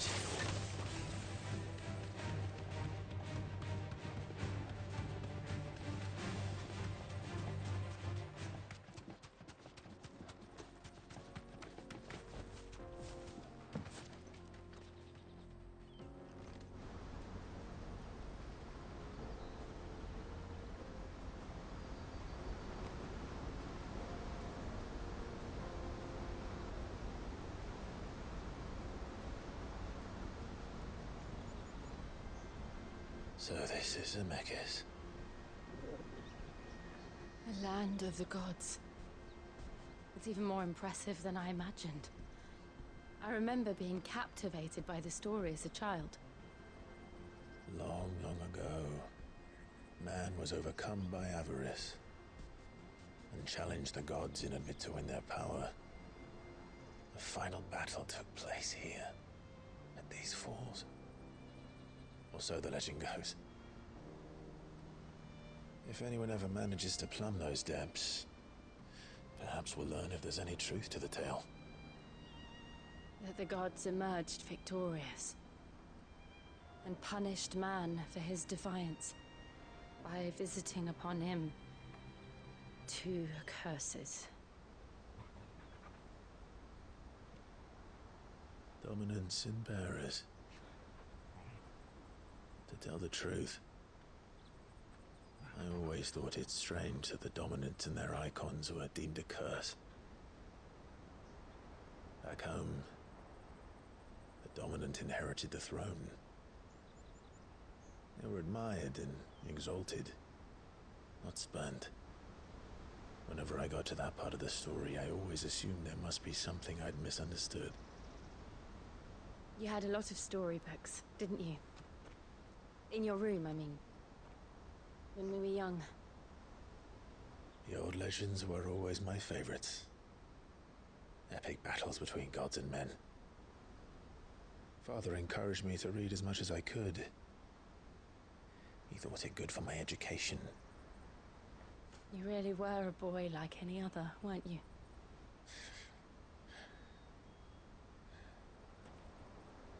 Just look at this place. It's enough to make you believe the legends are true. I know.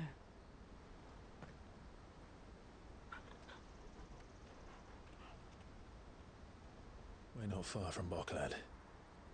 The road will be busier up ahead. And we'll have to keep our wits about us.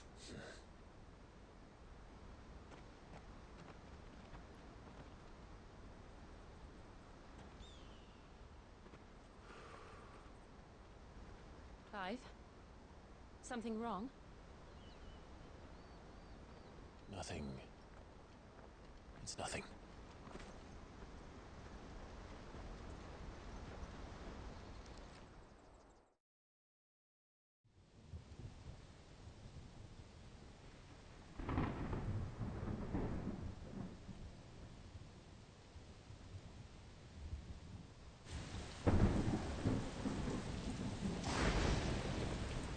I see the reports are true, Father. You have surrendered the throne to Olivier. I have. Emperor Olivier shall rebuild the Holy Empire of Sanbreque.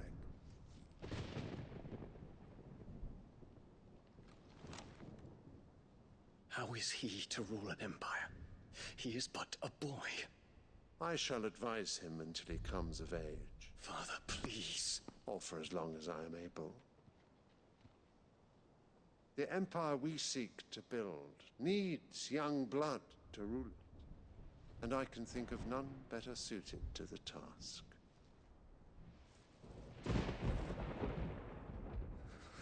There is other news, Dion.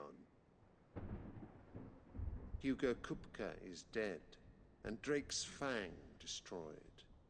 The pillars of the Republic have fallen. Ere long, the Imperial banner shall fly over every city in Storm. And then Valisthea. All shall bow before their Emperor. Father, these are the words of a tyrant. They are the words of a god. The Emperor whom I gladly serve. Great Grieger, made flesh.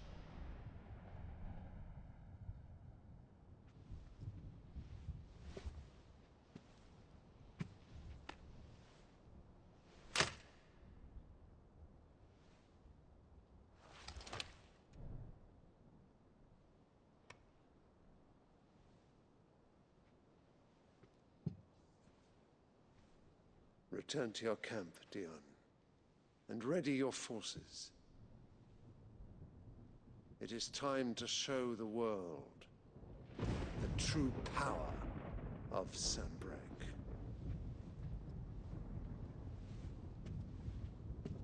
Father. I find you much changed. Is this truly the path you wish to tread? Or are these the ambitions of another? Of Ultima, perhaps? What nonsense is this? I speak my mind, and my mind only. Though I do owe Annabella thanks for reminding me of certain truths regarding the nature of nations, of rulers, and of the divine. You trust the words of this traitress? She betrayed her country. She slew her husband. You have ever been an invaluable servant to Sambrek, Prince Dion. I trust you will continue to serve your Emperor in the wars to come. The canker! Silence! Insolent wretch! You will bend the knee. All else is heresy. Sire, forgive me.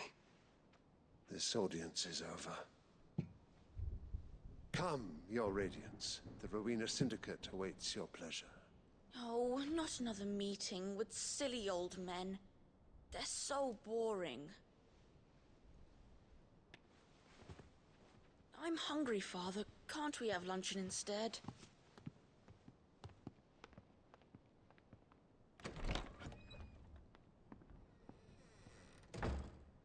Does it pain you that you will not inherit your father's throne? I have suffered worse.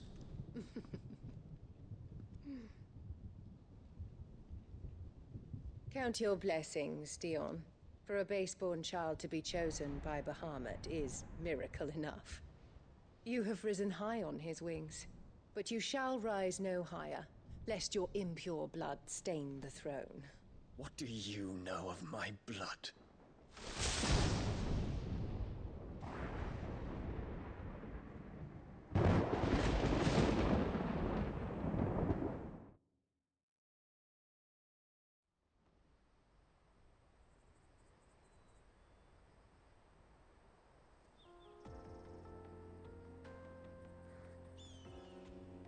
The Boklab markets are to the north. We just need to hug the coast.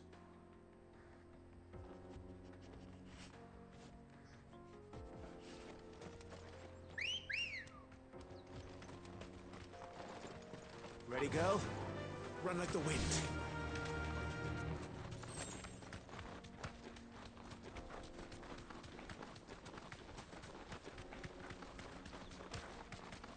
Infiltrating the Dominion won't be easy with the Imperials on high alert. No. His Radiance has lost one capital already. We can be sure Sylvester will do everything in his power to hold on to Twinside. His troops are well-trained and increasingly battle-hardened. But it's not as if we can wait for the siege to end.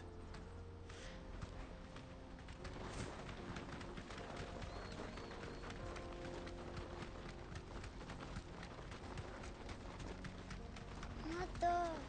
More refugees. And they're all making for the Crystalline Dominion. Because they don't know how to live without the Crystal's blessing.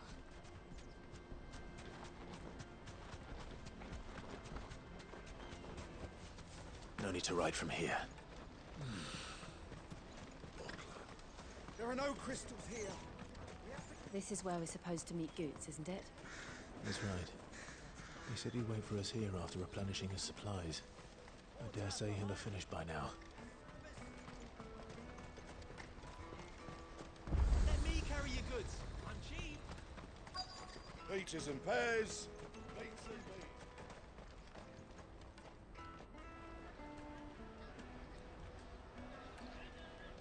Wonders from across the water. Come one, come all. Feast your eyes. Good sir, can I interest you in...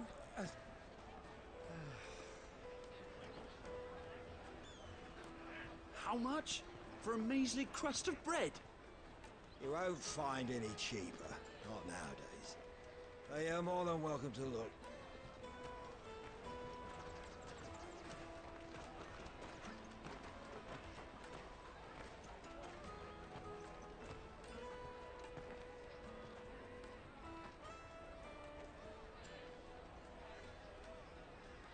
The Empire's unlawful and illegitimate occupation of the crystalline dominion is still in effect.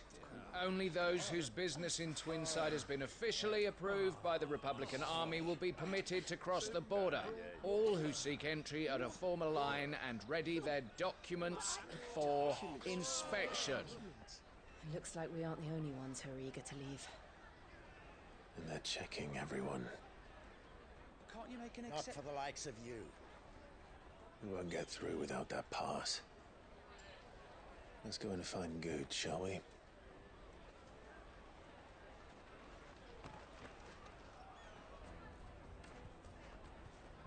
He must be around here somewhere. Come, taste my peaches. They're sweet as... I'll take the large one. Ah, Good. There you are. Clive, I'm so sorry. Don't tell Nan, will you? Slow down, Good. Just tell us what happened. It's me trader's pass. It's gone. We cannot ride the caravan without it. We won't even be able to get through the flipping checkpoint. Do you remember when you last saw it? It was in my pocket a minute ago. Then a bairn bumped into me and... Here. You don't think that they might have nicked it, do you? It wouldn't surprise me. A busy market like this is prime territory for pickpockets. So, to get the pass back, we need to find this child. Where would we even start? I know where! I've got a pal in Bock lad who might be able to help us. No one knows more about what goes on round here than she does. Where do we find her? She's the owner of the Crimson Caravans, up that way. Sign's got a red chocobo on it. No time like the present. You two go on ahead. I'm gonna check the rest of my stuff, make sure naught else is missing. All right. We'll meet you there.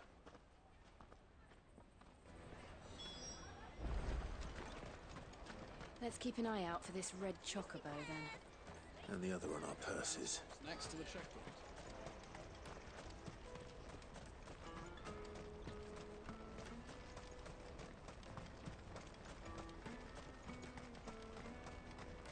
Out of my sight, wretch!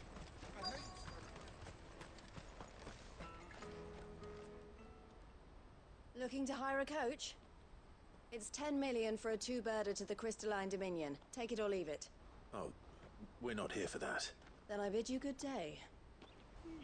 Oh, wait! Don't go, El! He's me mate. As I live and breathe. Goots, what are you doing back in Bocklad?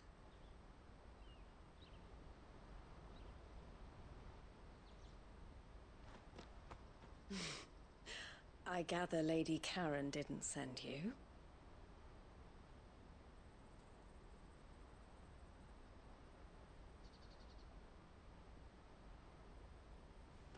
So what trouble have you got yourself into this time? It's me trader's pass. It got stolen. By a little bairn. Of all the...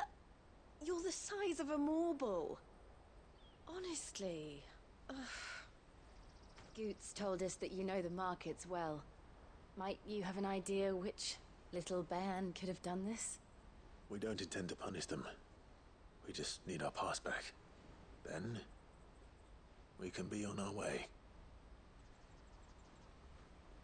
I see. So neither of you has a trader's pass either. Not that anyone would take you for traders, but I suppose that's why you came to me, correct? Now, I can't say for sure who took your pass, but I suspect I know why they did it. Let me explain.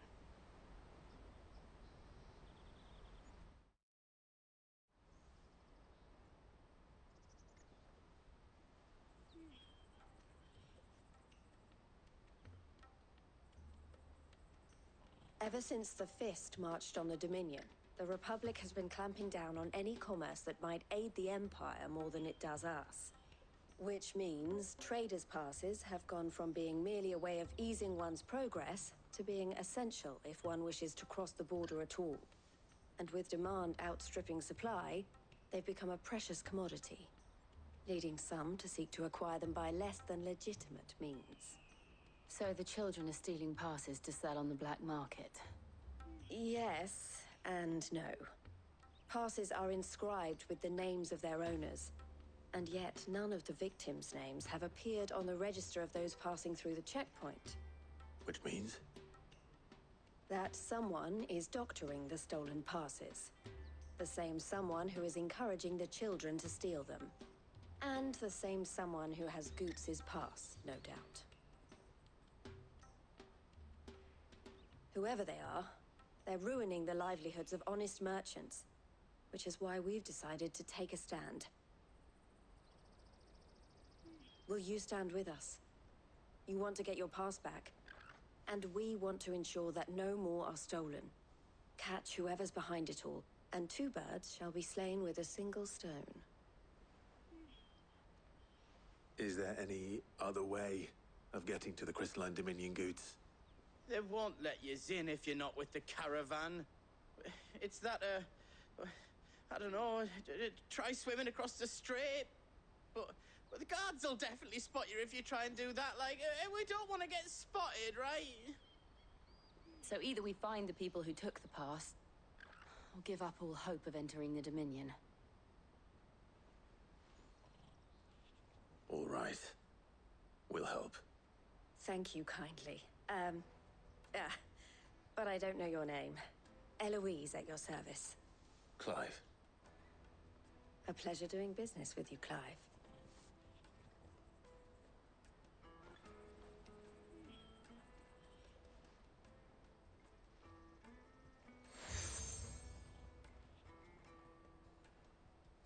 The proprietor of the furniture makers by the coach stop is spearheading the search.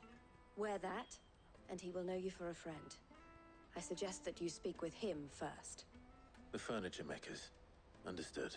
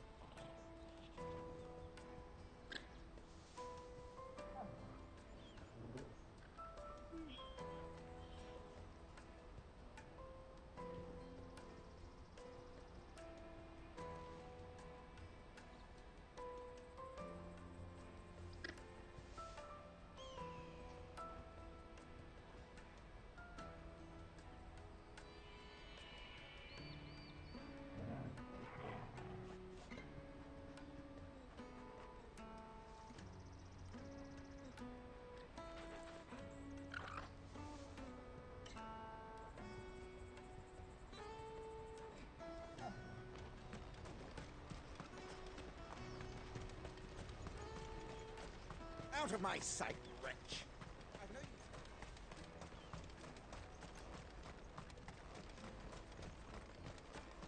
Come on, come on! Jug of snake spit for the road?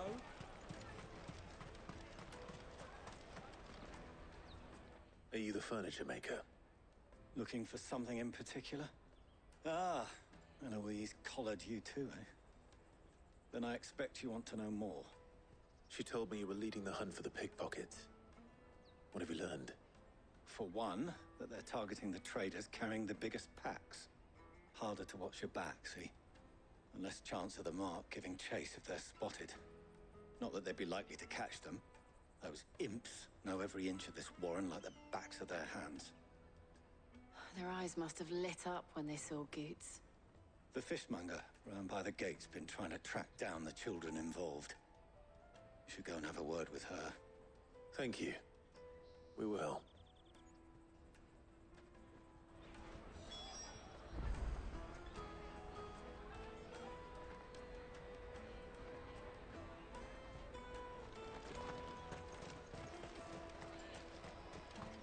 You won't find anything of this quality in Twinside. You should come with me to the Dominion. Fish for sale! Fresh sorted and smoked! Can I interest you? Ah, sorry. Message from Eloise, is it? She's asked me to help her. To help you find the pickpockets. Is that so? Suppose I better tell you what I know, then. For one, this isn't a family operation. All the traders say the children who stole their passes were dirty, dressed in rags. Street urchins, by the sound of it. We get a lot around here. Orphans from the wars. A few, perhaps. You saw the refugees gathered by the entranceway? They're all looking for a new start in the Dominion and beyond. Some of them take it as an opportunity to rid themselves of unwanted baggage. The shame of it. Whoever's behind this would have to have made themselves known to the children at some point. And so should we. You should start with the children around here, then. I doubt they're the ones involved, but they might have heard something. It's worth a try. All right, then. Questioning children. How hard can that be? Tight-fisted swines.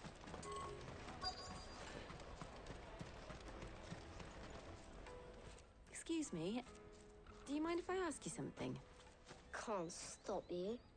I was just wondering if anyone has asked you to do anything out of the ordinary recently. Anything you grown-ups ever ask us to do is shut up and go away. So guess what I'm about to tell you to do? Sorry. I'll leave you alone.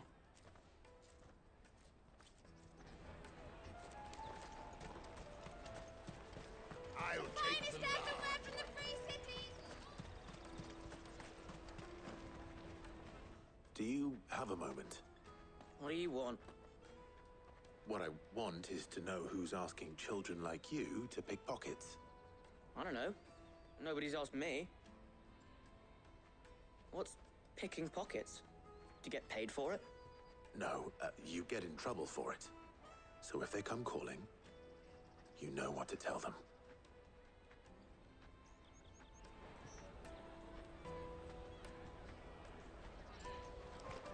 The caravan stops next to the checkpoint. Excuse me? What do you want? I don't have any money. It's all right. We're not going to hurt you. We just want to talk. What about? We've heard that some very bad people are making children like you steal from travelers. We need to know who's behind it so we can stop them. I don't know much about it, really. But my friend, Honza, he said he got a job doing something dangerous. Sounds promising.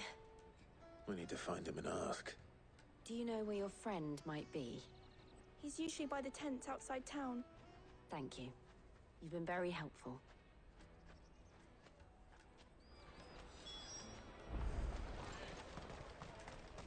Come on, come on!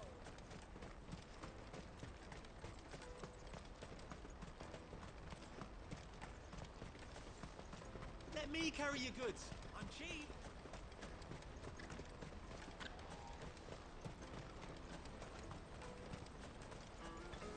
That's that, then. She must have meant the refugee camp. Let's hope he's still nearby.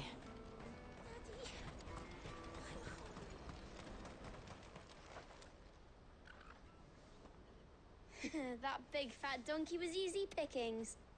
He wouldn't have noticed if we'd robbed his boots off him. Yeah. Wish we hadn't handed over the pass, though. Could use one of those things to get out of this dump. Chance would be a fine thing. The moment they found out, they'd string us up by our guts. Would they now? Perhaps you'd like to introduce us to these charming characters. Shit! We're in trouble now! What do we do? You two get caught if you want. I'm off. Hunter, where are you going?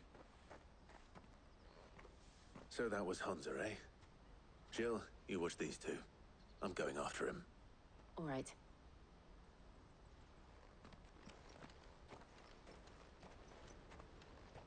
He can't have gone far. I need to find him before his employers do.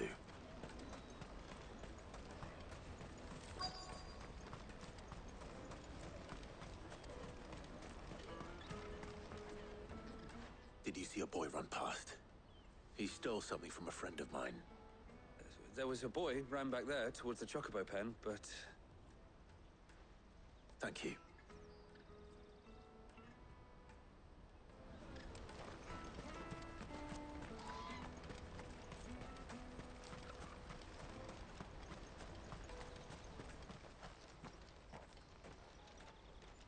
Shit.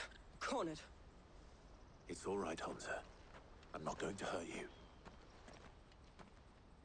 I just want to ask you some questions. Fine. Not like I've got a choice. I'm looking for the people who are making you steal for them. Who are they? Called themselves the Carstones. They said they'd give me a good gill if I did what they told me. I knew they were bad, but bread doesn't come for free. Didn't come at all half the time, before I started buzzing for them. You know, if I didn't do it, they'd just pick on someone else. Someone they could push around easier. Hansa. You found him then? Jill. Where are the other two? Eloise is watching over them. She sent Goots and I to look for you. You're... him! I haven't got your pass anymore, if that's what you're after. I gave it to the Carstones. Whatever you do to me, I can't get it back. Not that I go against them anyway. If it weren't for their gill, me and my mates would have starved.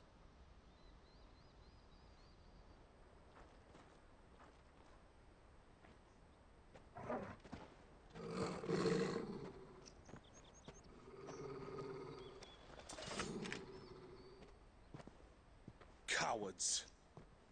You will not force another child to do your bidding. Wait, we're not... Don't hurt him!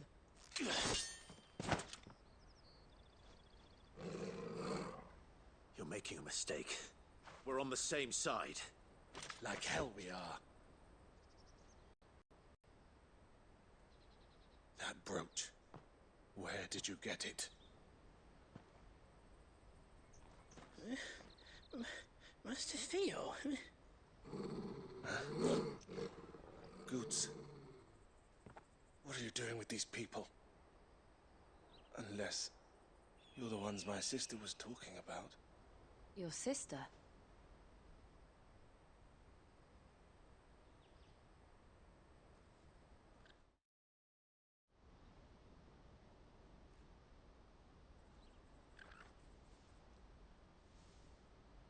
Eloise didn't tell us she had a brother. And why would she? I'm just her back and a blade. Theodore, at your service. Sorry about before. Theodore, what do you know of the Cast Stones? Vultures who have made Boklad their hunting ground.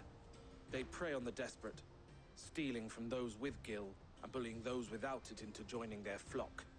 I'd been looking into their activities in hope of sparing the refugees any further hardship. But it seems they've already stooped even lower than I'd feared. Hansa's a good lad. Don't blame him for what they've made him do.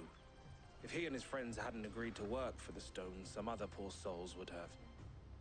On pain of death, most likely. Clive, was it? And my sisters asked you to help put an end to the pickpocketing. Then we all want the same thing.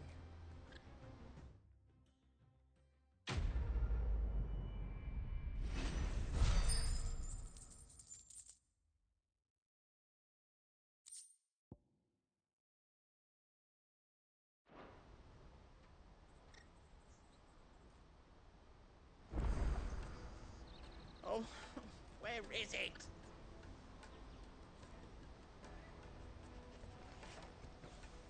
So, what's the plan? What else? We find the Carstones and we crush them. You get your trader's pass back, and I make Boklad a safe place again. All right then. All right then. Honza, where are they camped? Don't worry. They'll never know you told us. Couldn't if I wanted to. They always come to town to collect the passes. Meet us outside the gate. I tried following them once, but they spotted me halfway down the trail. Said they'd string me up. We'll try it this time. Which way were they going? Back down the road towards Lateney's Cleft. To Lateney's Cleft, then.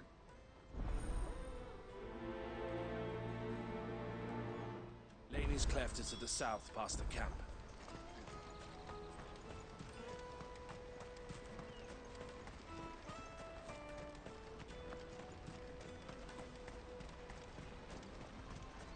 That's that, then.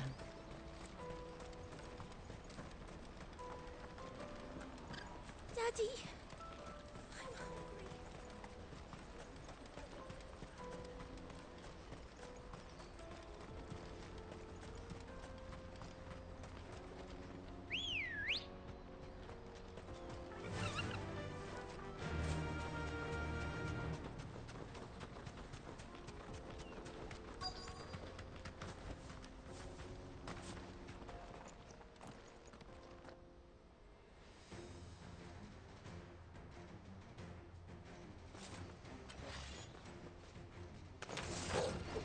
That's the one who's been sticking his nose in our business. You should have minded your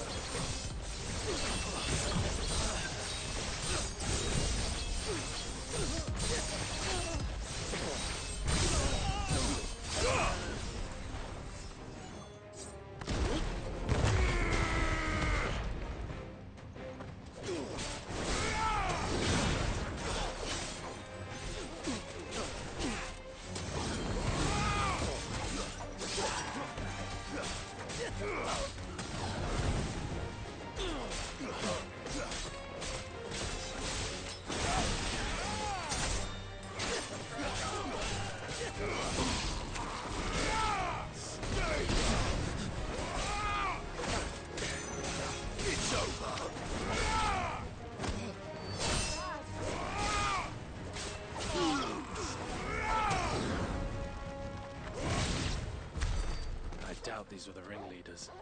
But at least we know we're on the right track.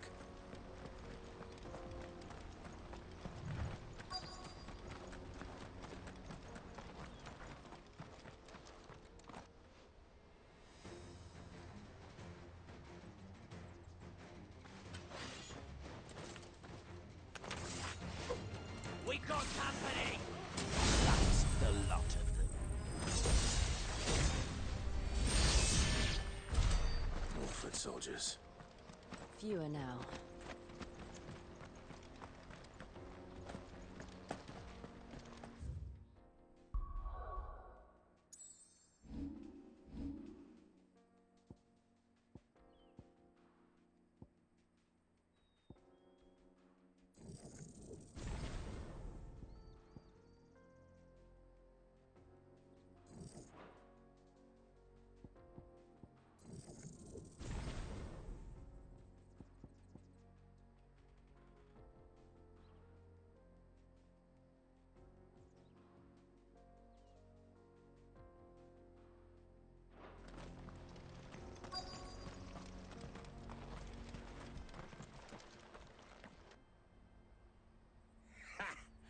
Not a bad haul today, eh? Aye. Some of our new recruits are natural-born ne'er-do-wells. Especially the little ones. That Hans has got nimble fingers, all right. It'll be a shame when they chop them off. But till then, let's make the most of it. Scum. The leaders of the cast stones, I take it. They don't deserve any mercy, Clive. I wasn't planning on showing them any. We're ready when you are, Theodore. Oh, I'm ready.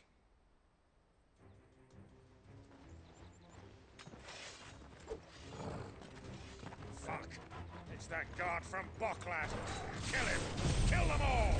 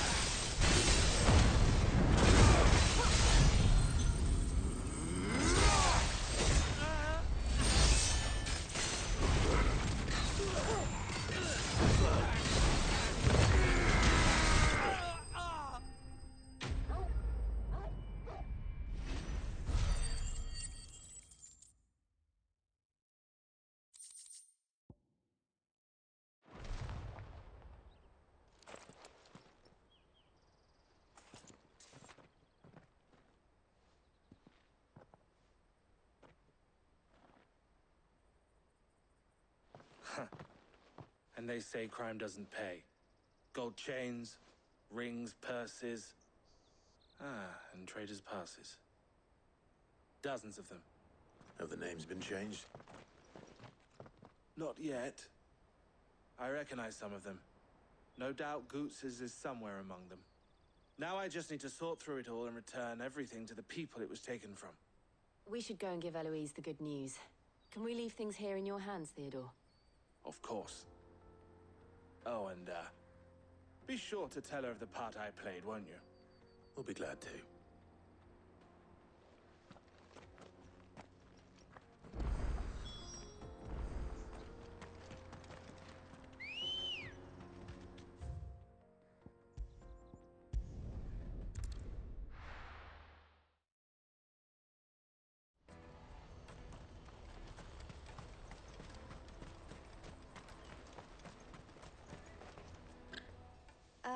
Clive. How goes the hunt? My brother isn't getting in your way, I trust? Quite the opposite.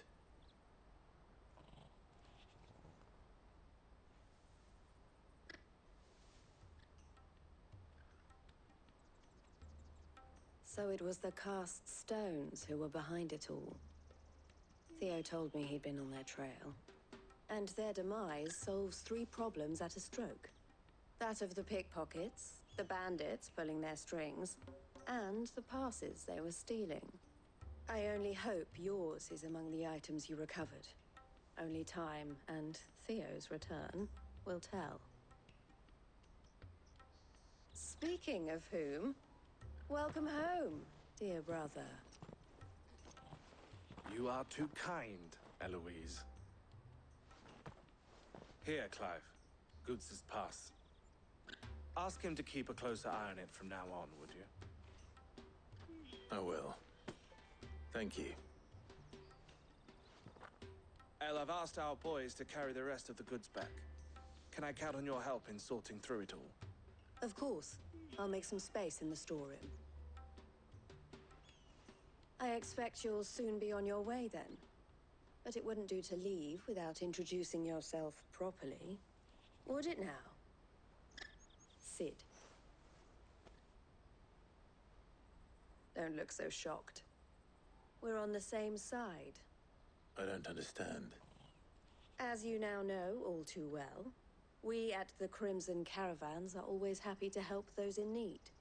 For a small fee, we will move anything that needs moving. Be that goods to market, or bearers away from it. I was the first my sister helped escape. If it wasn't for her, I'd have been branded as a boy. I had no idea. It just so happens that we are seeking to expand our operation. And who better to join forces with than the leader in the field? Wouldn't you agree, Theo? I would. It seems our purpose is the same in more ways than one. So what would you say to working together again? It would be our pleasure. And our honor. The honor is ours. Here, Clive. This is for you.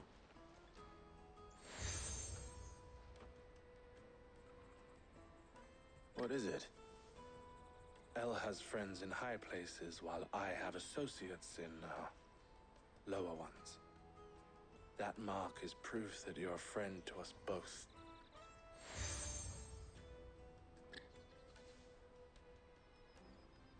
I shall bear it with pride. Well, all that remains is to wish you a safe onward journey. Goots's pass should secure you a place on the caravan, but if you encounter any difficulties, we would be delighted to provide you with a coach of our own. For a discounted price, of course. Say, 9 million? We'll try the caravan.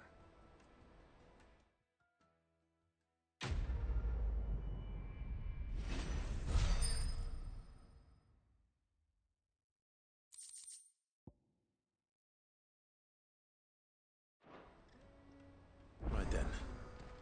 Let's get this back to Goots. And then it's on to the Dominion. Out of my sight, wretch!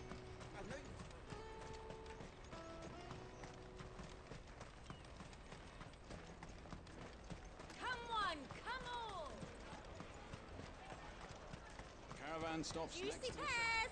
Slake your thirst! What I really want to be is a... Here you are, Goot. Try not to lose it again. Me pass! You found it! Oh, thank you so much. Nan would have killed me if I'd come back without it. I'll have to say thanks to Elle and Theo, too. So should you, Hansa. You and your friends don't have to steal anymore. If anyone threatens you again, you know who to turn to. We do. And we already have. Miss Elle's given us a job shifting the chocobo shit out the stables. It's hard work, and the pay isn't half what we got from the stones. But if we stick at it, we'll keep ourselves fit. You stick at it, then. And Goots, I'm sorry for stealing your path. That's all right. I've got it back now. And all's well that ends well, eh? You said you're trained to be a blacksmith, right? Well, I'm gonna be your first customer. I'm gonna save up all my gil and get you to make me a massive sword. I'll do me best. Till then, eh?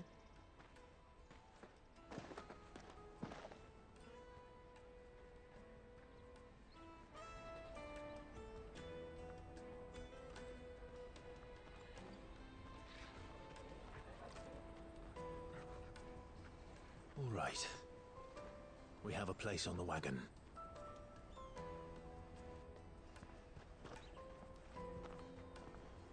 Remember, Goots, we're mercenaries. You hired us to protect you. Mercenaries. And you remember the plan? You're to ride all the way to Twinside.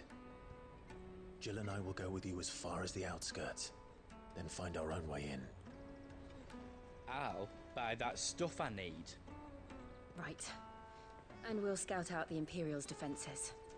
There's a square with a big bell tower right in the middle of town. If you get lost, or out goes wrong, we can meet up there. All right. Let's go.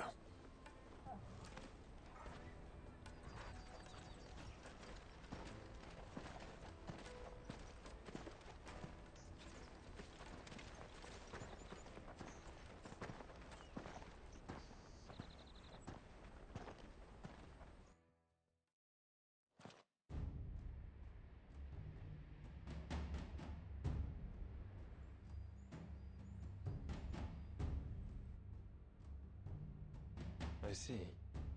And you're quite certain your father has no knowledge of Ultima? I am.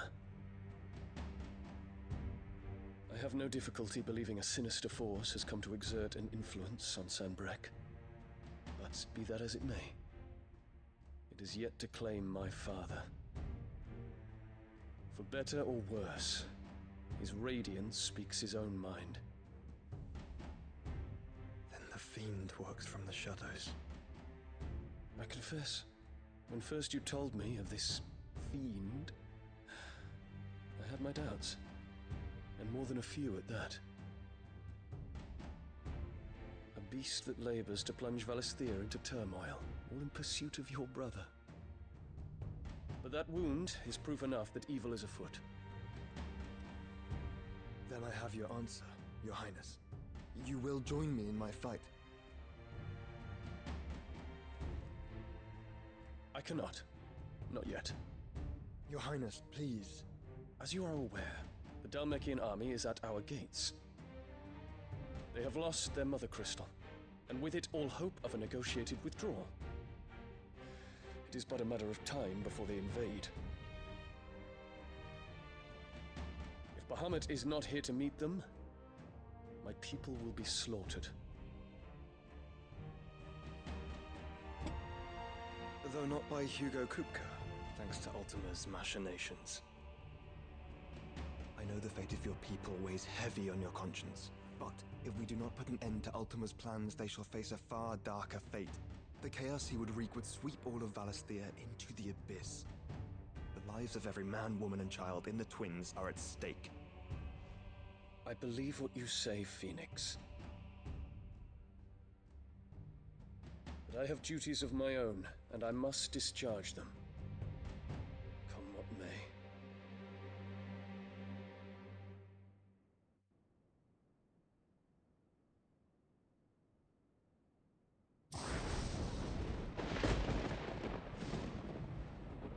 do you know of my blood?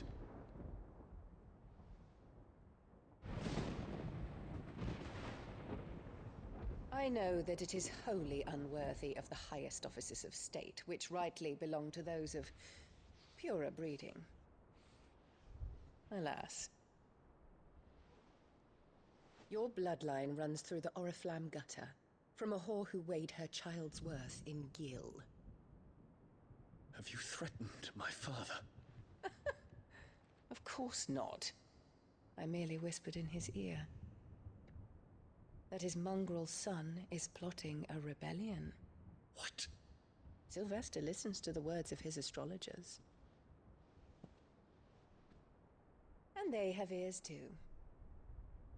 You have been feeding them your lies! Should you remain loyal to Emperor Olivier, his radiance may yet crown your head with laurel, and not with tar. Fork-tongued witch!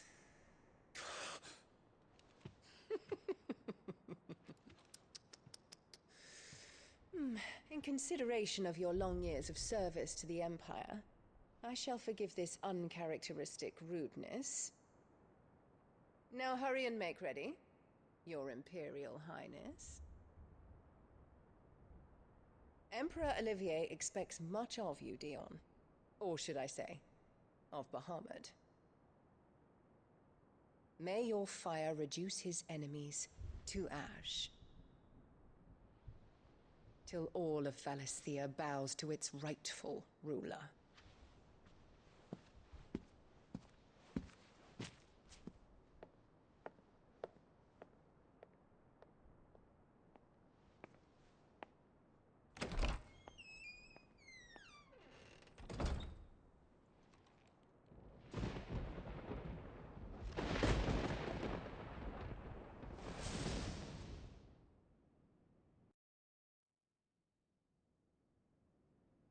There is another darkness that has taken hold of Sanbreque. And until its grip is released, the flames of war shall spread ever wider, just as Ultima wishes. Forgive me. My family has caused you much grief. You are not her keeper, Phoenix. This is a matter for the Imperial household now, and as a member of that household, it falls to me to resolve it. At such time as that is done, what strength I have shall be yours.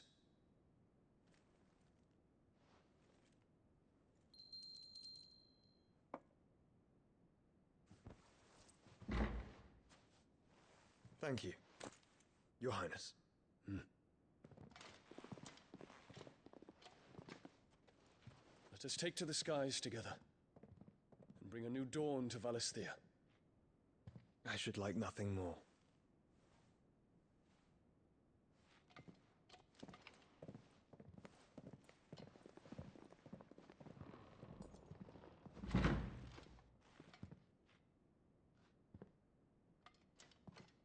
Terence. My prince. Tell me true.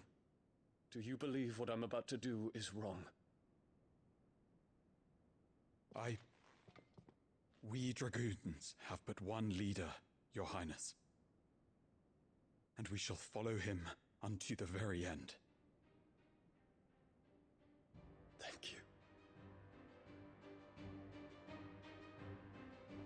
And this is my decree. For their crimes against the crown, the traitorous Annabella and her usurping son shall be put to death, and the Empire restored.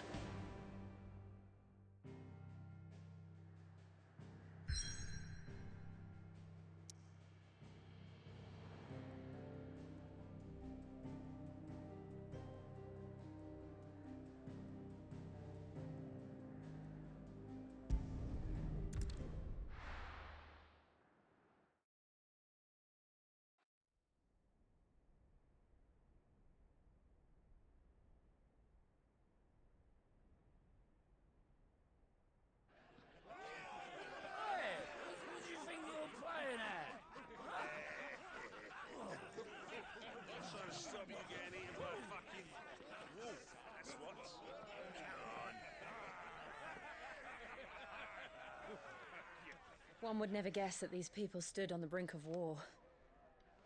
They're afraid. They turn to drink to forget their fears. Anything you want to forget?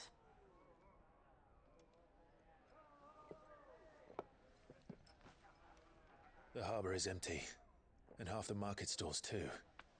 The city may seem peaceful on the surface, but it's balanced on a knife edge.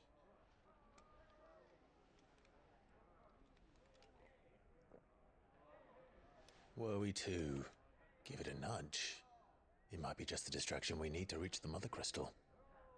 I thought you might say that. We should send for Gav. We'll need someone to keep the fires we start from going out. And we can busy ourselves scheming until he gets here. I'll send a Stolas then.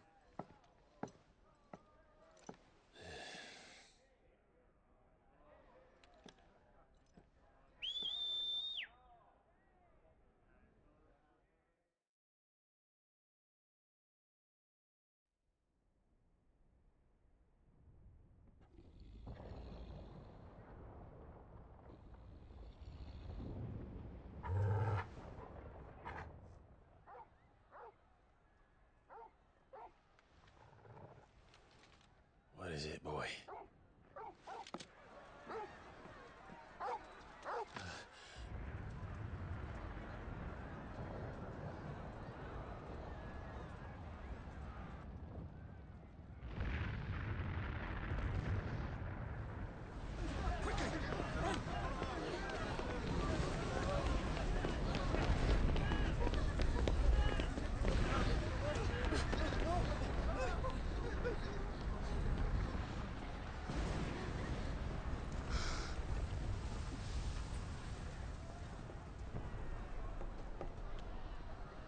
What's happening? I don't know. Torgal!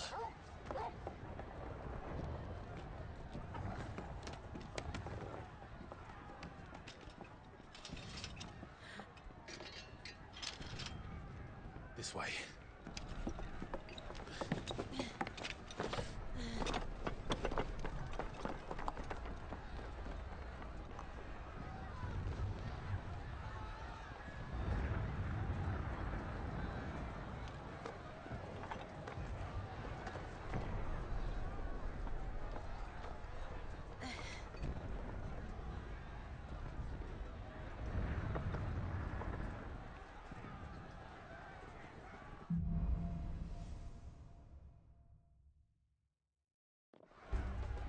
The city's on fire. I'm sure Goots is fine. He'll be making for the square. The one with the bell tower. In the middle of town, right?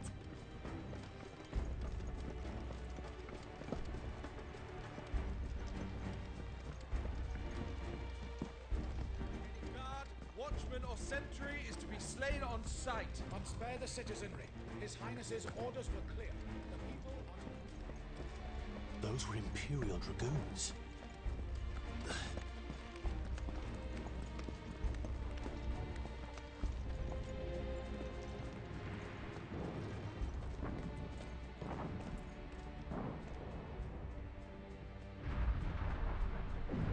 What in the hell is going on? Let's go and see. Right.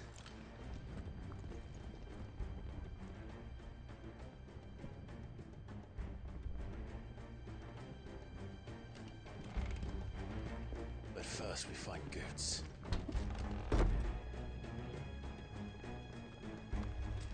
Just hope he's all right. You there! Identify yourself! Do we have to?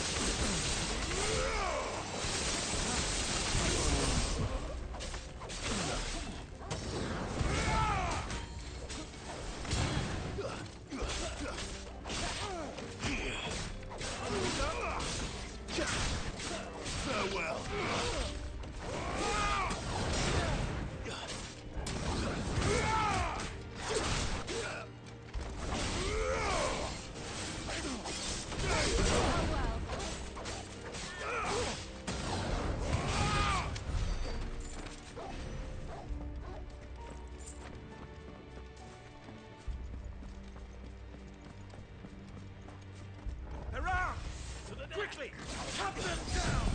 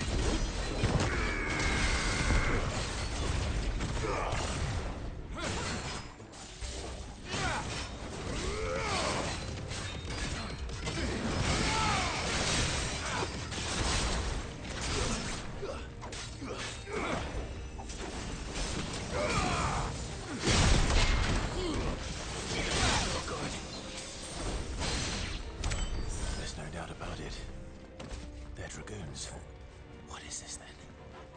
A civil war?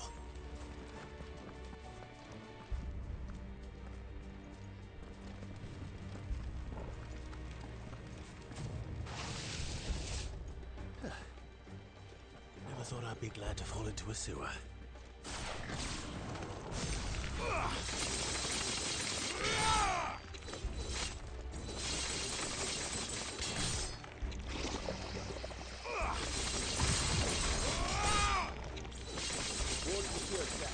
None of the Emperor's forces remain. But gather on them!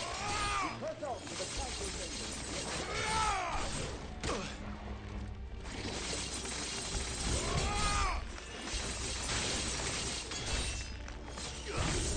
Soil and stone!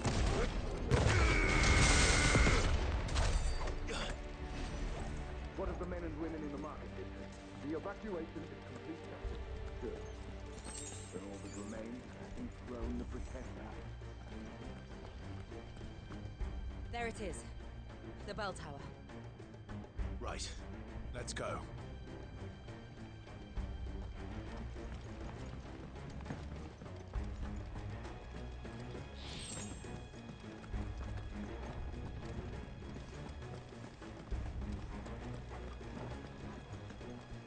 Ah, a goods lift.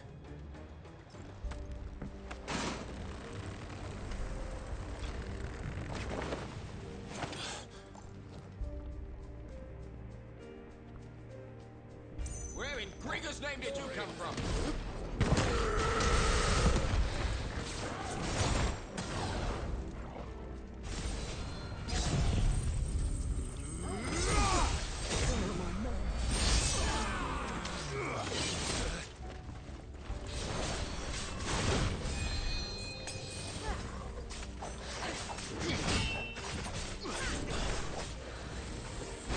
Clive, you're wounded.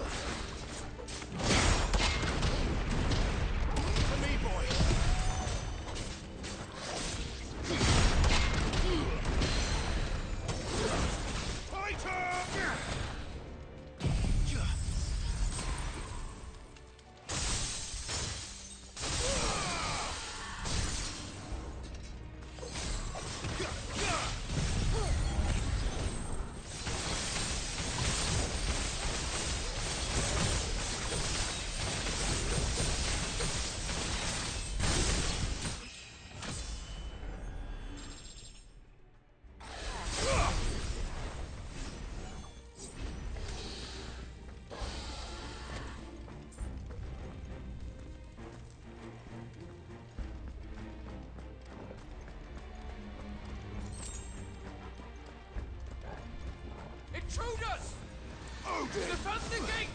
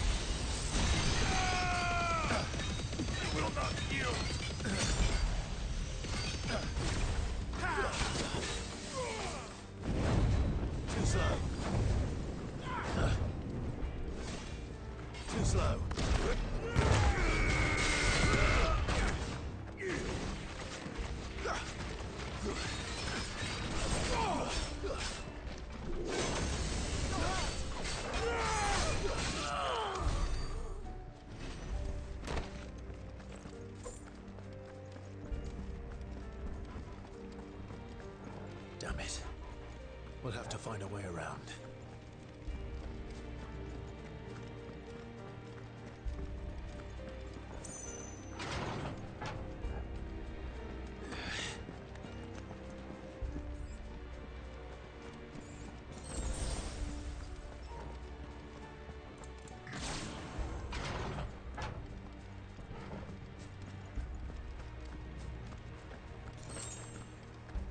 Stop! In the name of His Highness!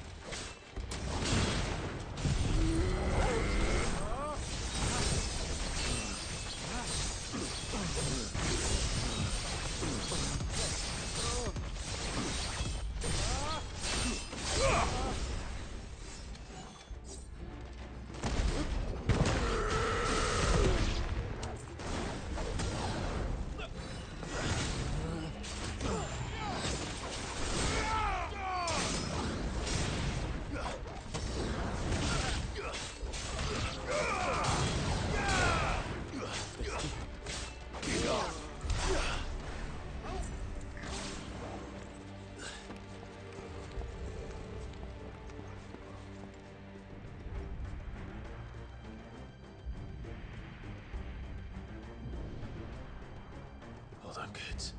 We're coming.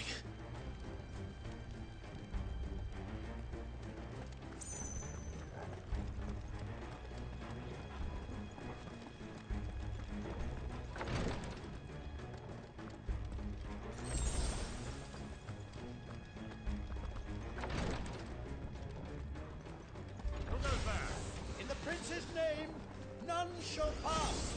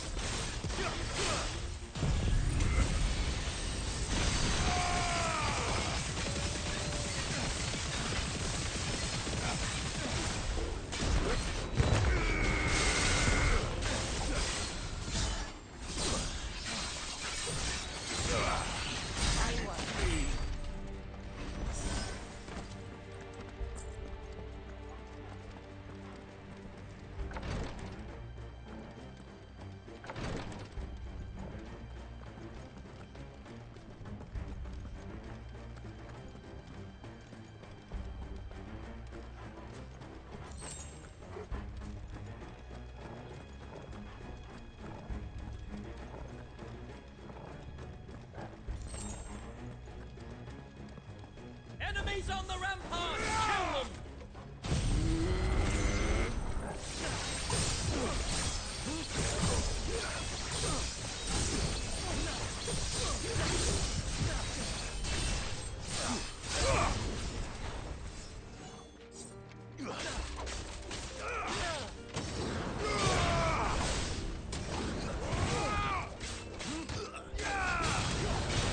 Nice try.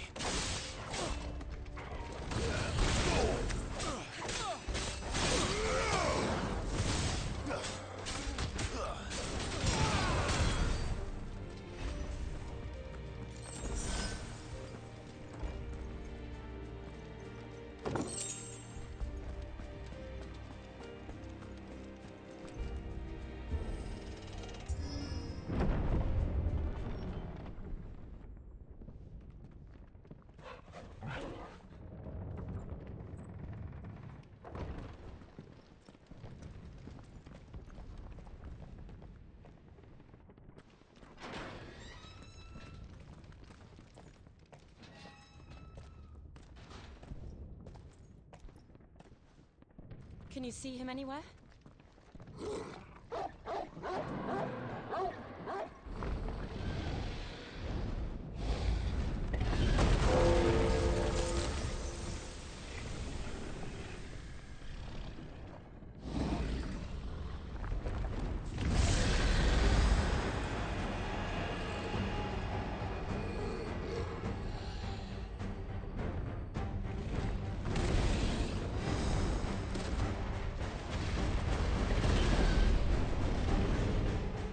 It must be one of the Dragoon's pets.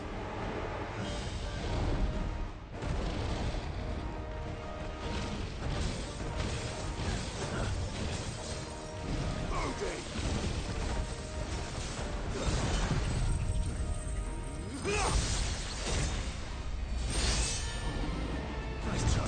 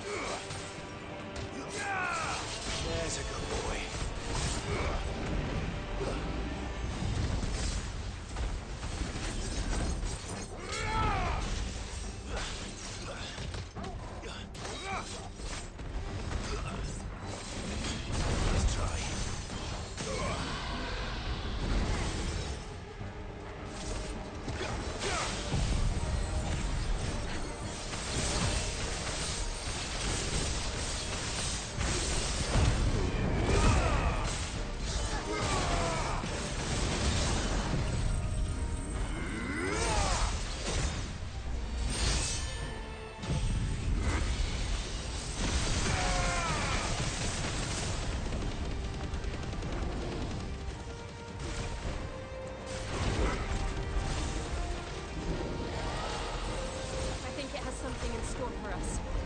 Get ready to move.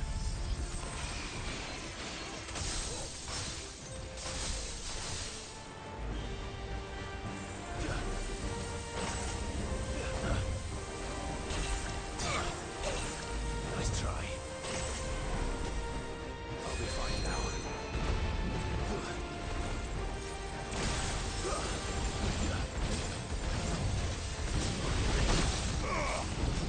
I needed that.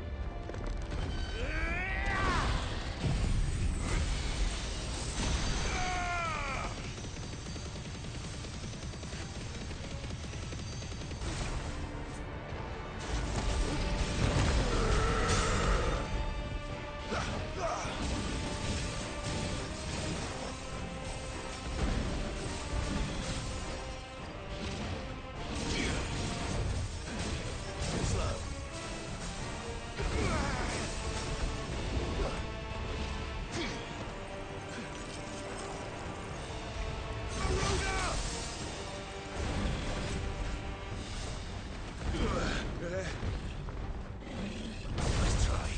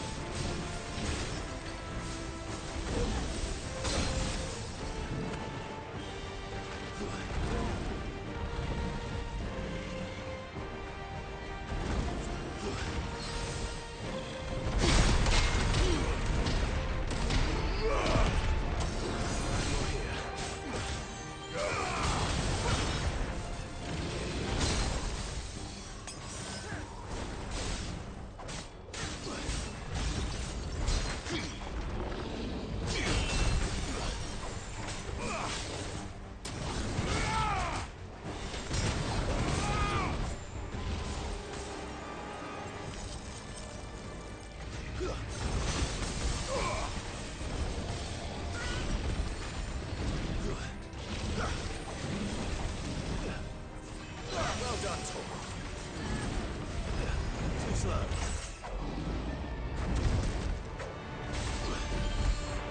Too slow.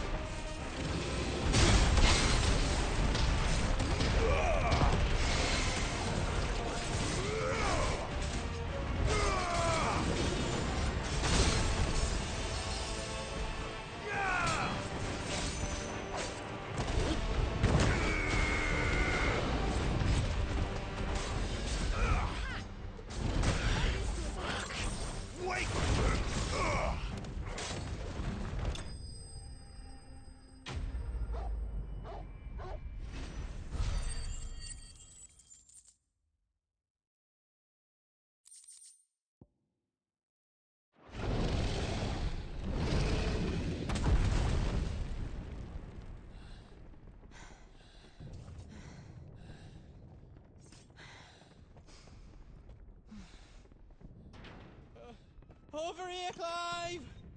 Are you alright? Goods, there you are. I didn't know there'd be a dragon. All right, let's get out of here. Oh! What now? Is that Mother Crystal's heart? What the hell is it doing up there?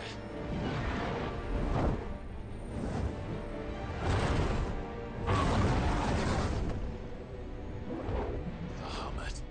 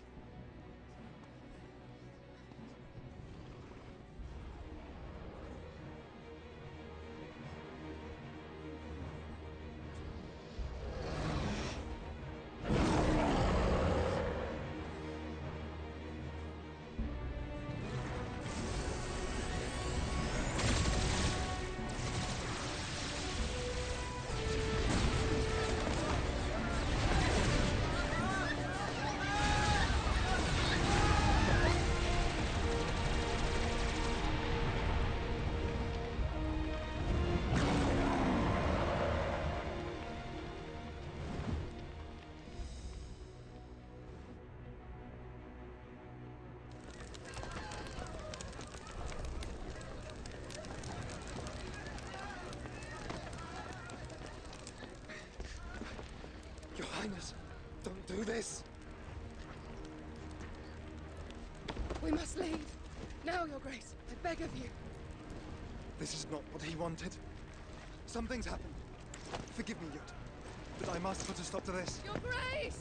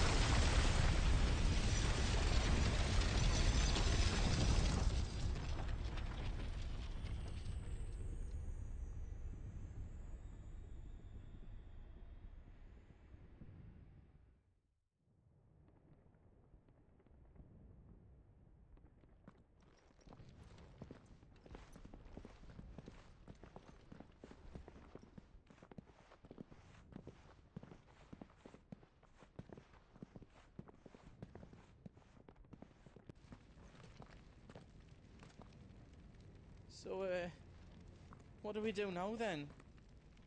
We destroy the heart. We might come back!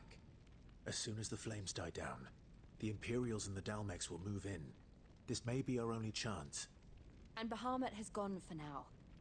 You should get as far away as you can, Goots.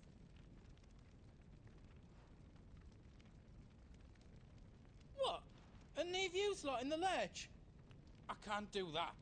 If you're staying, then so am I. I packed everything up before I made a run for it, so if there's out yous need, just ask. But I won't be giving it away for free. Nana'd never forgive us if I did. Thank you, Goot.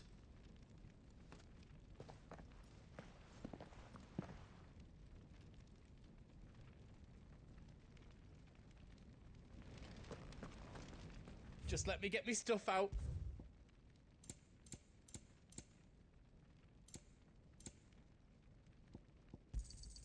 Is there else you need?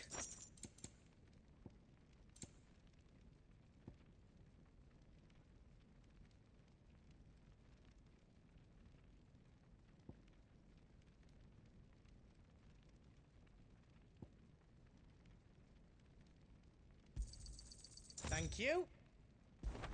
How else I can do for you? Anything else I can make for you?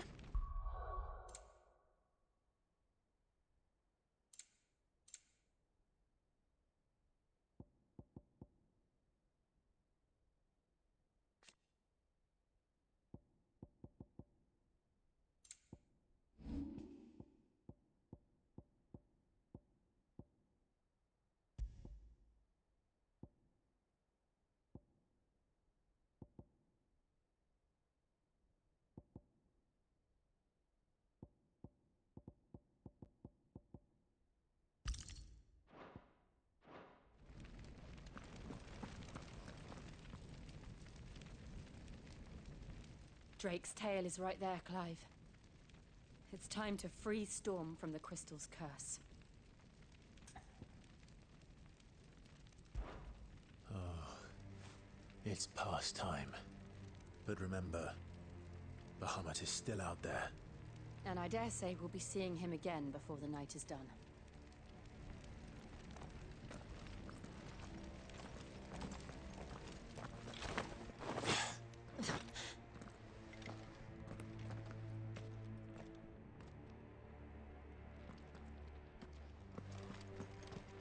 No more roads. We'll have to find our own path. Do you feel that, Clive? Ether. Just what we need. Another flood. It's already turned them. Then there's no reason to hold back.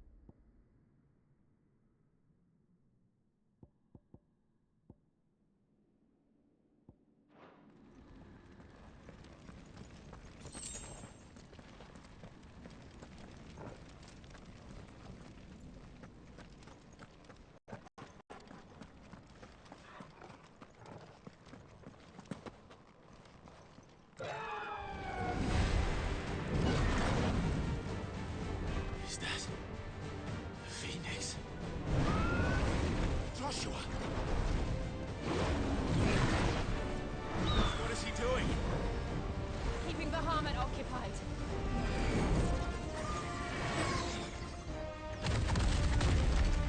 Joshua! Joshua!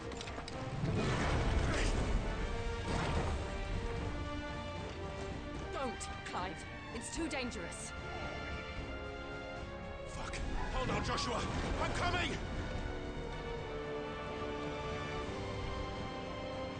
We have to save him. And we will. We just need to keep moving.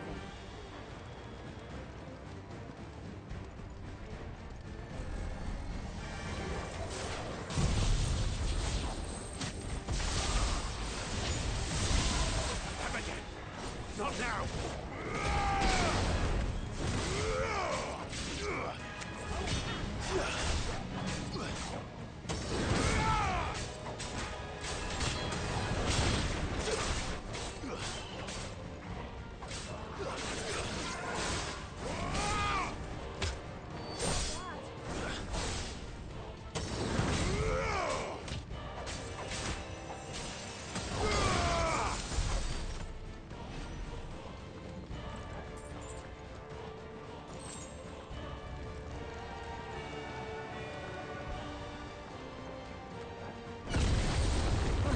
What was that?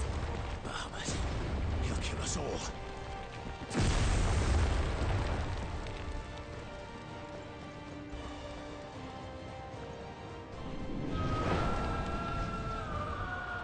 There he is. Joshua! I'm here, brother! Clive. He can't hear you. Joshua! They're heading for the heart. Then so should we.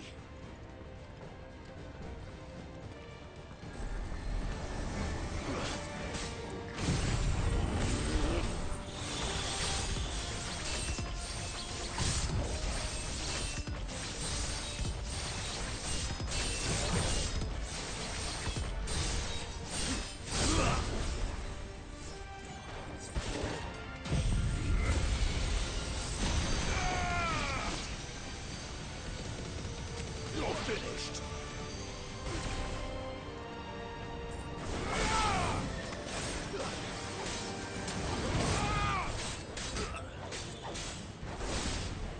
Stay down.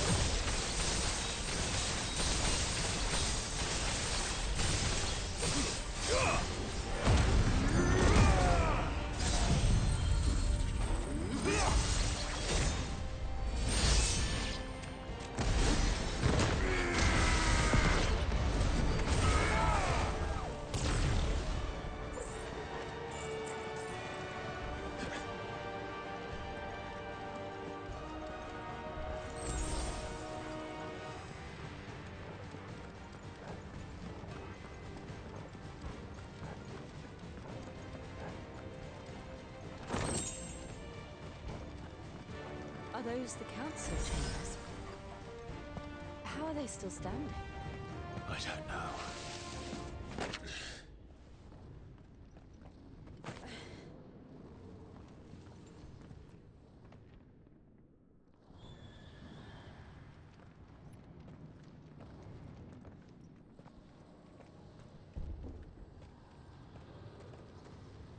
He'll be all right, Clive. He's a survivor. We're getting close.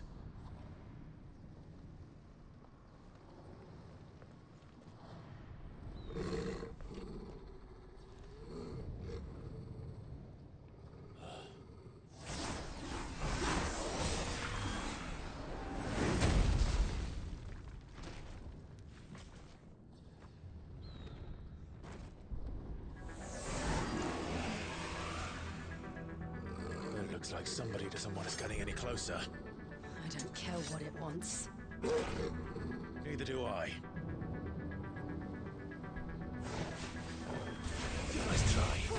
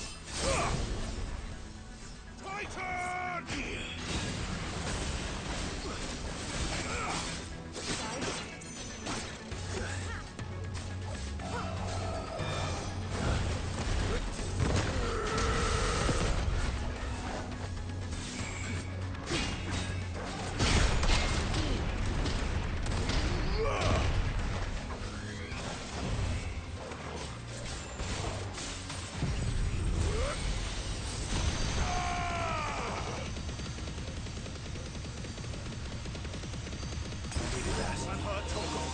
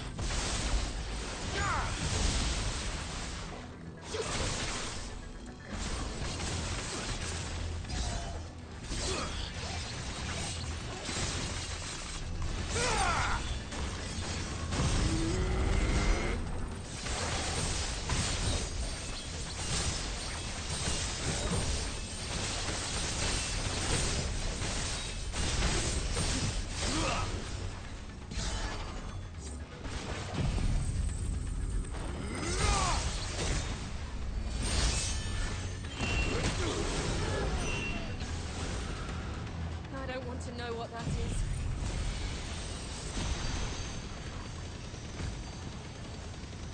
We have to end this right now.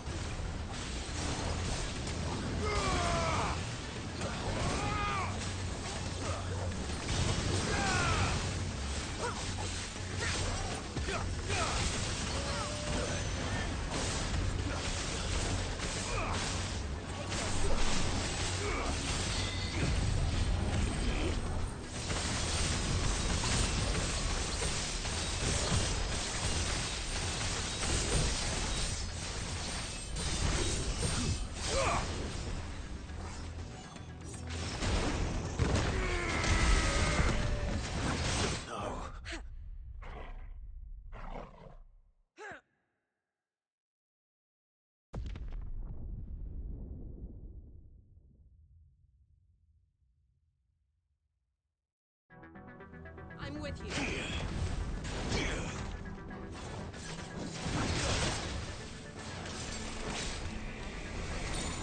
I'll be fine now.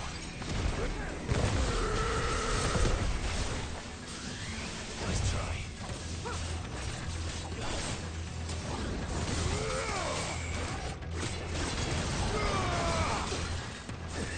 I'm hurt, Torgal.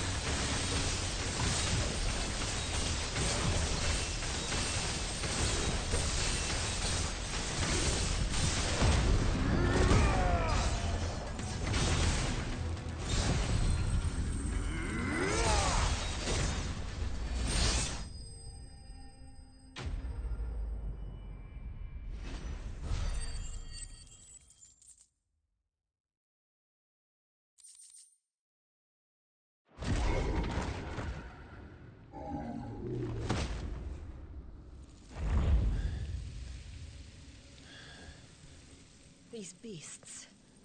they're getting stronger. We can think about them later. Right now, there's only one thing we need to focus on. The heart.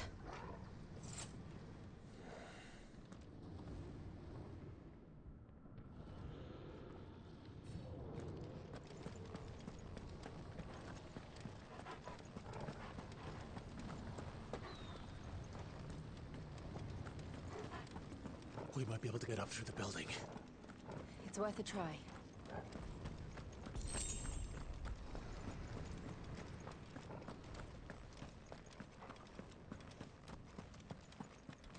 Quiet. There's someone up there. Is someone there? Mother.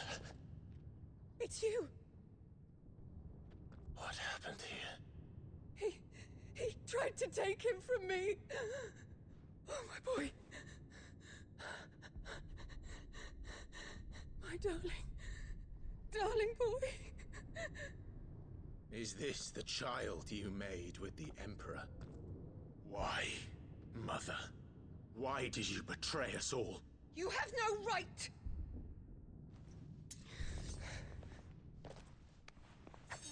Answer him. We took you in, savage. Show some respect for those who raised you.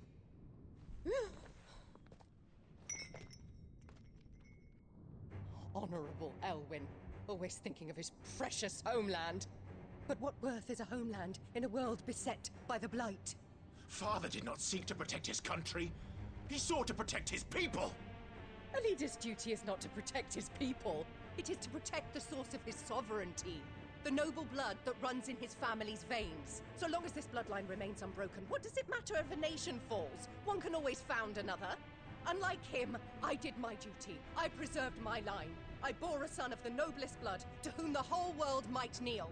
That is why I gave Rosaria to Sambrek, that I might join my line with the Lesages and birth a savior of this benighted land, blessed by both Bahamut and the Phoenix!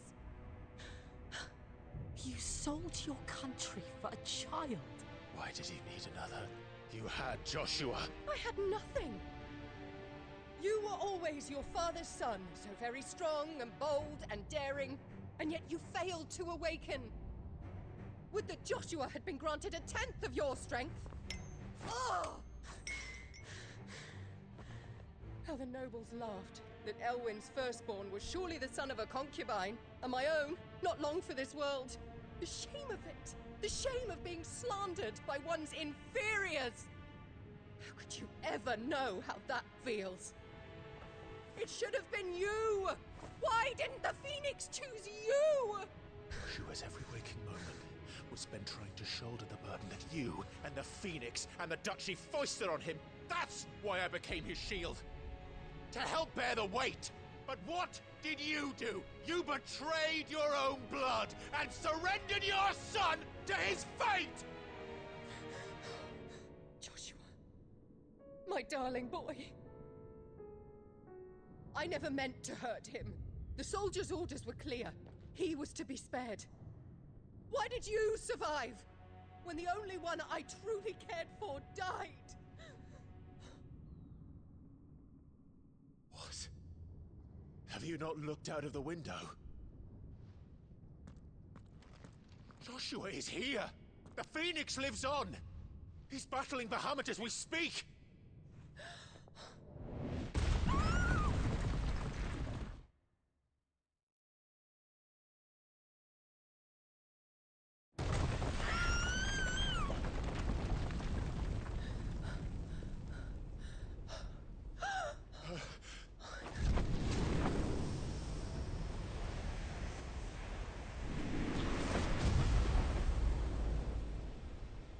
Joshua!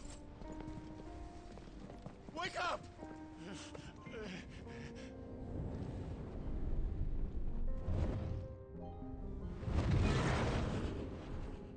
I am a shield of Rosaria.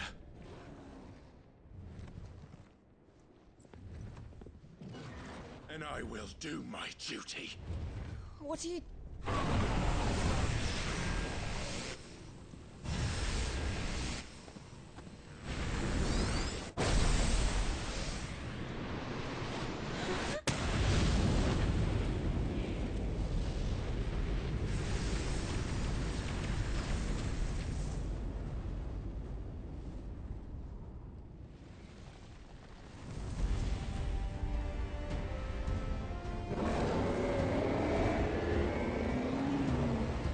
Wait.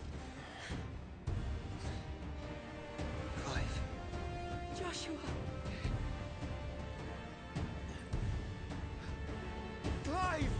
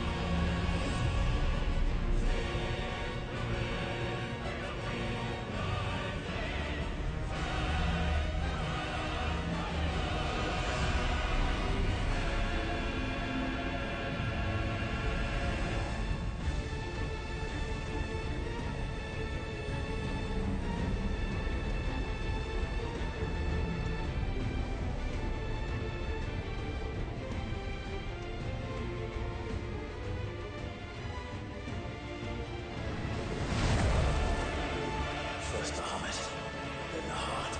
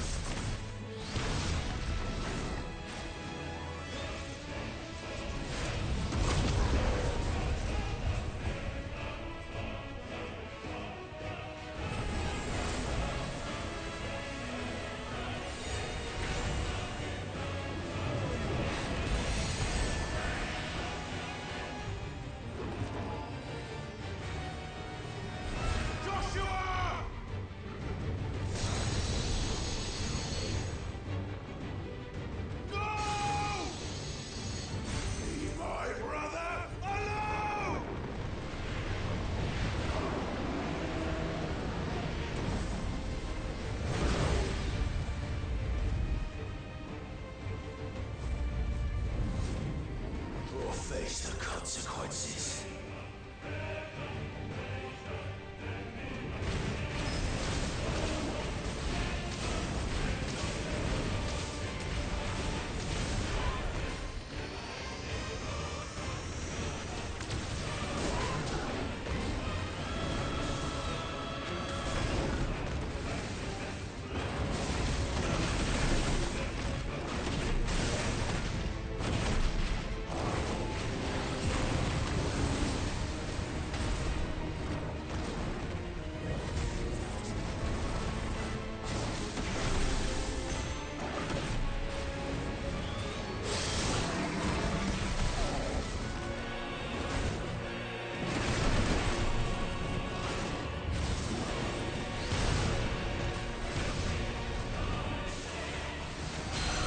Done yet.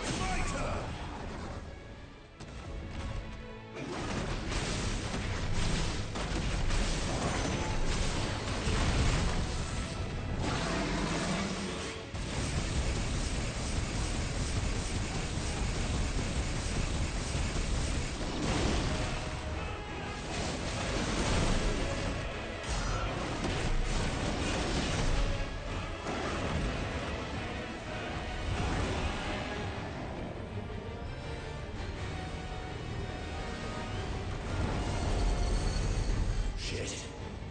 Can't reach him. Don't do this!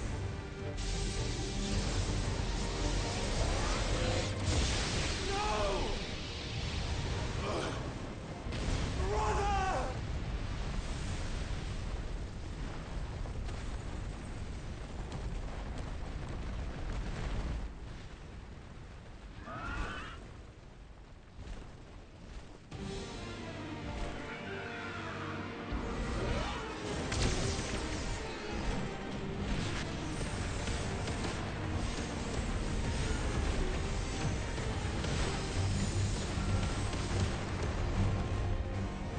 I'll come back for you.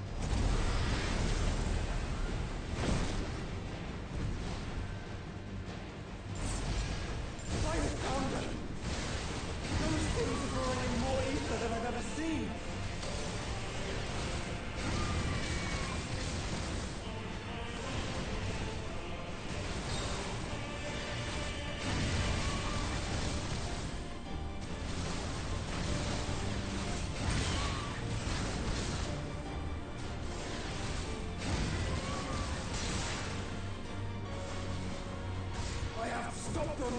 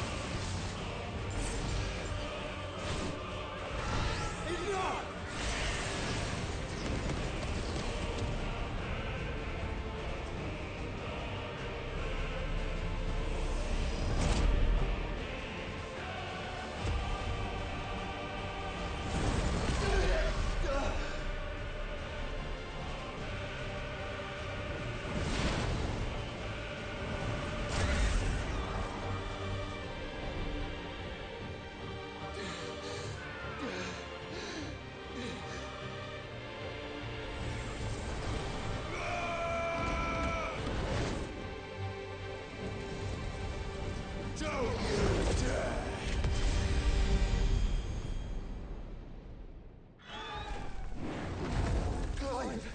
Thank the Founder!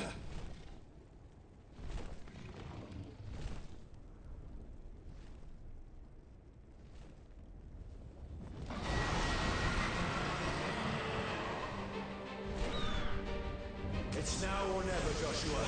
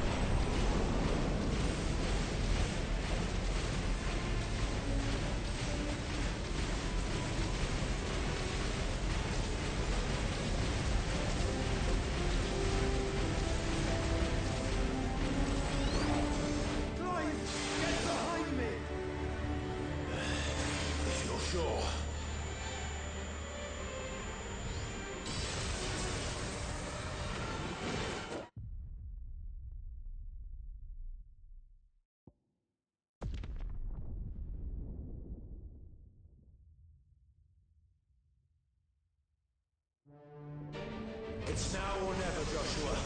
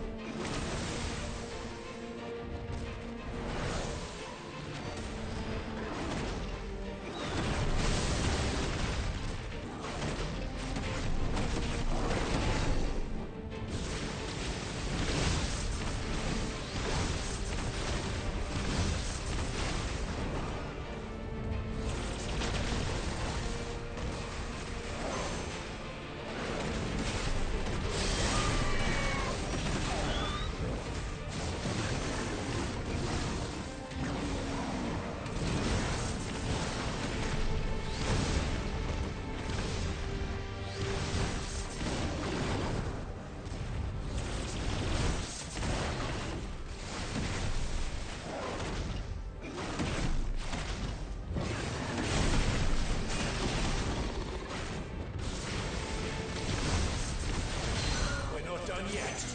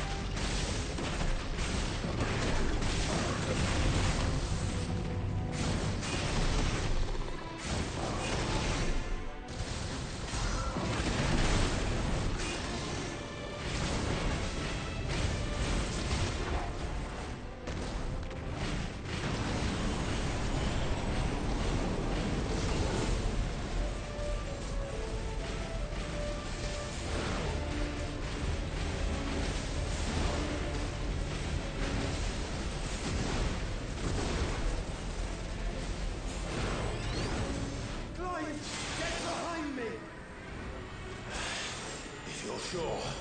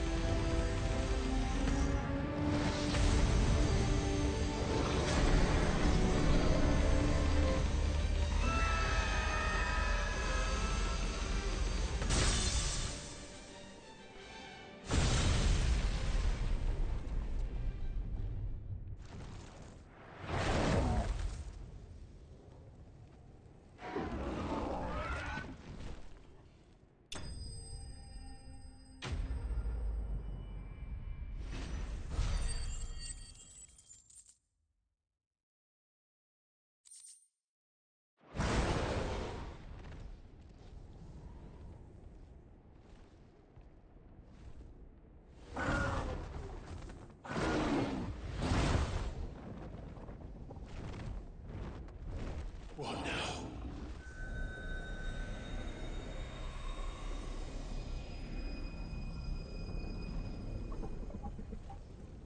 This is drinking the ether. We have to stop him.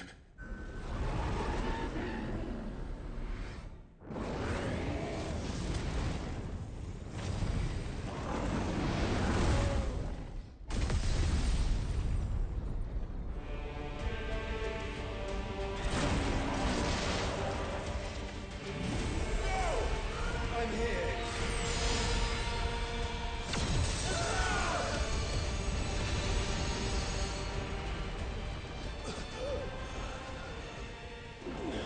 Joshua, are you all right?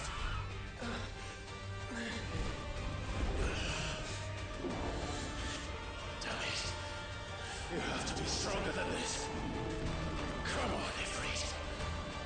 Show us your true power.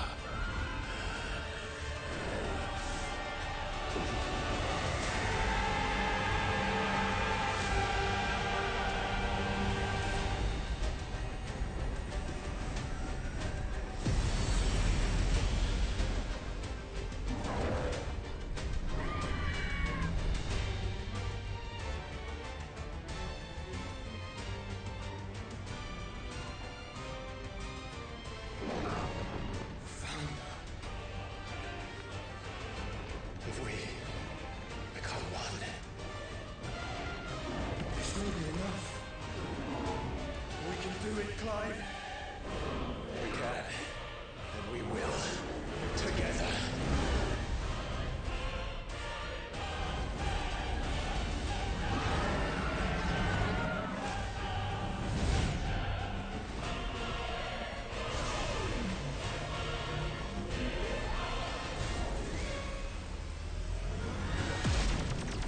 Are you ready? Ready!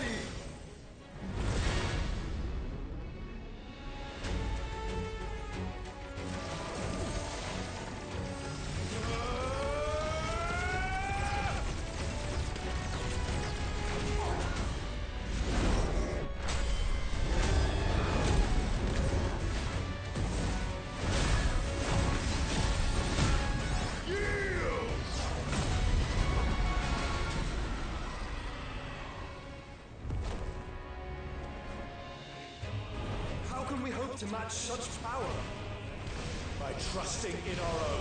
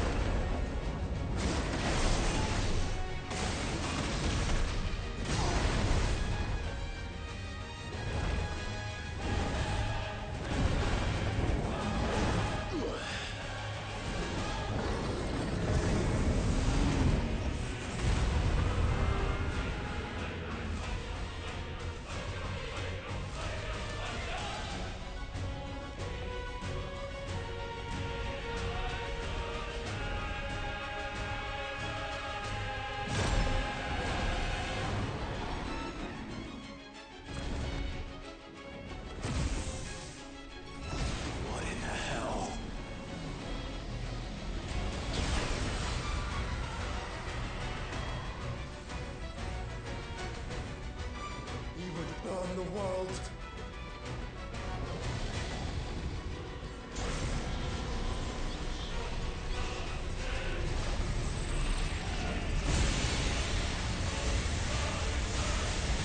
Not today.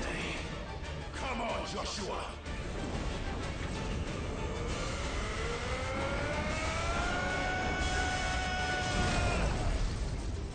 This ends now!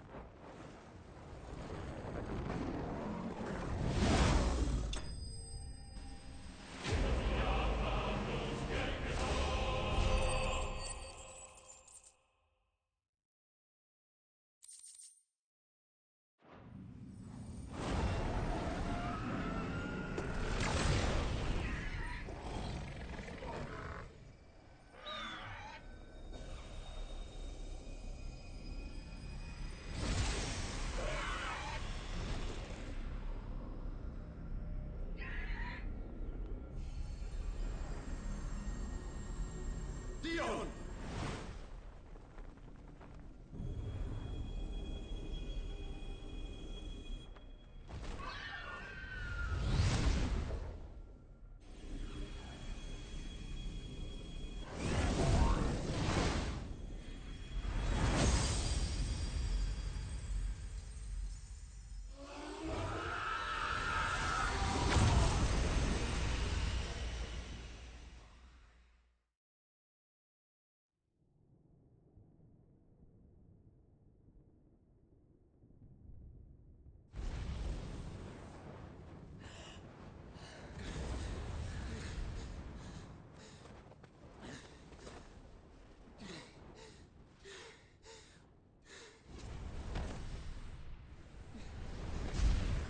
Joshua! Clive!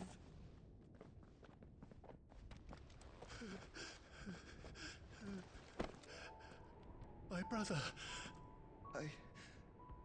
I'm sorry. I'm so sorry. You're alive. We both are. Nothing else matters.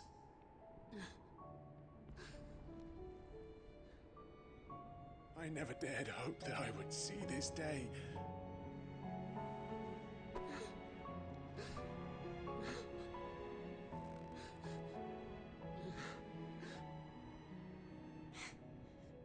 Reunited at last. Jill.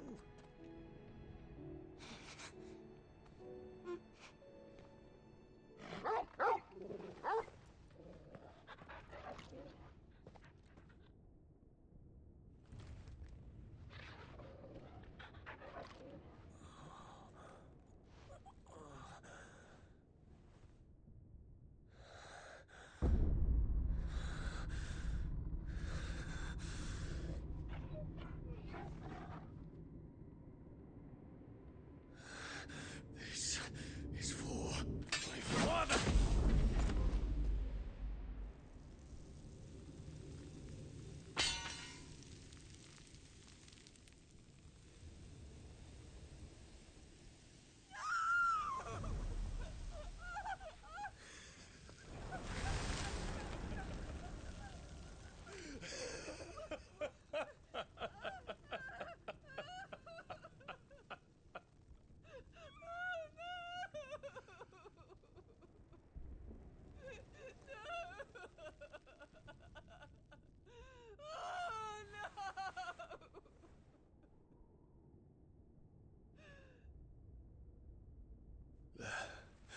It is done.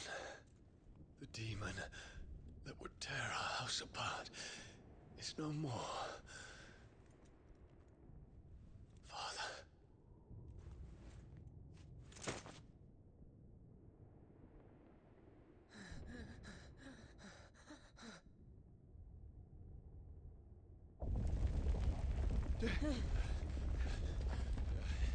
The Mother Crystal. It's collapsing. Right. We need to leave. No. Wait.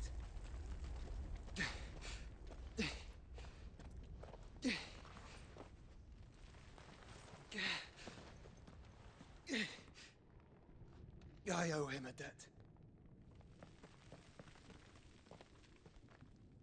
Fine.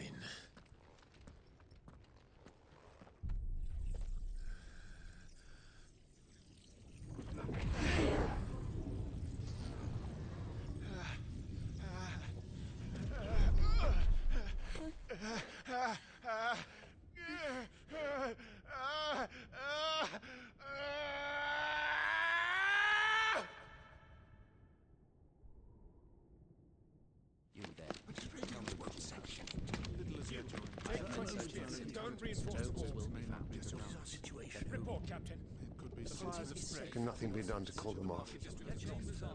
I regret not, Your Radiance. The Dragoons answer to none but His Imperial Highness. The Council is powerless to intervene. We're hearing reports of rebel Madness is this, Dion. throughout the neighboring districts. Focus all efforts on extinguishing the fires around the capital. The city can wait. Don't dally, man. Go! Your Radiance. And I want you to find out if I'll make some movements. By the light! Dion, have you taken leave of your senses? Call off the Dragoons at once! Fear not. The populace will come to no harm at their hands.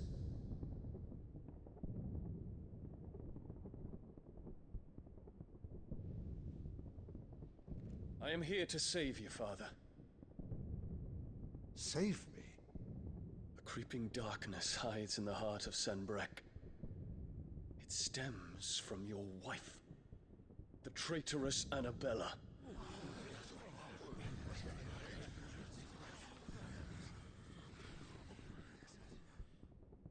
Not another word, Dion.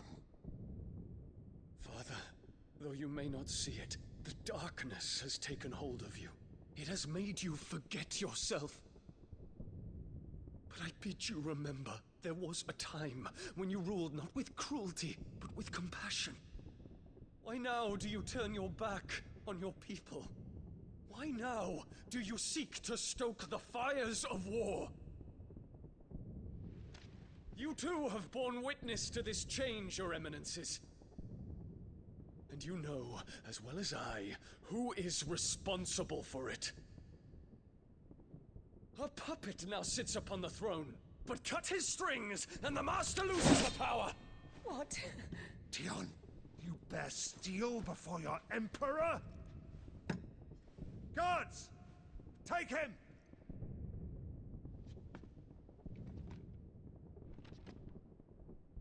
For every citizen who falls, another can be bred.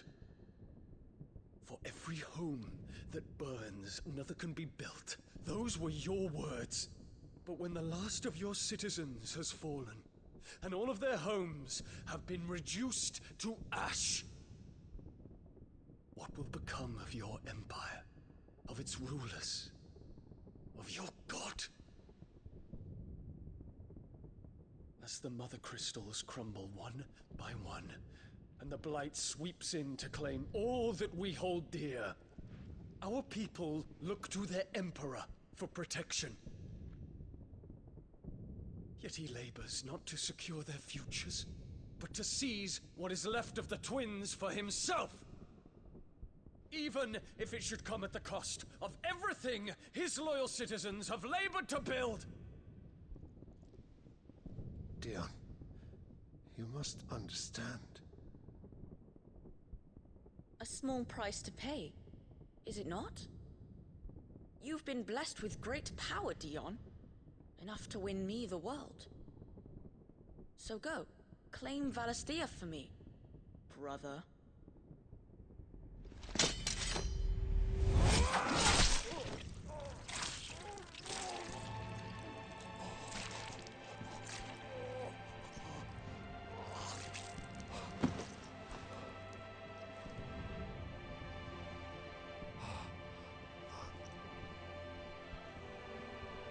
Dion.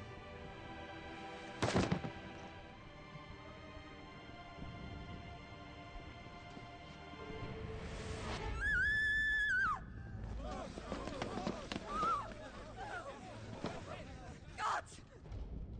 Gods! Father. Poor father. How he doted on his children. That he would die to protect me was plain. It was but a matter of when. You planned this? You did well to endure so long. But you broke in the end, as I knew you would. And now Muthos approaches. Put him to the proof. I would see if he breaks. Go, Bahamut. Kinslayer.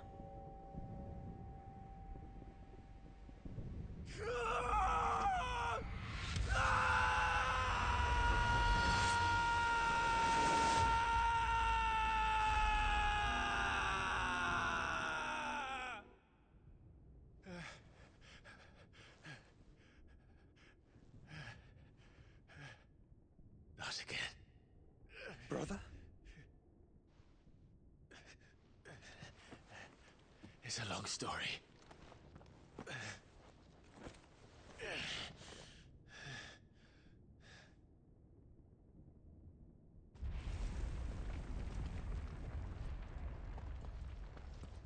You cannot stay here, Mother. Come. Take my hand.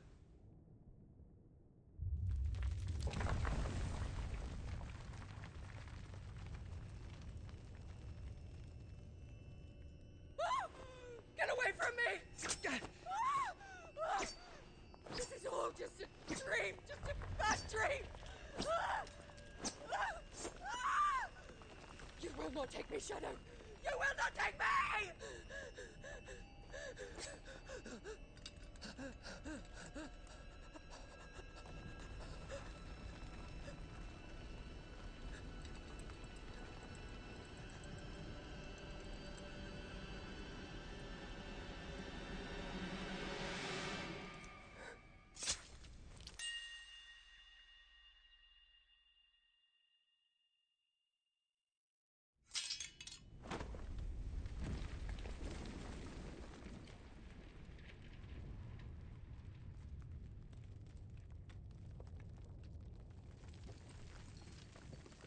Mother.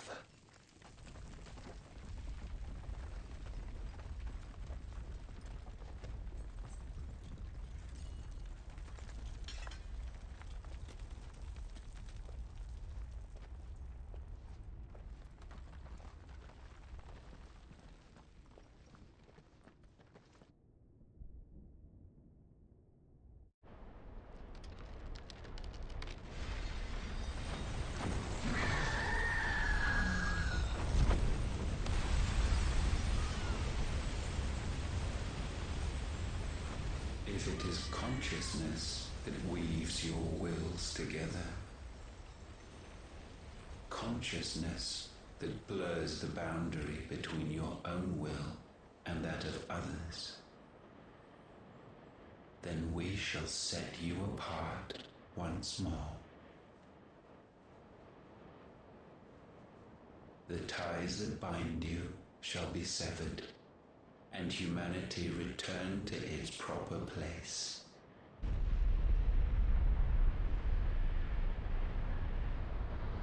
By primogenesis shall a new age of reason begin.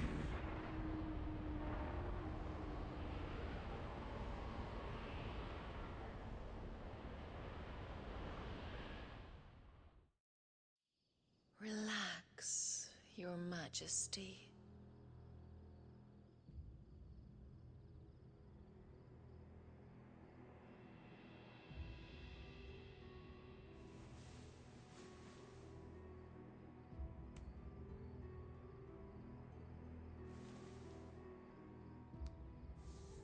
Don't you want to play?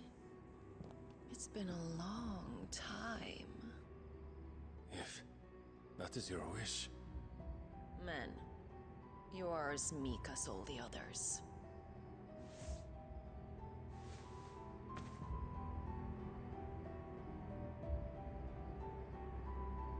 Such feeble creatures.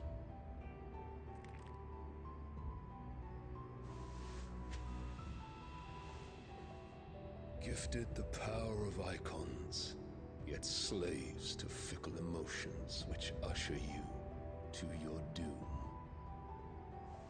And so you bind your fragile wills with strands of consciousness. The wretched handiwork of a wretched people. The sons of fire were united at last, and for but a moment their flame burned bright. Soon Mythos shall become our perfect vessel. And then shall the world be remade. Not before the bonds are severed, of trust, of respect, of love.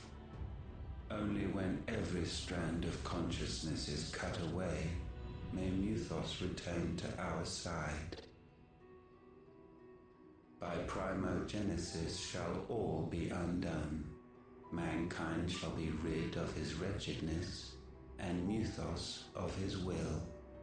But while he yet clings to it, he has the power to forge bonds anew. And so we bid you,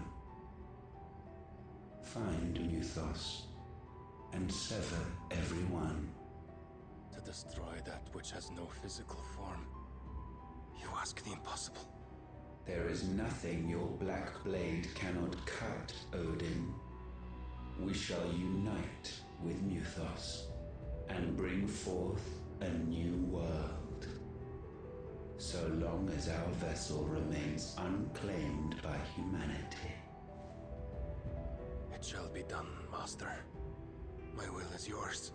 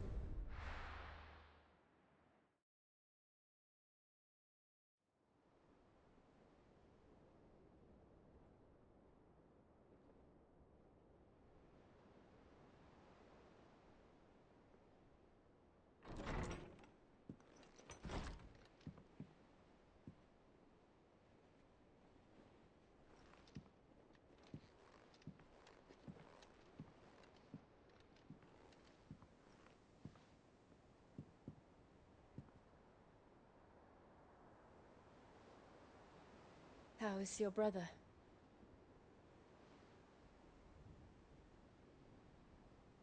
Asleep since I returned from the Dominion. Taya says he should be back on his feet soon enough. For a while, at least.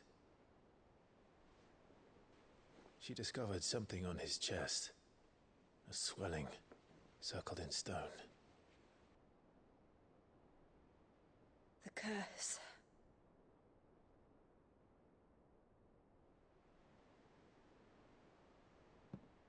For every mountain we climb, another rises up to greet us, doesn't it?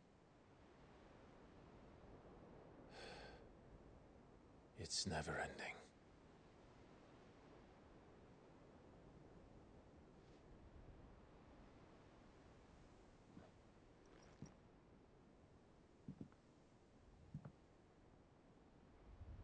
Even the sky seems to have grown tired of it all.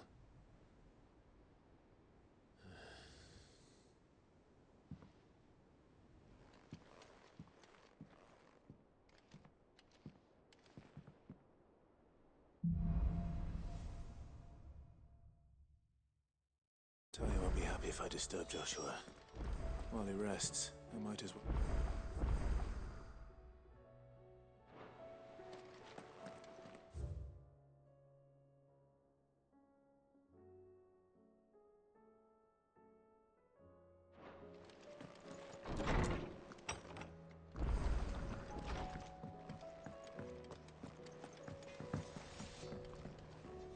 What do I owe the honor? What do you want? Not bad, if I do say so myself.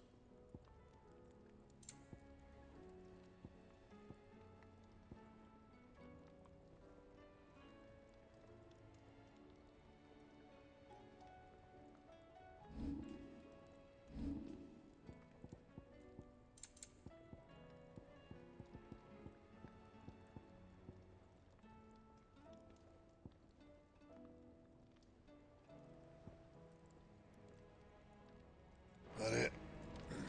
Fine.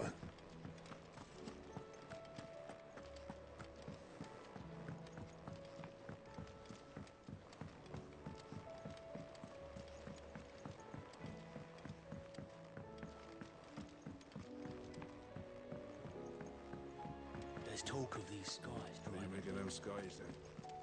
The omen is what? How may I help you today, Clive? You earned this. All yours. Come again. I may have more for you. Otto, how fares the realm? The realm? Oh, she's just fine. As long as you look past the fat storms out mother crystals and her skies are a roiling cesspit. And Gav? He's with your uncle in the Free Cities, helping Mid with her project. Sent an owl their way the moment the winds turned foul. Still waiting on a reply, though. Do you have any good news? Well, that depends on your definition of good. All right, fine. What do you suggest we do? Oh, no, I'm just a messenger. I leave the scheming to those more suited to the task. Could be that Lady Vivian and Old Tomes have their own thoughts on the current state of things. Could be that they don't. It certainly can't hurt to ask. I suppose not.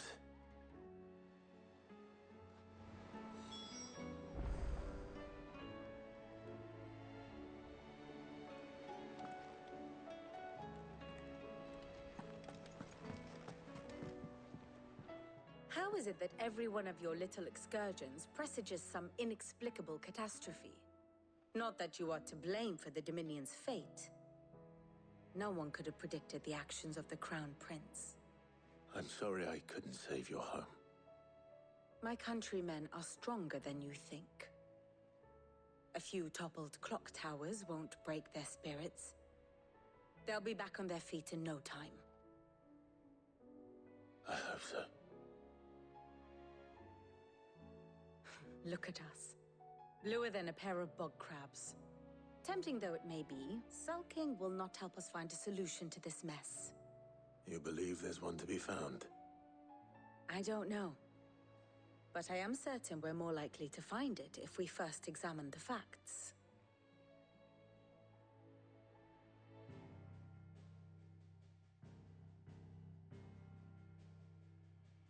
Beneath these darkened skies, fear and confusion reign over Valisthea. Oh, the lands around the fallen Mother Crystals had already begun to wilt for want of ether. But not like this. Crystals that filled wells and fueled furnaces, now nothing but pretty shards of rock. And those that hang from the people's necks cast nary a glimmer of light to keep the dark at bay.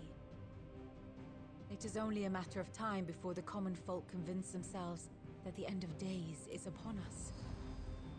Yet I fear a swift end, for while most of the world thirsts for ether, the remainder drowns in it, spawning Akashic in droves. And amidst the hordes of mindless beasts, with magics as like to fail as function, even the strongest nation would falter. Rosaria and the Iron Kingdom teeter on the brink of collapse, while the tragedy in Twinside has all but paralyzed the Holy Empire, Dhalmekia fares little better. Rumor has it the ministers fled the capital after the fall of Drake's Fang, leaving their beloved republic to crumble. Waloed, meanwhile, moves in earnest. The Einherjar has been sighted off-storm. The world, in short, is in chaos. It would seem our civilization was nothing but a castle of sand, to be washed away at the whim of the waves.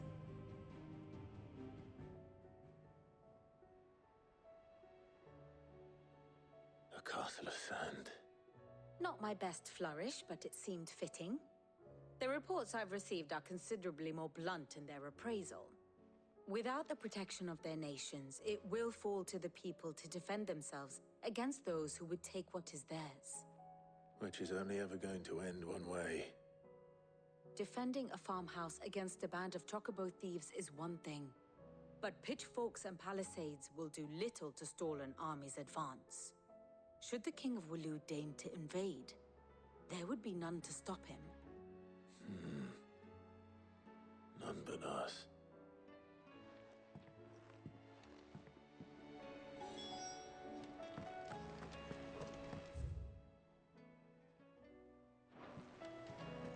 There's talk of these skies drying. I pity those in the villages. All right, Clark. I've been doing it. Here you go.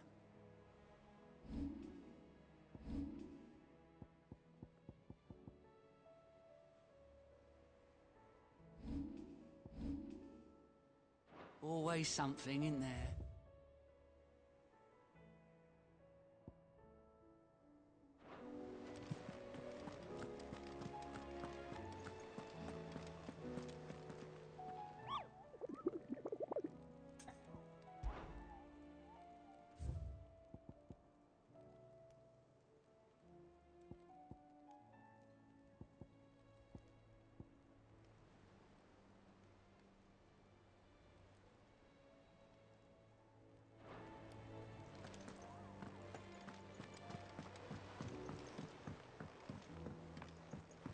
Did you see that? Tell me you saw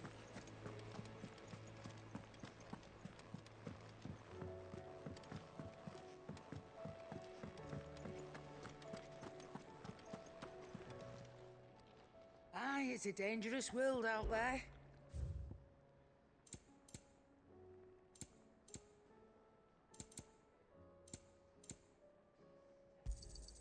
It'd better all be here. You're rubbing me blind, you know. It seems the hideaway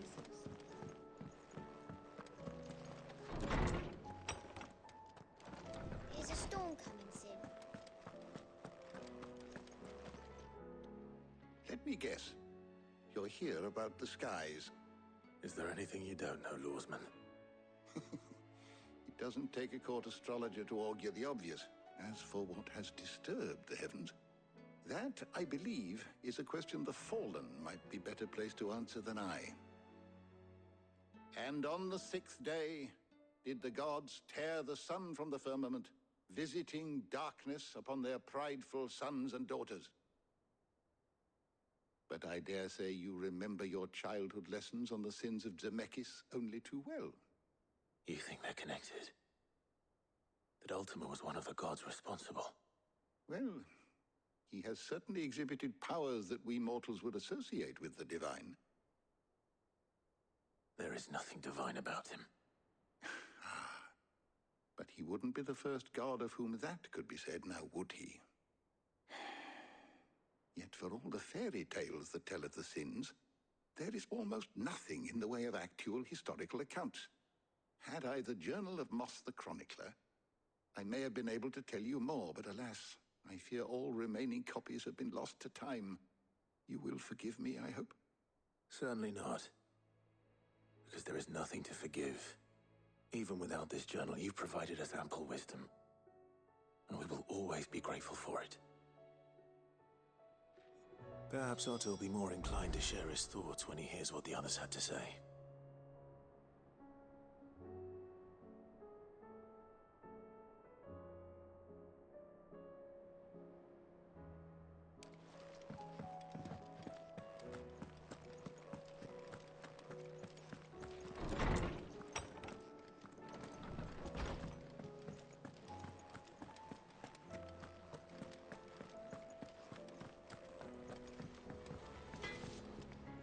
Trouble with your gear, or so will it be?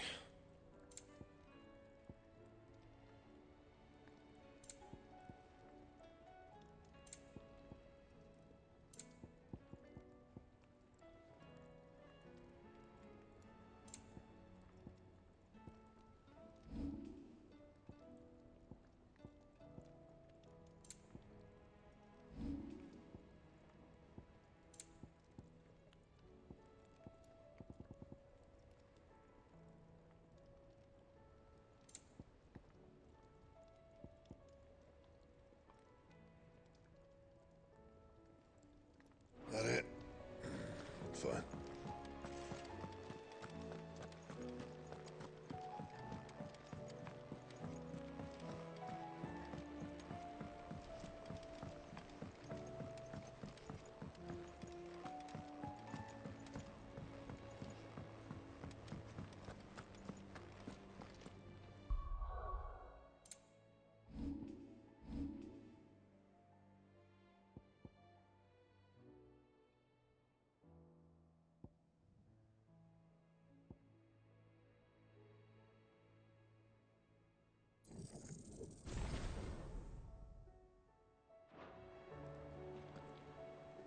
Clive, we have a problem.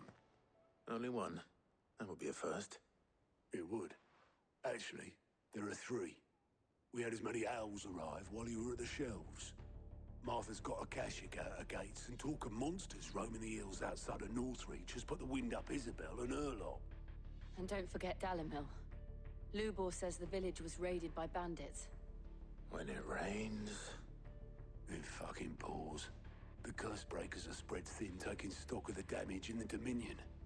And even if I could get word to all of them, I doubt they'd get here in time to make any real difference. Which means... there's only two people who can. Jill and I. Let them know we're on our way.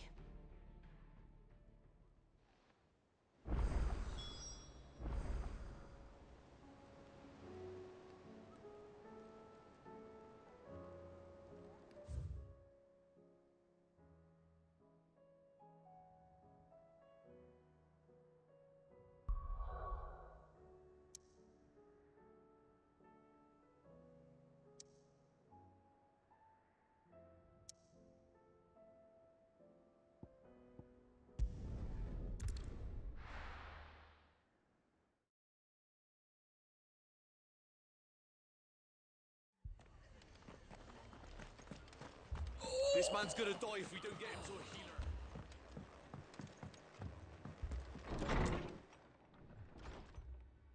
Martha.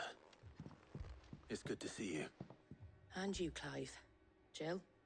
Otto said you'd been attacked by Akashic. What exactly happened here? Those skies are what happened.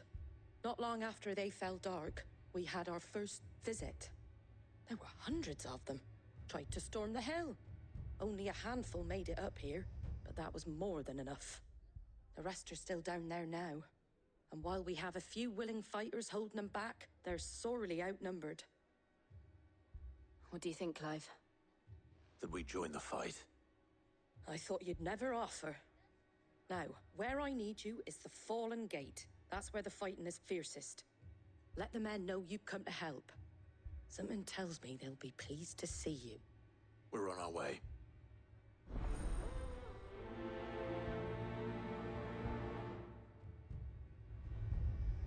Do you think there were as many as Martha says?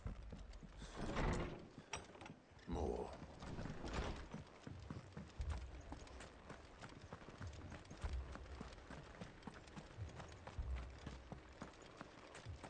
You don't think they've abandoned us, do you?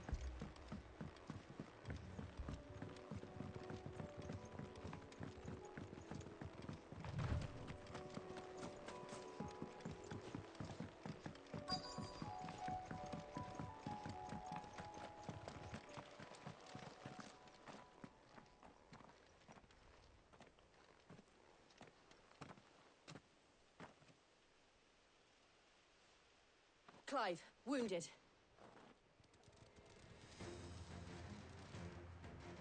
We deal with the Akashic first.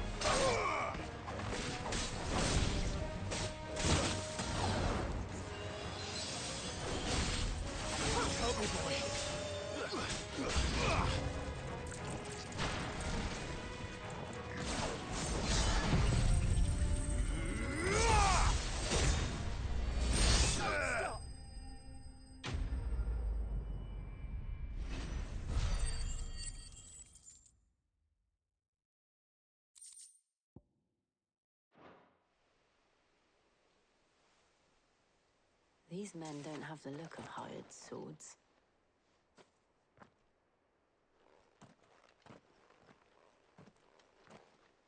If you've come to rob this place... You are mistaken, my Lord Rosfield. We're here by Madame Martha's leave. How do you know my name? Forgive me, my lord. There wasn't time for introductions. We're with the Guardians of the Flame. Wade's men? But how did you come to be here? Where is your commander?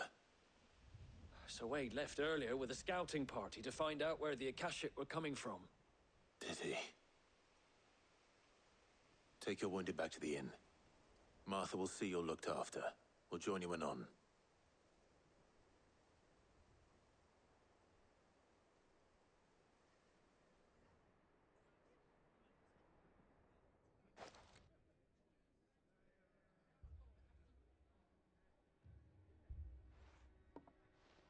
And to think you took them for thieves. A fine reward for holding off the horde, that is. When did Wade and his men arrive? Not long after Rosalith fell. The Guardians asked me to shelter some of them that had lost their homes. They were making ready to leave just as the skies turned, and we agreed it was best we stuck together. Martha! Trouble! The scouting party's almost at the lift, but they got a pack of Akashic snapping at their heels! And they got wounded with them! They're not gonna make it! Damn it all. We'll worry about them, Martha. You look after everyone here. If any can still fight, send them to the lift. I will. You two be safe now.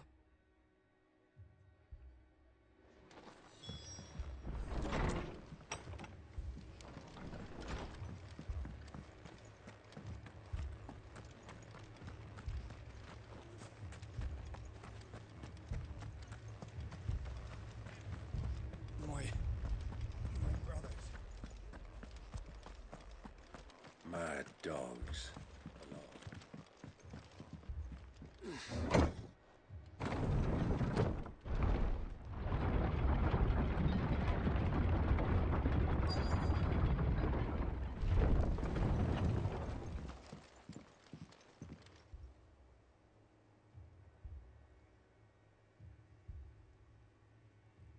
Squire, I need you to get those who can still walk up the lift to Martha's. But what about... I didn't ask, Oscar. Sir. Sir Wade. Lord Rosfield. If you aren't a sight for sore eyes. Martha seemed to think you might need some help. And by the looks of it... We thought we could sneak by them.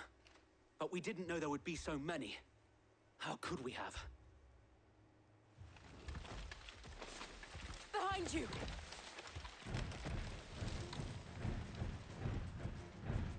Damn it! We need to get the injured to safety. Do you think we can hold them off?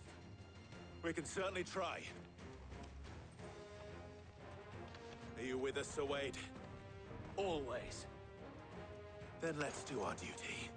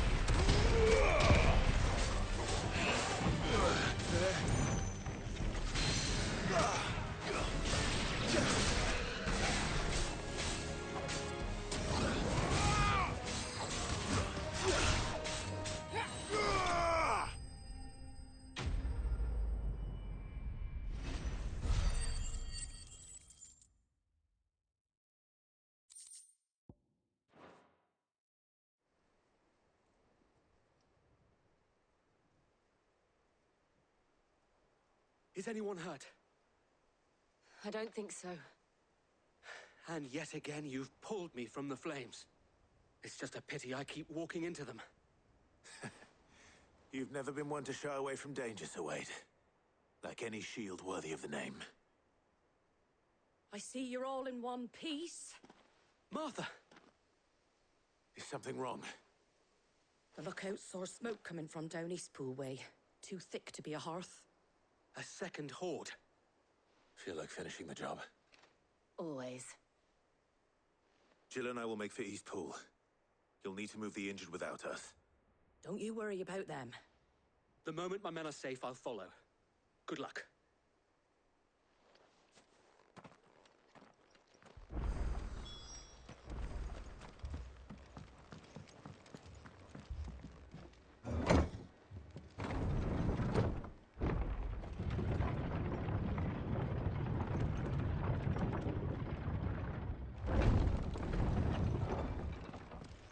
Mad dogs.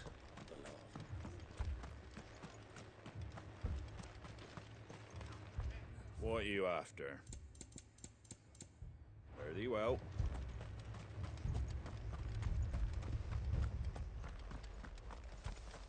This man's gonna die if we don't get him to a healer.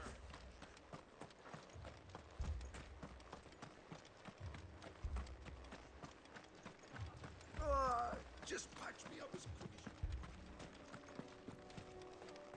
you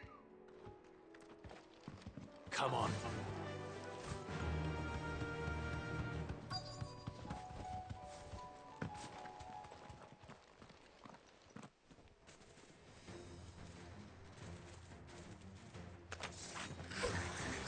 They're headed for the rest.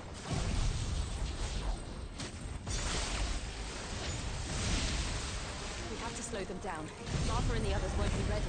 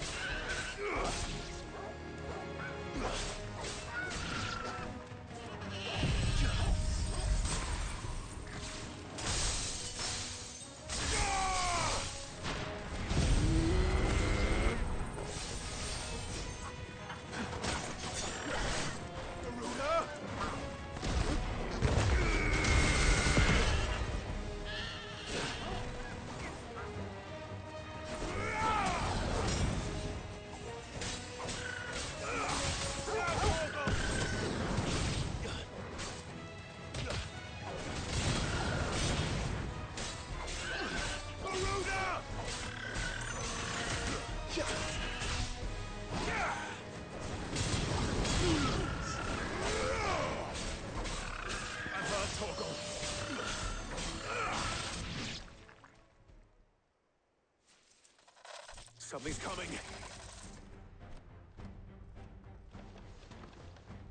Apologies, my lord. Did I miss anything? Only the first round, Sir Wade. Shall we?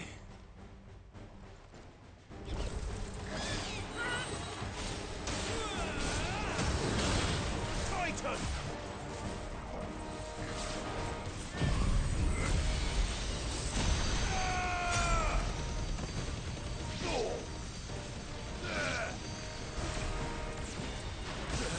You're not used to us dead.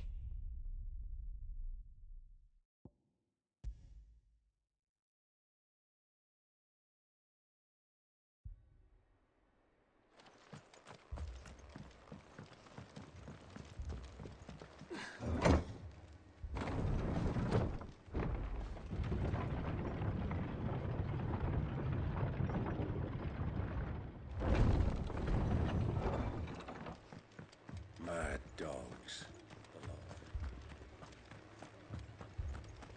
My brothers. This man's gonna die if we don't get him to a healer.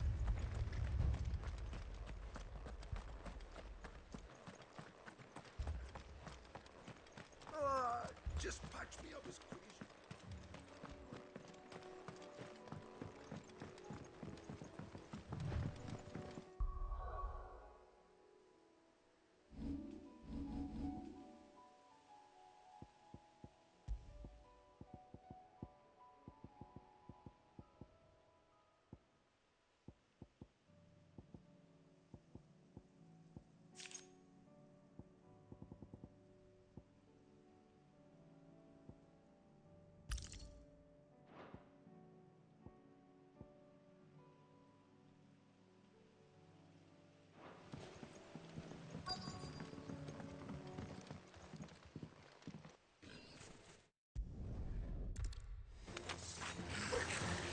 They're headed for the rest.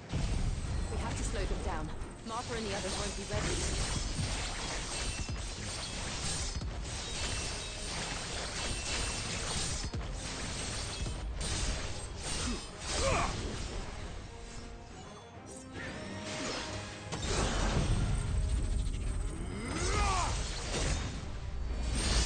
Finished.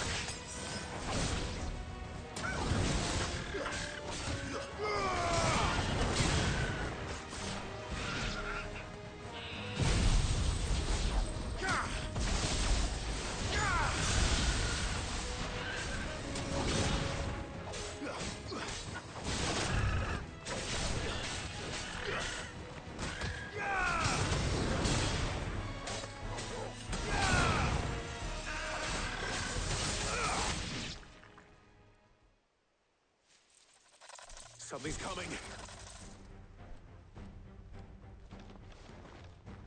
Apologies, my lord. Did I miss anything? Only the first round, so wait. Shall we?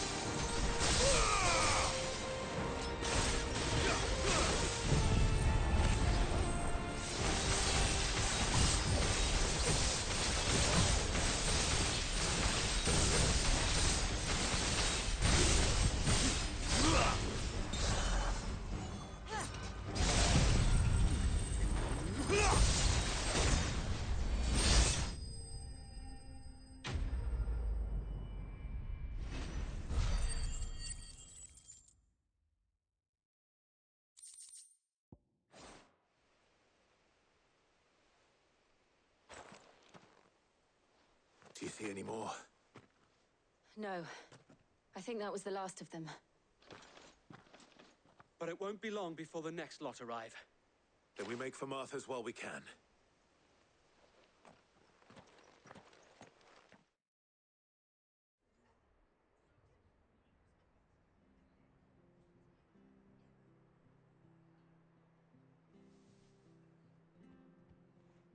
What did you find out there?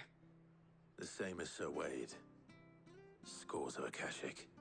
Well, wherever they came from, they're gone now. Our lookouts say the lowlands are clear. Hopefully we'll have enough time to lick our wounds. How many of your men were injured? A damn sight less than if you hadn't turned up. Thank you. It was a hard-fought victory. But as long as the skies remain dark, I fear the Akashic's numbers are only going to rise. It's not a matter of if the Horde will be back, but when. And whether that's sooner or later, we'll need to be ready.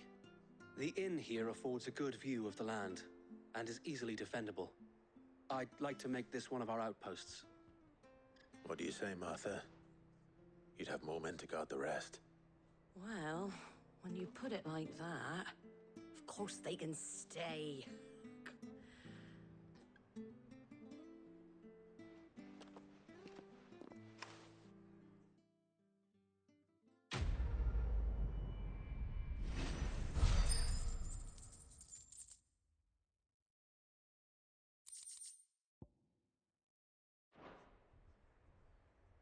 My lord, there's someone I'd like you to meet. Oscar, over here.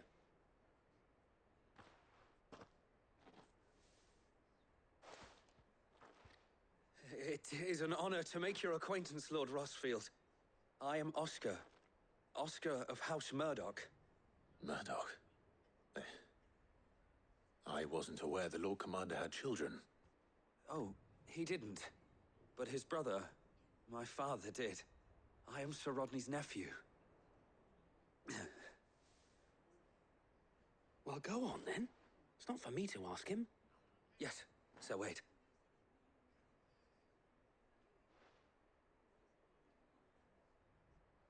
If it please you, my Lord Marquis, might you take me as your squire?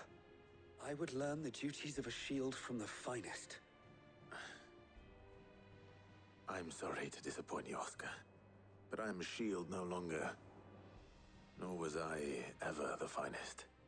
And spending time in the company of an outlaw hardly seems a fitting education for one aspiring to take his oaths. My Aunt Hannah once told me that a man is not defined by his title, but what he does in its name. You have accomplished much since taking on the mantle of Cid, winning no little honor in so doing. And I would sooner serve under an honorable outlaw than an unworthy shield. Not that Sir Wade and the other Guardians are... I mean to say that, they're... It's all right. We know what you mean. There is only so much the boy can learn from me, my lord. But a squire... Would that really be so bad? You were a squire once. And I'm certain Sir Rodney would approve.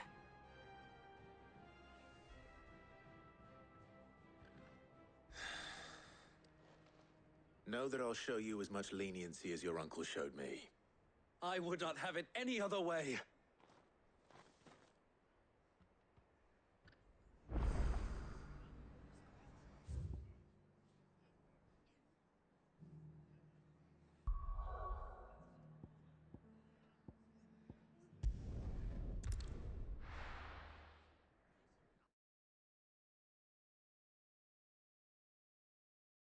First we find Isabel.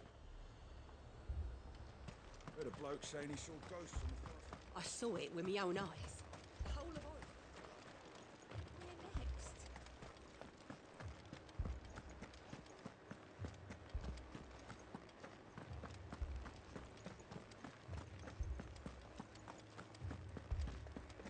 I can't do it. I can't fight those things.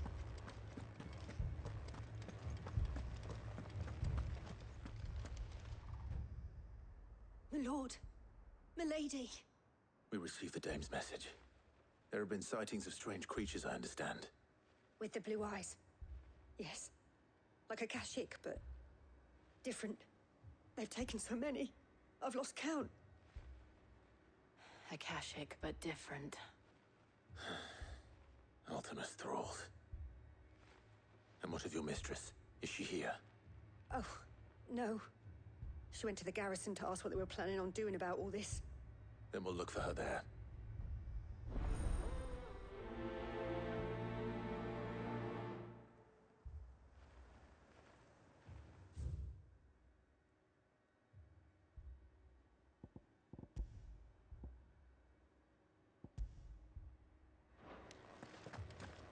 More arrived from the capital this morning.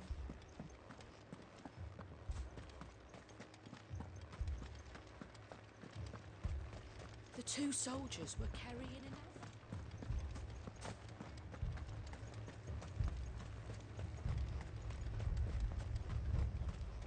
Madame, please! Half the garrison's been slaughtered by those things. We lost the captain this very morning. We've tried requesting reinforcements, but there's been no word from the capital or the Dominion in days! What more would you have us do? I would have you do your duty. Those at the Vale look to me for protection. And protect them I shall, because they are my charges, and that is my duty. In case you have forgotten, the people of this town are your charges. But more than that, they are your people. Your sisters, your brothers, your lovers. So you have a choice. Lay down your sword and watch as they are slaughtered, or take it up and do what is right. She speaks the truth, you know. This here, it's all we have. It's all that's left.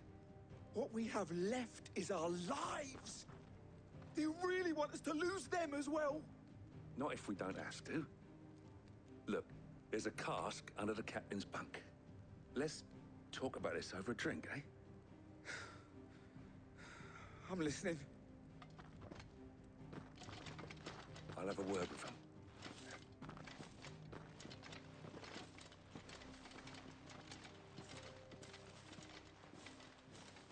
Ah, Clive.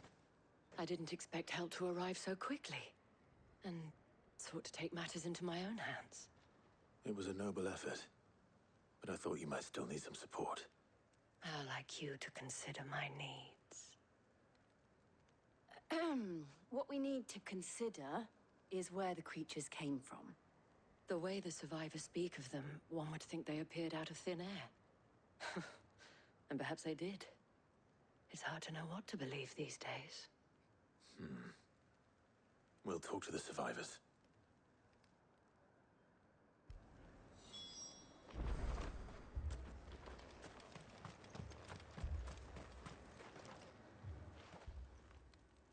You're a pikeman, yes? What happened? I've got family in Moor. I heard the flood was spreading, so I went to see if they were all right. And a pack of them glowing things found me in the meadow. I ran for my life. I never did get to the village. Leave that to us. My family. They're still in the capital. Don't leave me, Paul.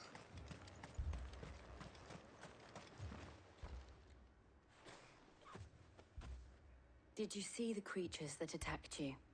Creatures? Yeah, they came out of nowhere. They went for Joseph first, then me, and then they were just gone. Do you remember where you were? On the road from Oriflamme. We just passed Moor when... Where's my Joseph? It's all right. Just rest now. At least we have an idea of where the thralls might be now. We should head for more.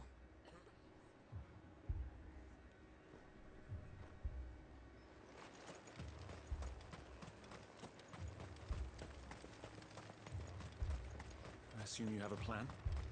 Need to find out.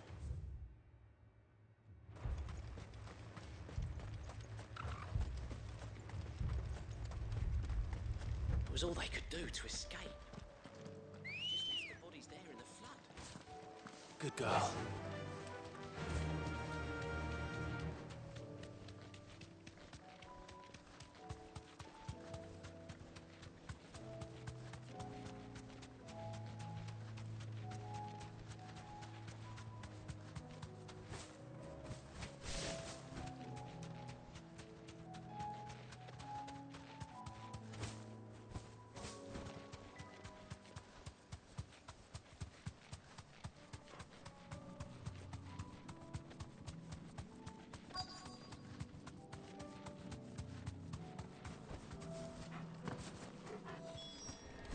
Clive, look.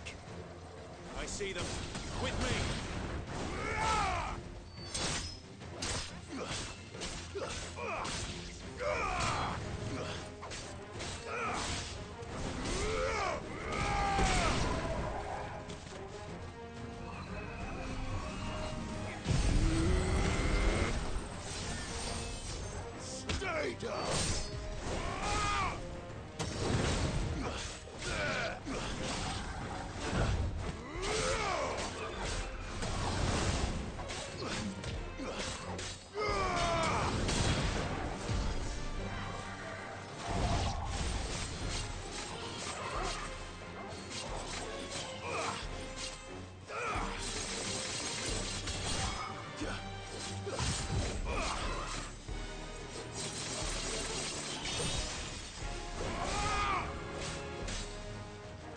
It's over.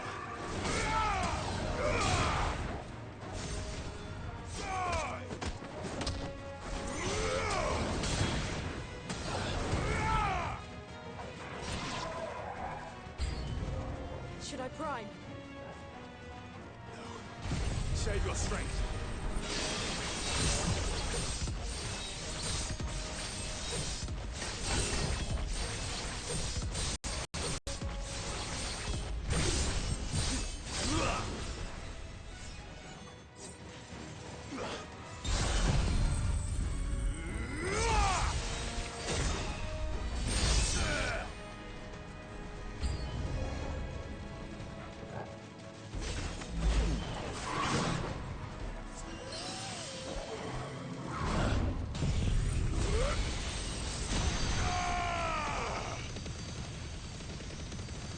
Finished.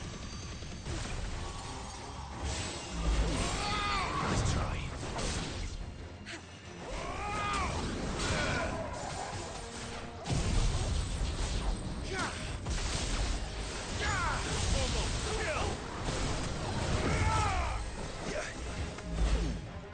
Slow.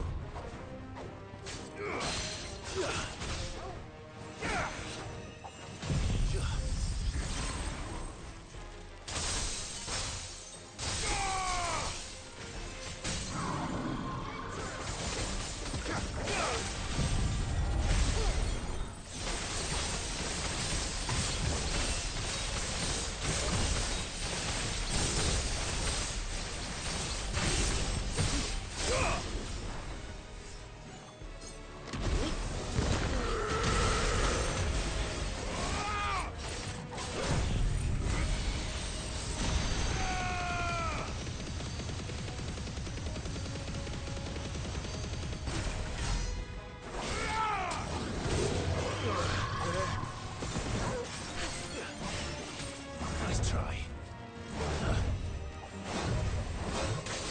Slow. Nice try. Over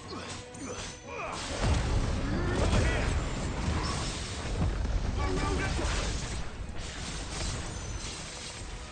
My turn!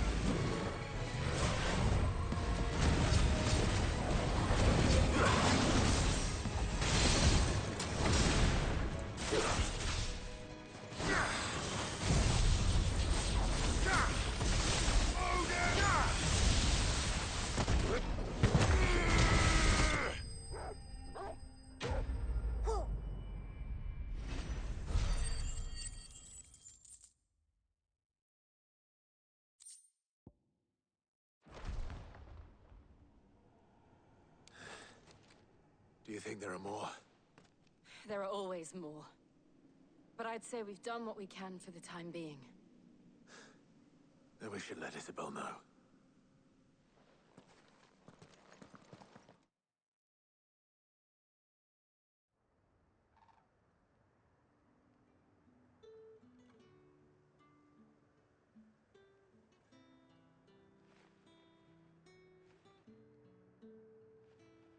You have the town's thanks. Don't thank us yet. There will be more. Many more. And you'll need to be ready for them. Oh, we shall. Isn't that right, Captain? Yes, milady. The garrison will be ready. Philippe here has convinced most of the men to remain at their posts. For now, at least. Hearing that the Dame would look kindly on any man who committed himself to the task certainly didn't hurt. It's not the most selfless of motives, I'll admit. But whatever it takes, eh? Now me, I never needed convincing. I became a soldier to protect the people I love. And the people I love include the ones standing before me. Handsome and chivalrous. Now, if you don't mind, I have sentries to post. Milady.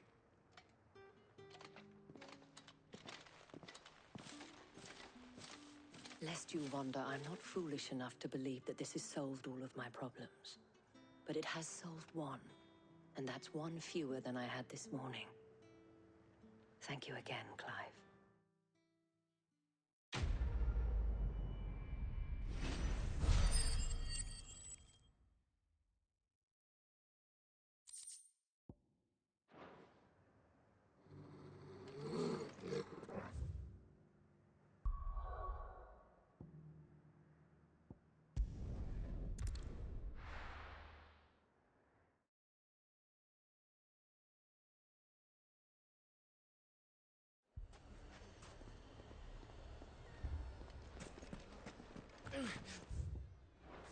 fucking thieving.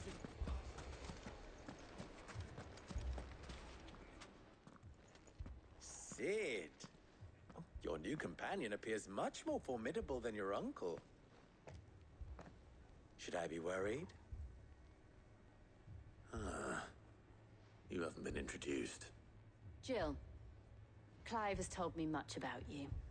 All lies, I'm sure. Your Stolas said that Dalamil has a bandit problem. Indeed.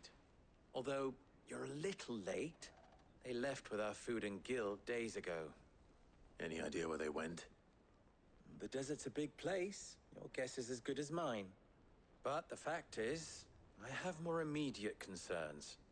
What did you say to me? What did you say? Ah, as if by magic. Let's just say we've yet to reach a consensus about how to solve Dalimil's little problem. And at this rate, it won't be the actions of the bandits which prove to be our undoing. It will be our own. Now, I've tried reasoning with the dissenting parties, but even the Desert Hare has limits. Perhaps we could talk to them. What makes you think they'll listen to us? What makes you think they won't? She makes a fair point, Sid.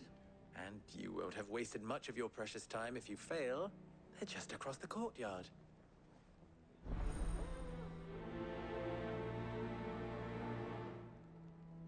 Suppose we just follow the shouting.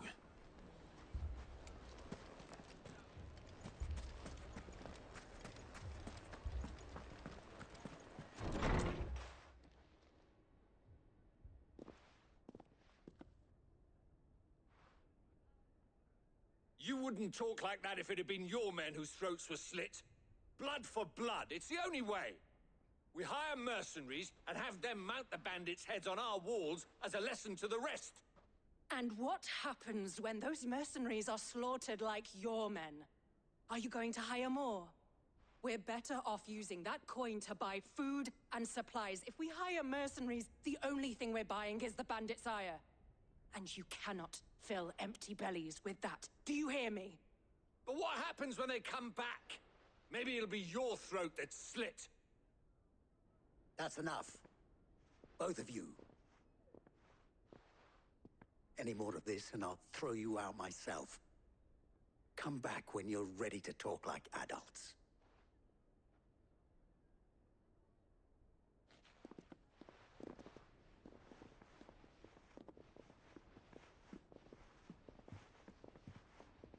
Victor. What's he doing here? Sid. And Lady Jill. What brings you here? I was about to ask you the same thing. Costness is in chaos, and the markets have all but ceased to operate. The Briar's Kiss here in Dalamil is the only place I can reliably obtain supplies. I was here to do just that when Master Lubor told me of his troubles. He thought I might be able to talk some sense into these fools. But if you're here, I suppose his patience must be waning. Who are those people? Those were the thorns in Lubor's side. And the reason this place might be headed the same way as Costness. It's these accursed skies. The darkness is enough to drive a man to madness. Or an entire city, for that matter. We're still working on the skies. But in the meantime, perhaps we can find a solution to Dalamil's problems. I hope so. For all our sakes.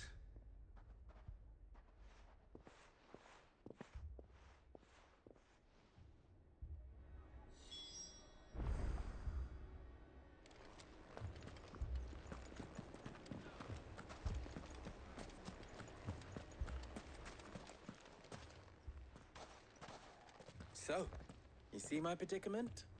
What I saw was a room full of people who were angry and afraid. And with good reason by the sound of it. But if left to smolder, that anger and fear could set the entire town alight. My thoughts exactly. What to do? Both sides wish to protect their homes and livelihoods, if only they could agree on how. But as long as they are divided, we are vulnerable. And if there's one thing bandits like, It's an easy target. What would Sid the Outlaw suggest? Well, if it were my namesake, he'd let them choose for themselves, and be on hand to pick up the pieces when it all went wrong. That sounds like a recipe for disaster. A recipe for disaster is precisely what it is. But perhaps that realization would be enough to make them question the ingredients. While it's plain neither Conrad nor Natalie will countenance the other's proposal, it may still be possible to make them doubt their own. Before presenting them with a third option. And that would be? To pool our resources and save the city ourselves. Why fight each other? When all that fear and anger can be directed at the bandits. It appears we have a plan of action. Victor, pay Conrad a visit. See if you can't convince him of his folly. I'll speak with Natalie. As you wish. Your faces are not well known in this town. That may prove useful. Don't worry, Victor and I will do most of the talking. You need only play along. Play along? What he means to say is yes.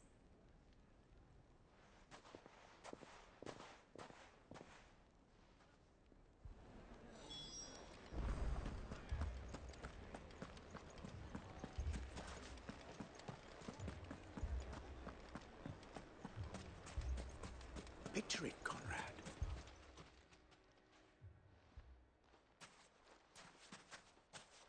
Ah, here she is. The Lady of the Spear herself. Conrad, may I introduce you to Jane, commander of the Red Wings, the oldest mercenary guild in the Free Cities. A pleasure, my lady. The pleasure is all mine. As I told you, I summoned the commander here from Canver to inquire about a contract. Victor says you told him no. That there aren't any men left to hire. Is that true? True as the crystals cracked. Nobles came and claimed every last one worth his salt. And not just from us Red Wings. You know of the 7 high houses. There must be 2 swords assigned each one. Granted, we have a few boys left. If it's boys you're looking for. Well, Conrad, are you saying that Dalamil's finest cannot defend this town better than a gaggle of unblooded striplings? That a band of beardless youths could better avenge the deaths of your brave men than you yourselves? Absolutely not. We'll show those bastards who they're dealing with.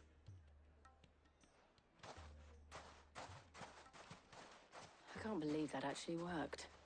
Conrad's not what you called the brightest candle in the crypt. And there's a reason why I had you do the talking and not Sid. Well played, my lady.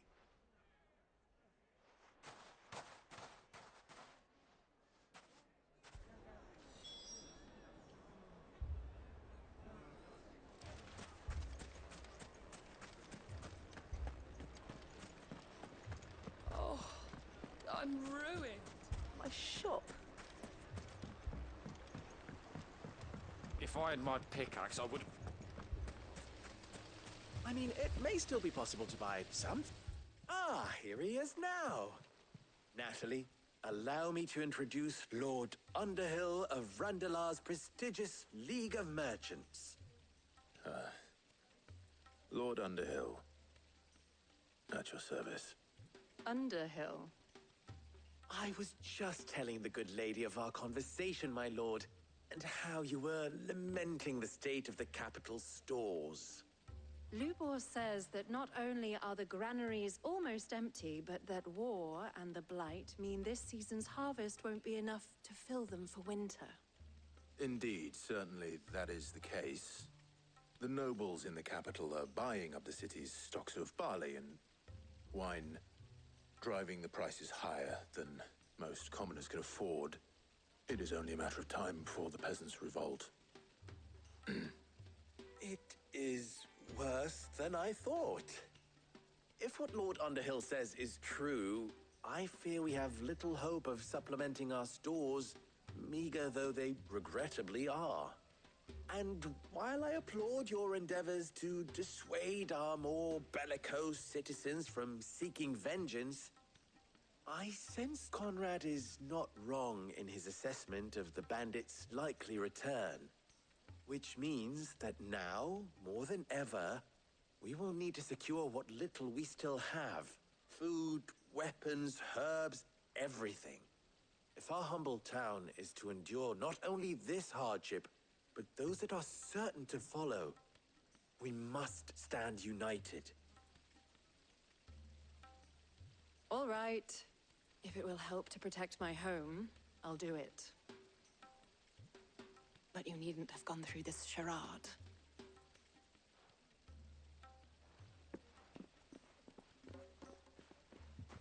Thank you, Clive. Your performance was nothing if not workmanlike.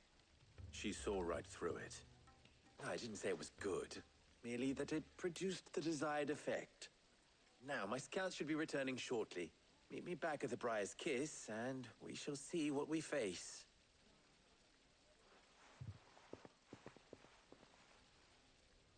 I'm not convinced our roles in this ruse were entirely necessary. I don't know. Conrad seemed quite taken with you.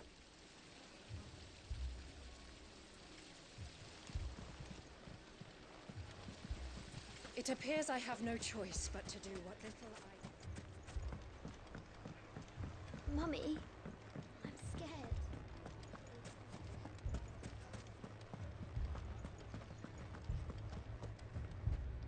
Good news, Sid.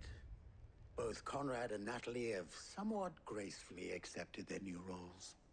With time, they may even learn to. Time no longer appears to be the luxury it was before lunch. I take it your scouts found the bandits. Technically, it would be the bandits who found my scouts. It appears they march for Dalimil as we speak. All of them. You're not serious. They don't just want food, they want the whole damn town.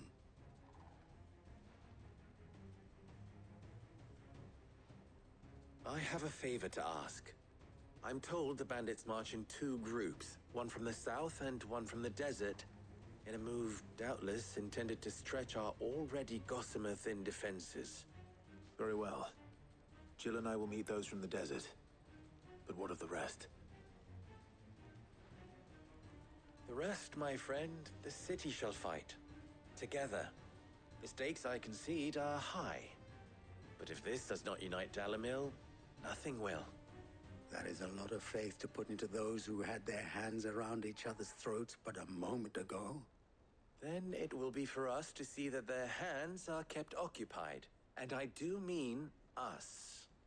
I thought you might say that. We'll hold them off for as long as we can. And we will do the same.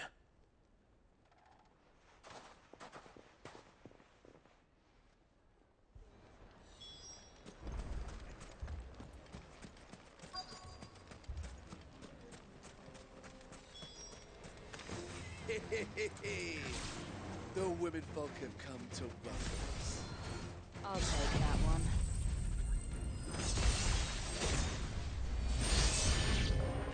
They mean to overwhelm us.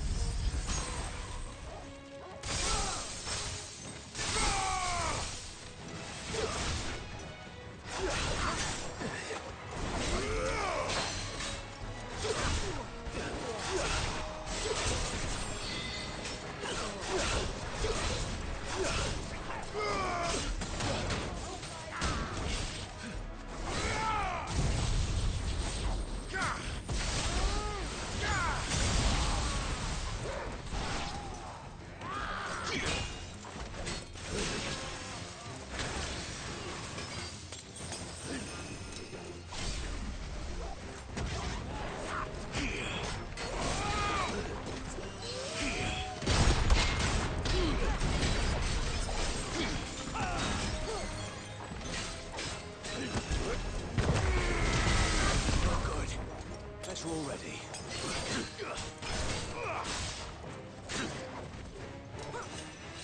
Too slow.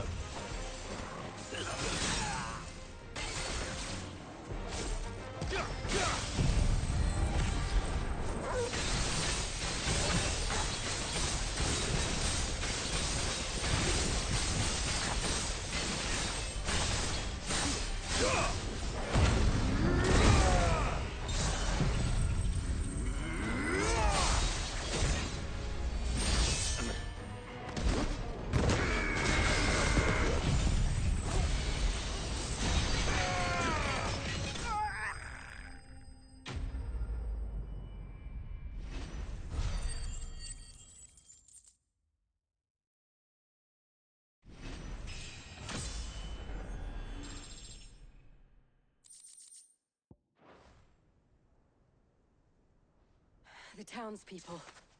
Could they have held out? I don't hear any fighting. What do you think? That we should hurry.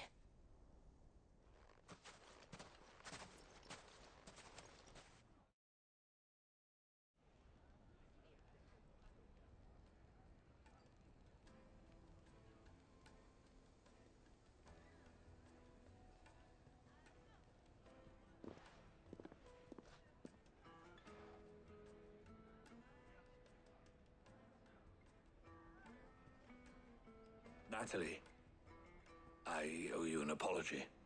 You did well out there. The inn would have been lost had you not held the line. Without you, there would have been no line to hold. You saved us, Conrad. You saved Dalimil. We all saved Dalimil.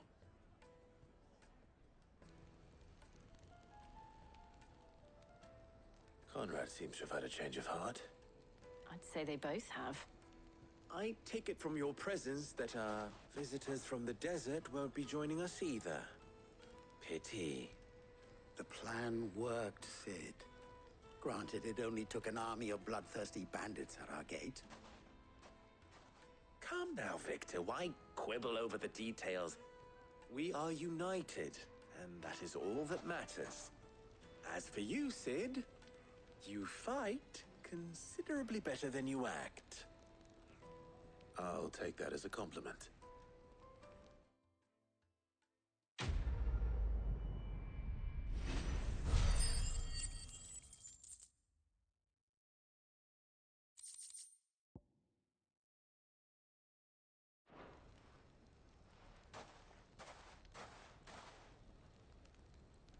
Our friends seem to have things under control. For now, at least.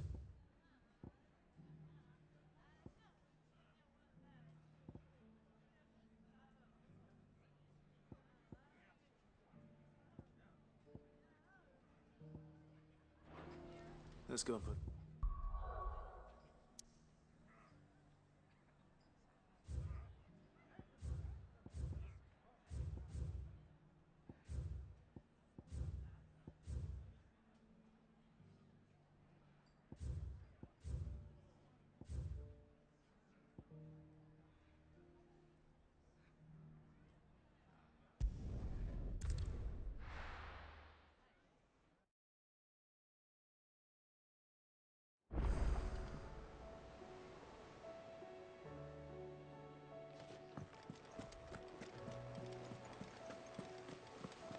Did you see that?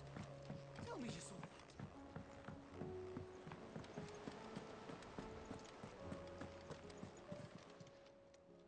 Oh, I wasn't expecting you back so.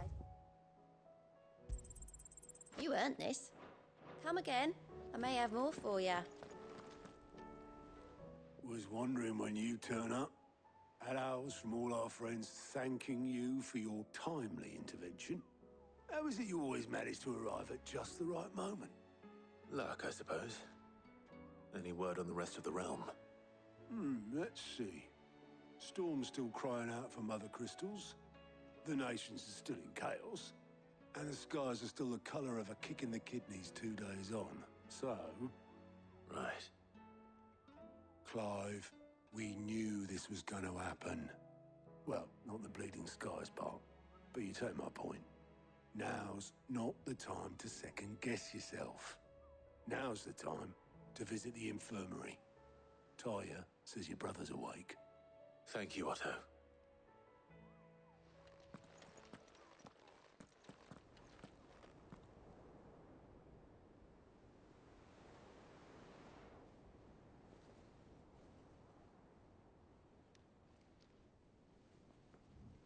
So it was not Sylvester, but Olivier who served as Ultima's puppet. And when Dion learned of this, he sought to slay the fiend.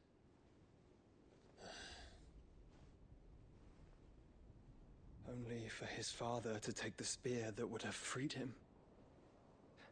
Enough to drive a man to madness. Small wonder he hasn't stirred. I would be afraid to wake.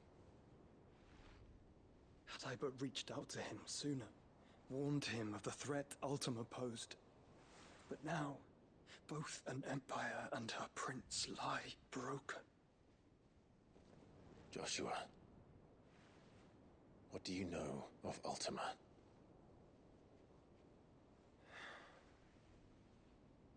Very little, I'm afraid. Despite my best efforts.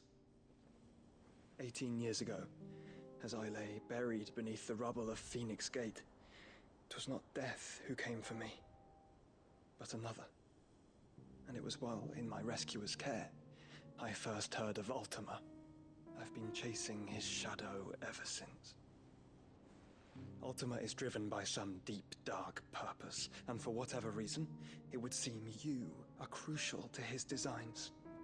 He will stop at nothing to have you, even if that means toppling an empire. But why me? What possible use could I be to such a creature?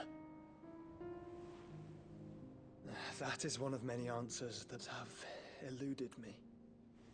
Yet, I am certain of this. It is not mere chance.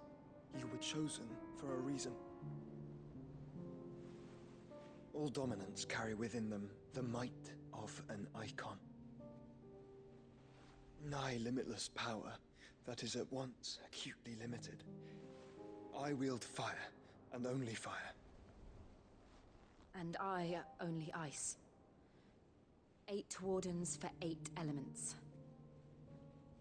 But you, Clive. You are different. You're special. Your abilities begin with the flames of Ifrit. But they do not end there. The fact Ifrit can even exist goes against everything we thought we knew of dominance. Perhaps Ultima has been waiting for one such as you, whose potential is truly limitless. I've encountered that thing several times now. If it or he, as you say, needs me, why hasn't he claimed me as he did the boy? Were I to hazard a guess, I'd say the two of you are somehow incompatible. His mind not properly attuned to your body. His mind? Mind, awareness, spirit, call it what you wish.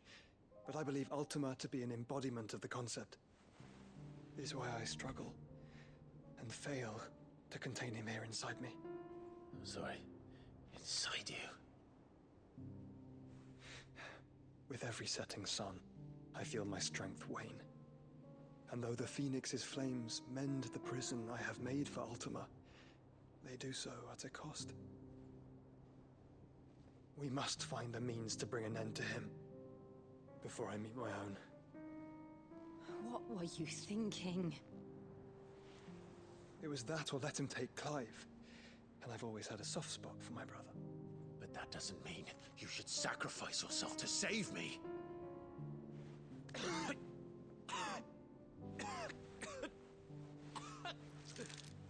Joshua. Clive, it's Gav. There's an army of Akashic at the gates of Canver.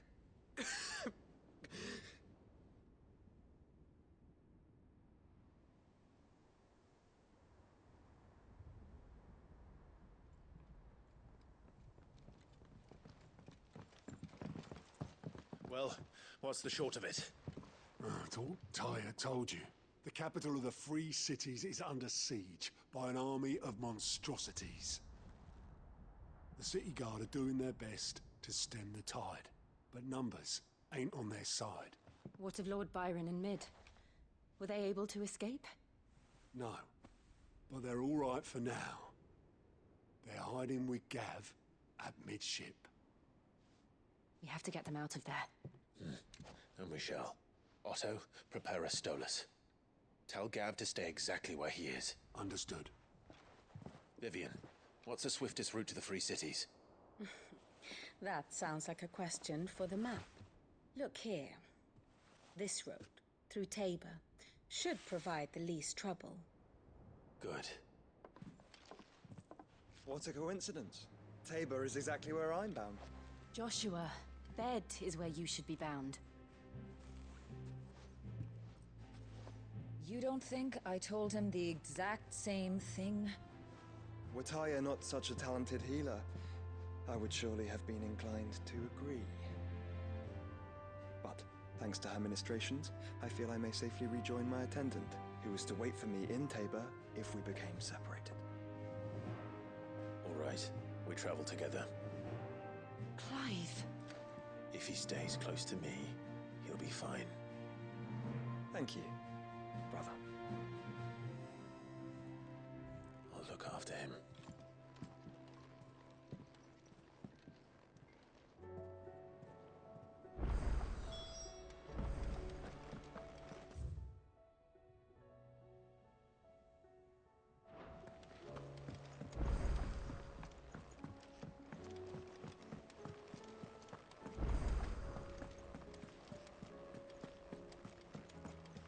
Oh, the moon.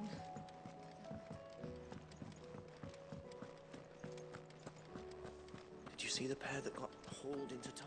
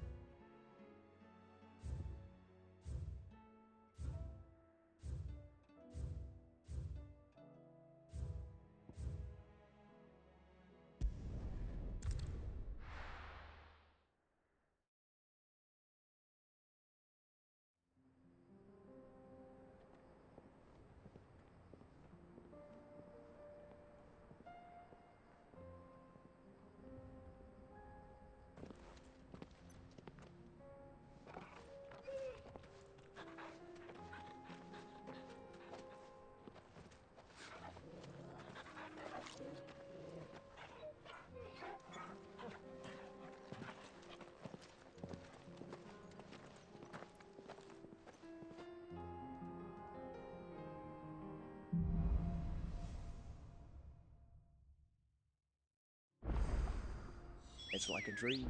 The four of us out walking like we used to. Enjoying this, are you? Gav and the others could be in danger as we speak. You're right. I'm sorry. Yote is a fine scout. If Canva was attacked, she will already have begun gathering information. Tabor isn't far. We should pick up the pace.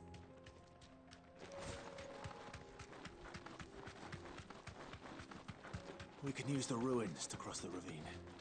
Assuming they will allow it, the Echoes have a will of their own.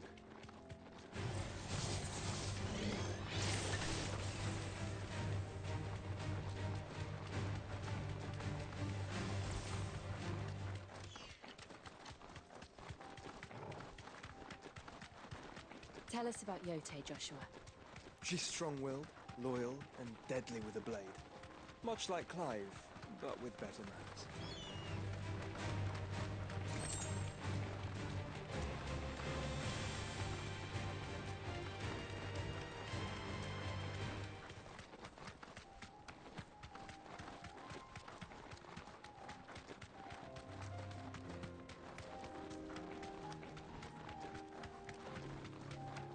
Another ether flood.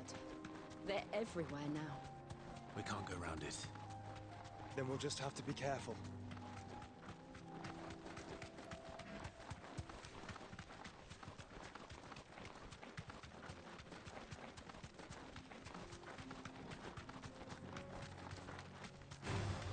All right.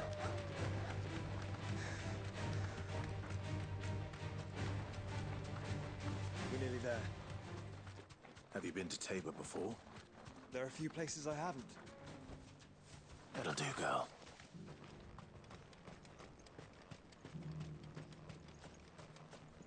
Where now, Joshua? There is a residence just inside the city gates. She awaits us within.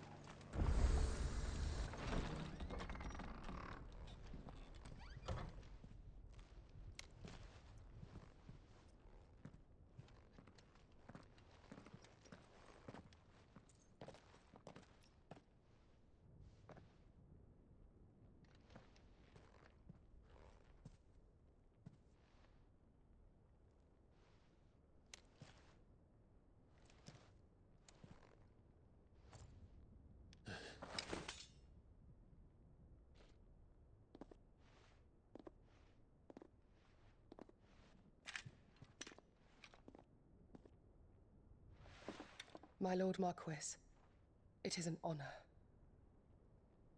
I am Yote, Knight of the Undying, charged with the protection of His Grace Joshua Rosfield, Keeper of the Flame of the Phoenix. Of course. It all makes sense now. Would you care to elaborate? The Undying are loyal servants to the ducal throne. Or more specifically, to its heir. They have served our family for generations, albeit from the shadows. Since their inception, they have been tasked with the preservation and enactment of the rites of ancestral communion. After the events at Phoenix Gate, it was the Undying who delivered me to safety. And since the day I left Rosaria, Yote has been my constant companion and protector. Without her sword, I would not have survived my journey across the realm. Rise, Lady Yote.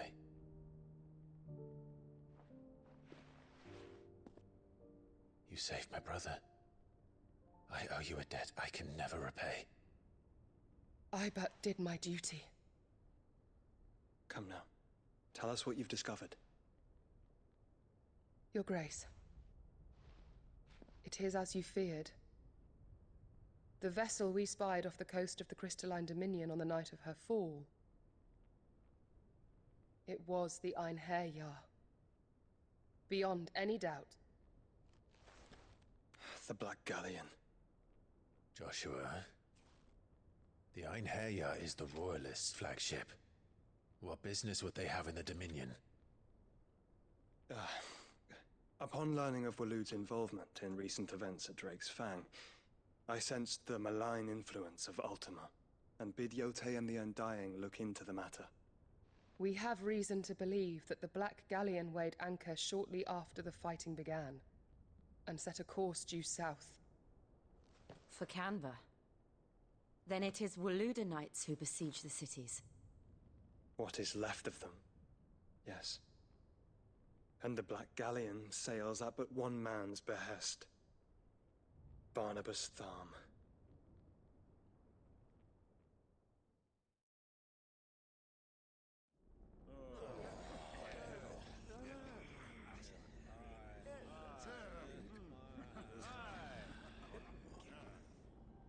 But are we truly safe here in the Agora?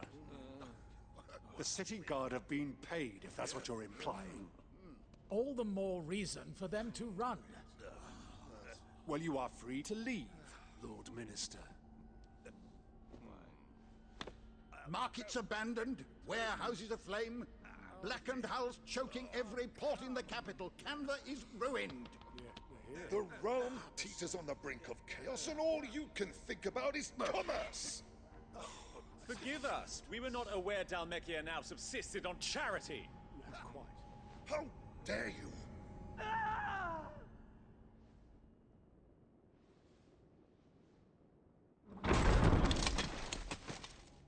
Distinguished members of the Council, you must forgive His Majesty this intrusion. What is the meaning of this? A trifle crowded, but I fear it will have to serve, my liege. Very well. My colleagues, do you not see? The king! He has come to save us from the Akashic!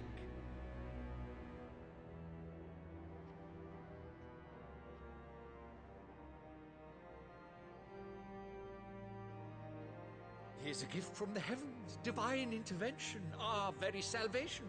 And of course, if it is compensation he requires, we would be most willing to negotiate a fair price for services rendered. Fools! Your ignorance unbecomes you. Your Majesty, correct me if I'm wrong, but I would swear that the fiends washing the cobbles of Canva with the blood of her citizens wear the colors of Waloed. Ha! So you do not deny it. Guards, fetter them, and see our guests to the dungeons!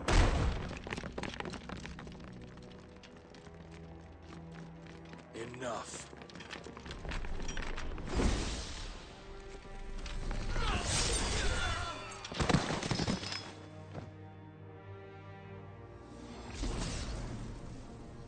Pathetic creatures.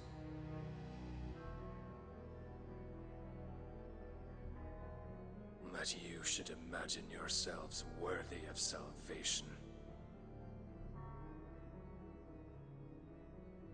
The girl is still here, somewhere in the city, her consciousness fair dripping with her late father's hubris. A consciousness to which Mythos is inextricably bound and inexorably drawn. See that he is made welcome. Yes, Your Majesty. Come, Mythos.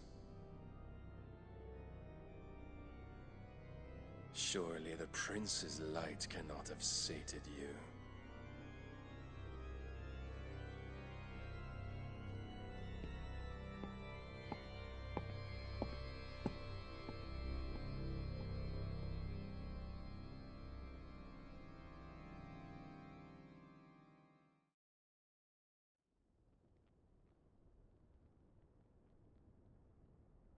So then, how long has Waloed been under Ultima's control?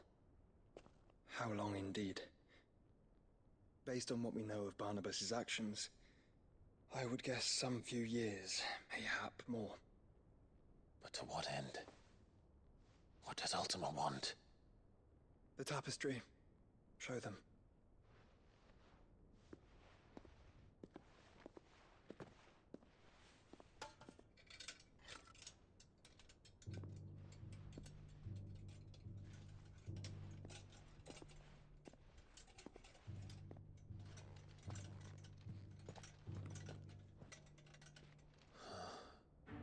By the flames.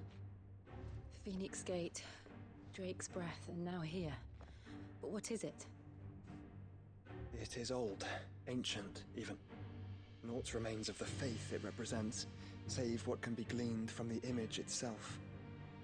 None could tell me what the one in the apothecary meant, even the Undying. But I believe it may be the key to discerning Ultima's purpose. That figure in the center, the one beneath whom the icons congregate, that I believe to be Ultima. He is a god, or at least godlike. His very existence beyond our ken. The icons, and by extension their dominance, are meant to be his subjects, And while some, like Barnabas, have accepted this role, others have rejected it. Like you, Clive, which is rather inconvenient, as it appears he needs you most of all. And gods don't like to be disobeyed. No, I don't suppose they do. Clive, may I tell Yote of the lake? By all means. Yote, I will be accompanying my brother to the Free Cities. Whilst we are afield, I would have you watch over those Clive has made his wards. Omielos delan tuisag ilith. Though well concealed, the hideaway lacks trained fighters to defend its occupants should they be discovered. But it is my duty to... As it has ever been my brother's duty, remember. If that is your wish, Your Grace. But please be safe. If aught were to befall you, You have my word.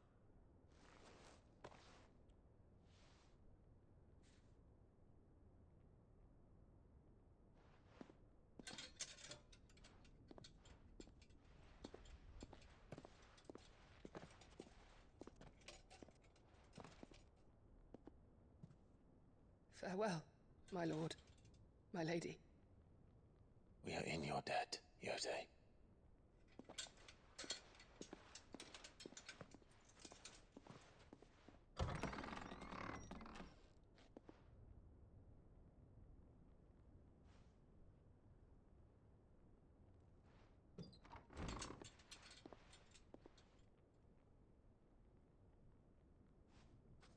Let's find our friends.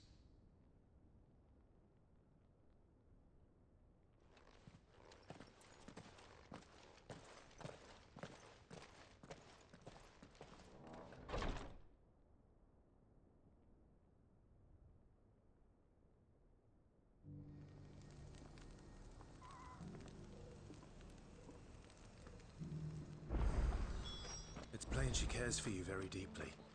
And I her, which is why I had to let her go.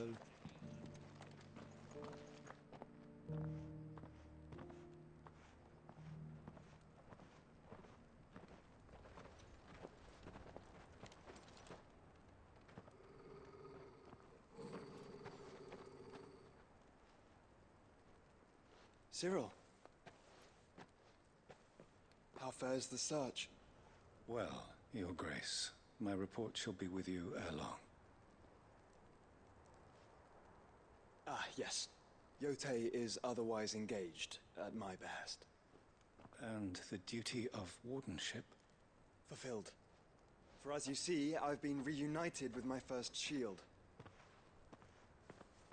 I am Cyril, Knight of the Undying and bearer of the Burning Quill, charged with chronicling the mortal deeds of His Grace, Joshua Rosfield, Keeper of the Flame of the Phoenix, and rightful Archduke of Rosaria. I entrusted Cyril here with overseeing the investigation into Ultima's origins. Findings from his brothers and sisters afield are delivered here to be collated and catalogued. Just how many Undying are there? Not nearly enough, milady. Yet we are glad to give our all in service to the Phoenix. Such is, and has ever been, our creed. I see. You have your associates, I have mine.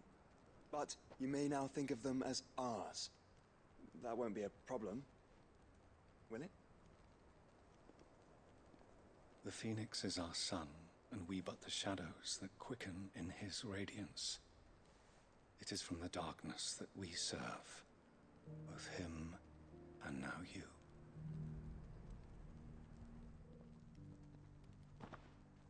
Pray accept this token.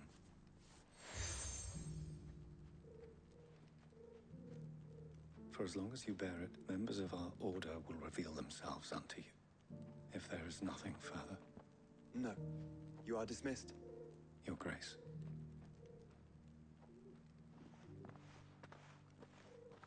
To Canva, then. We'll talk about this later. Cyril seemed very, You certainly keep strange bedfellows, Joshua.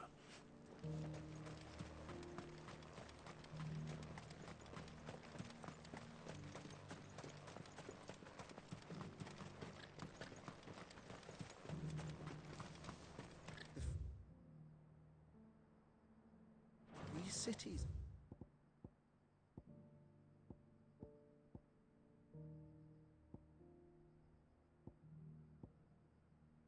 The siege?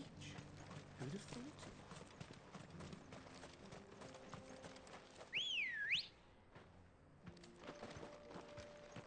Ready, girl? Faster!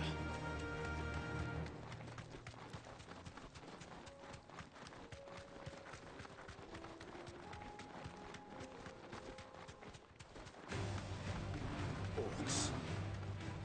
Then let us be rid of them.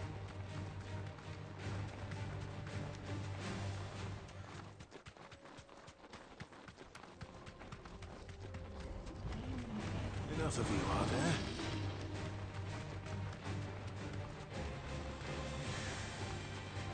Clive.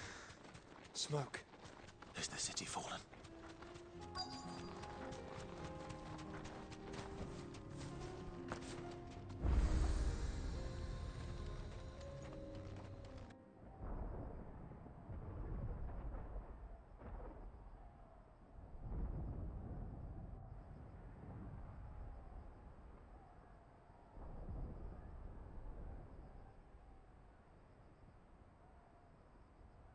The free men are still holding their own, then. Do we have any idea where Gav and the others might be? There's a warehouse near the docks where we agreed to meet if there was any trouble. We should hurry.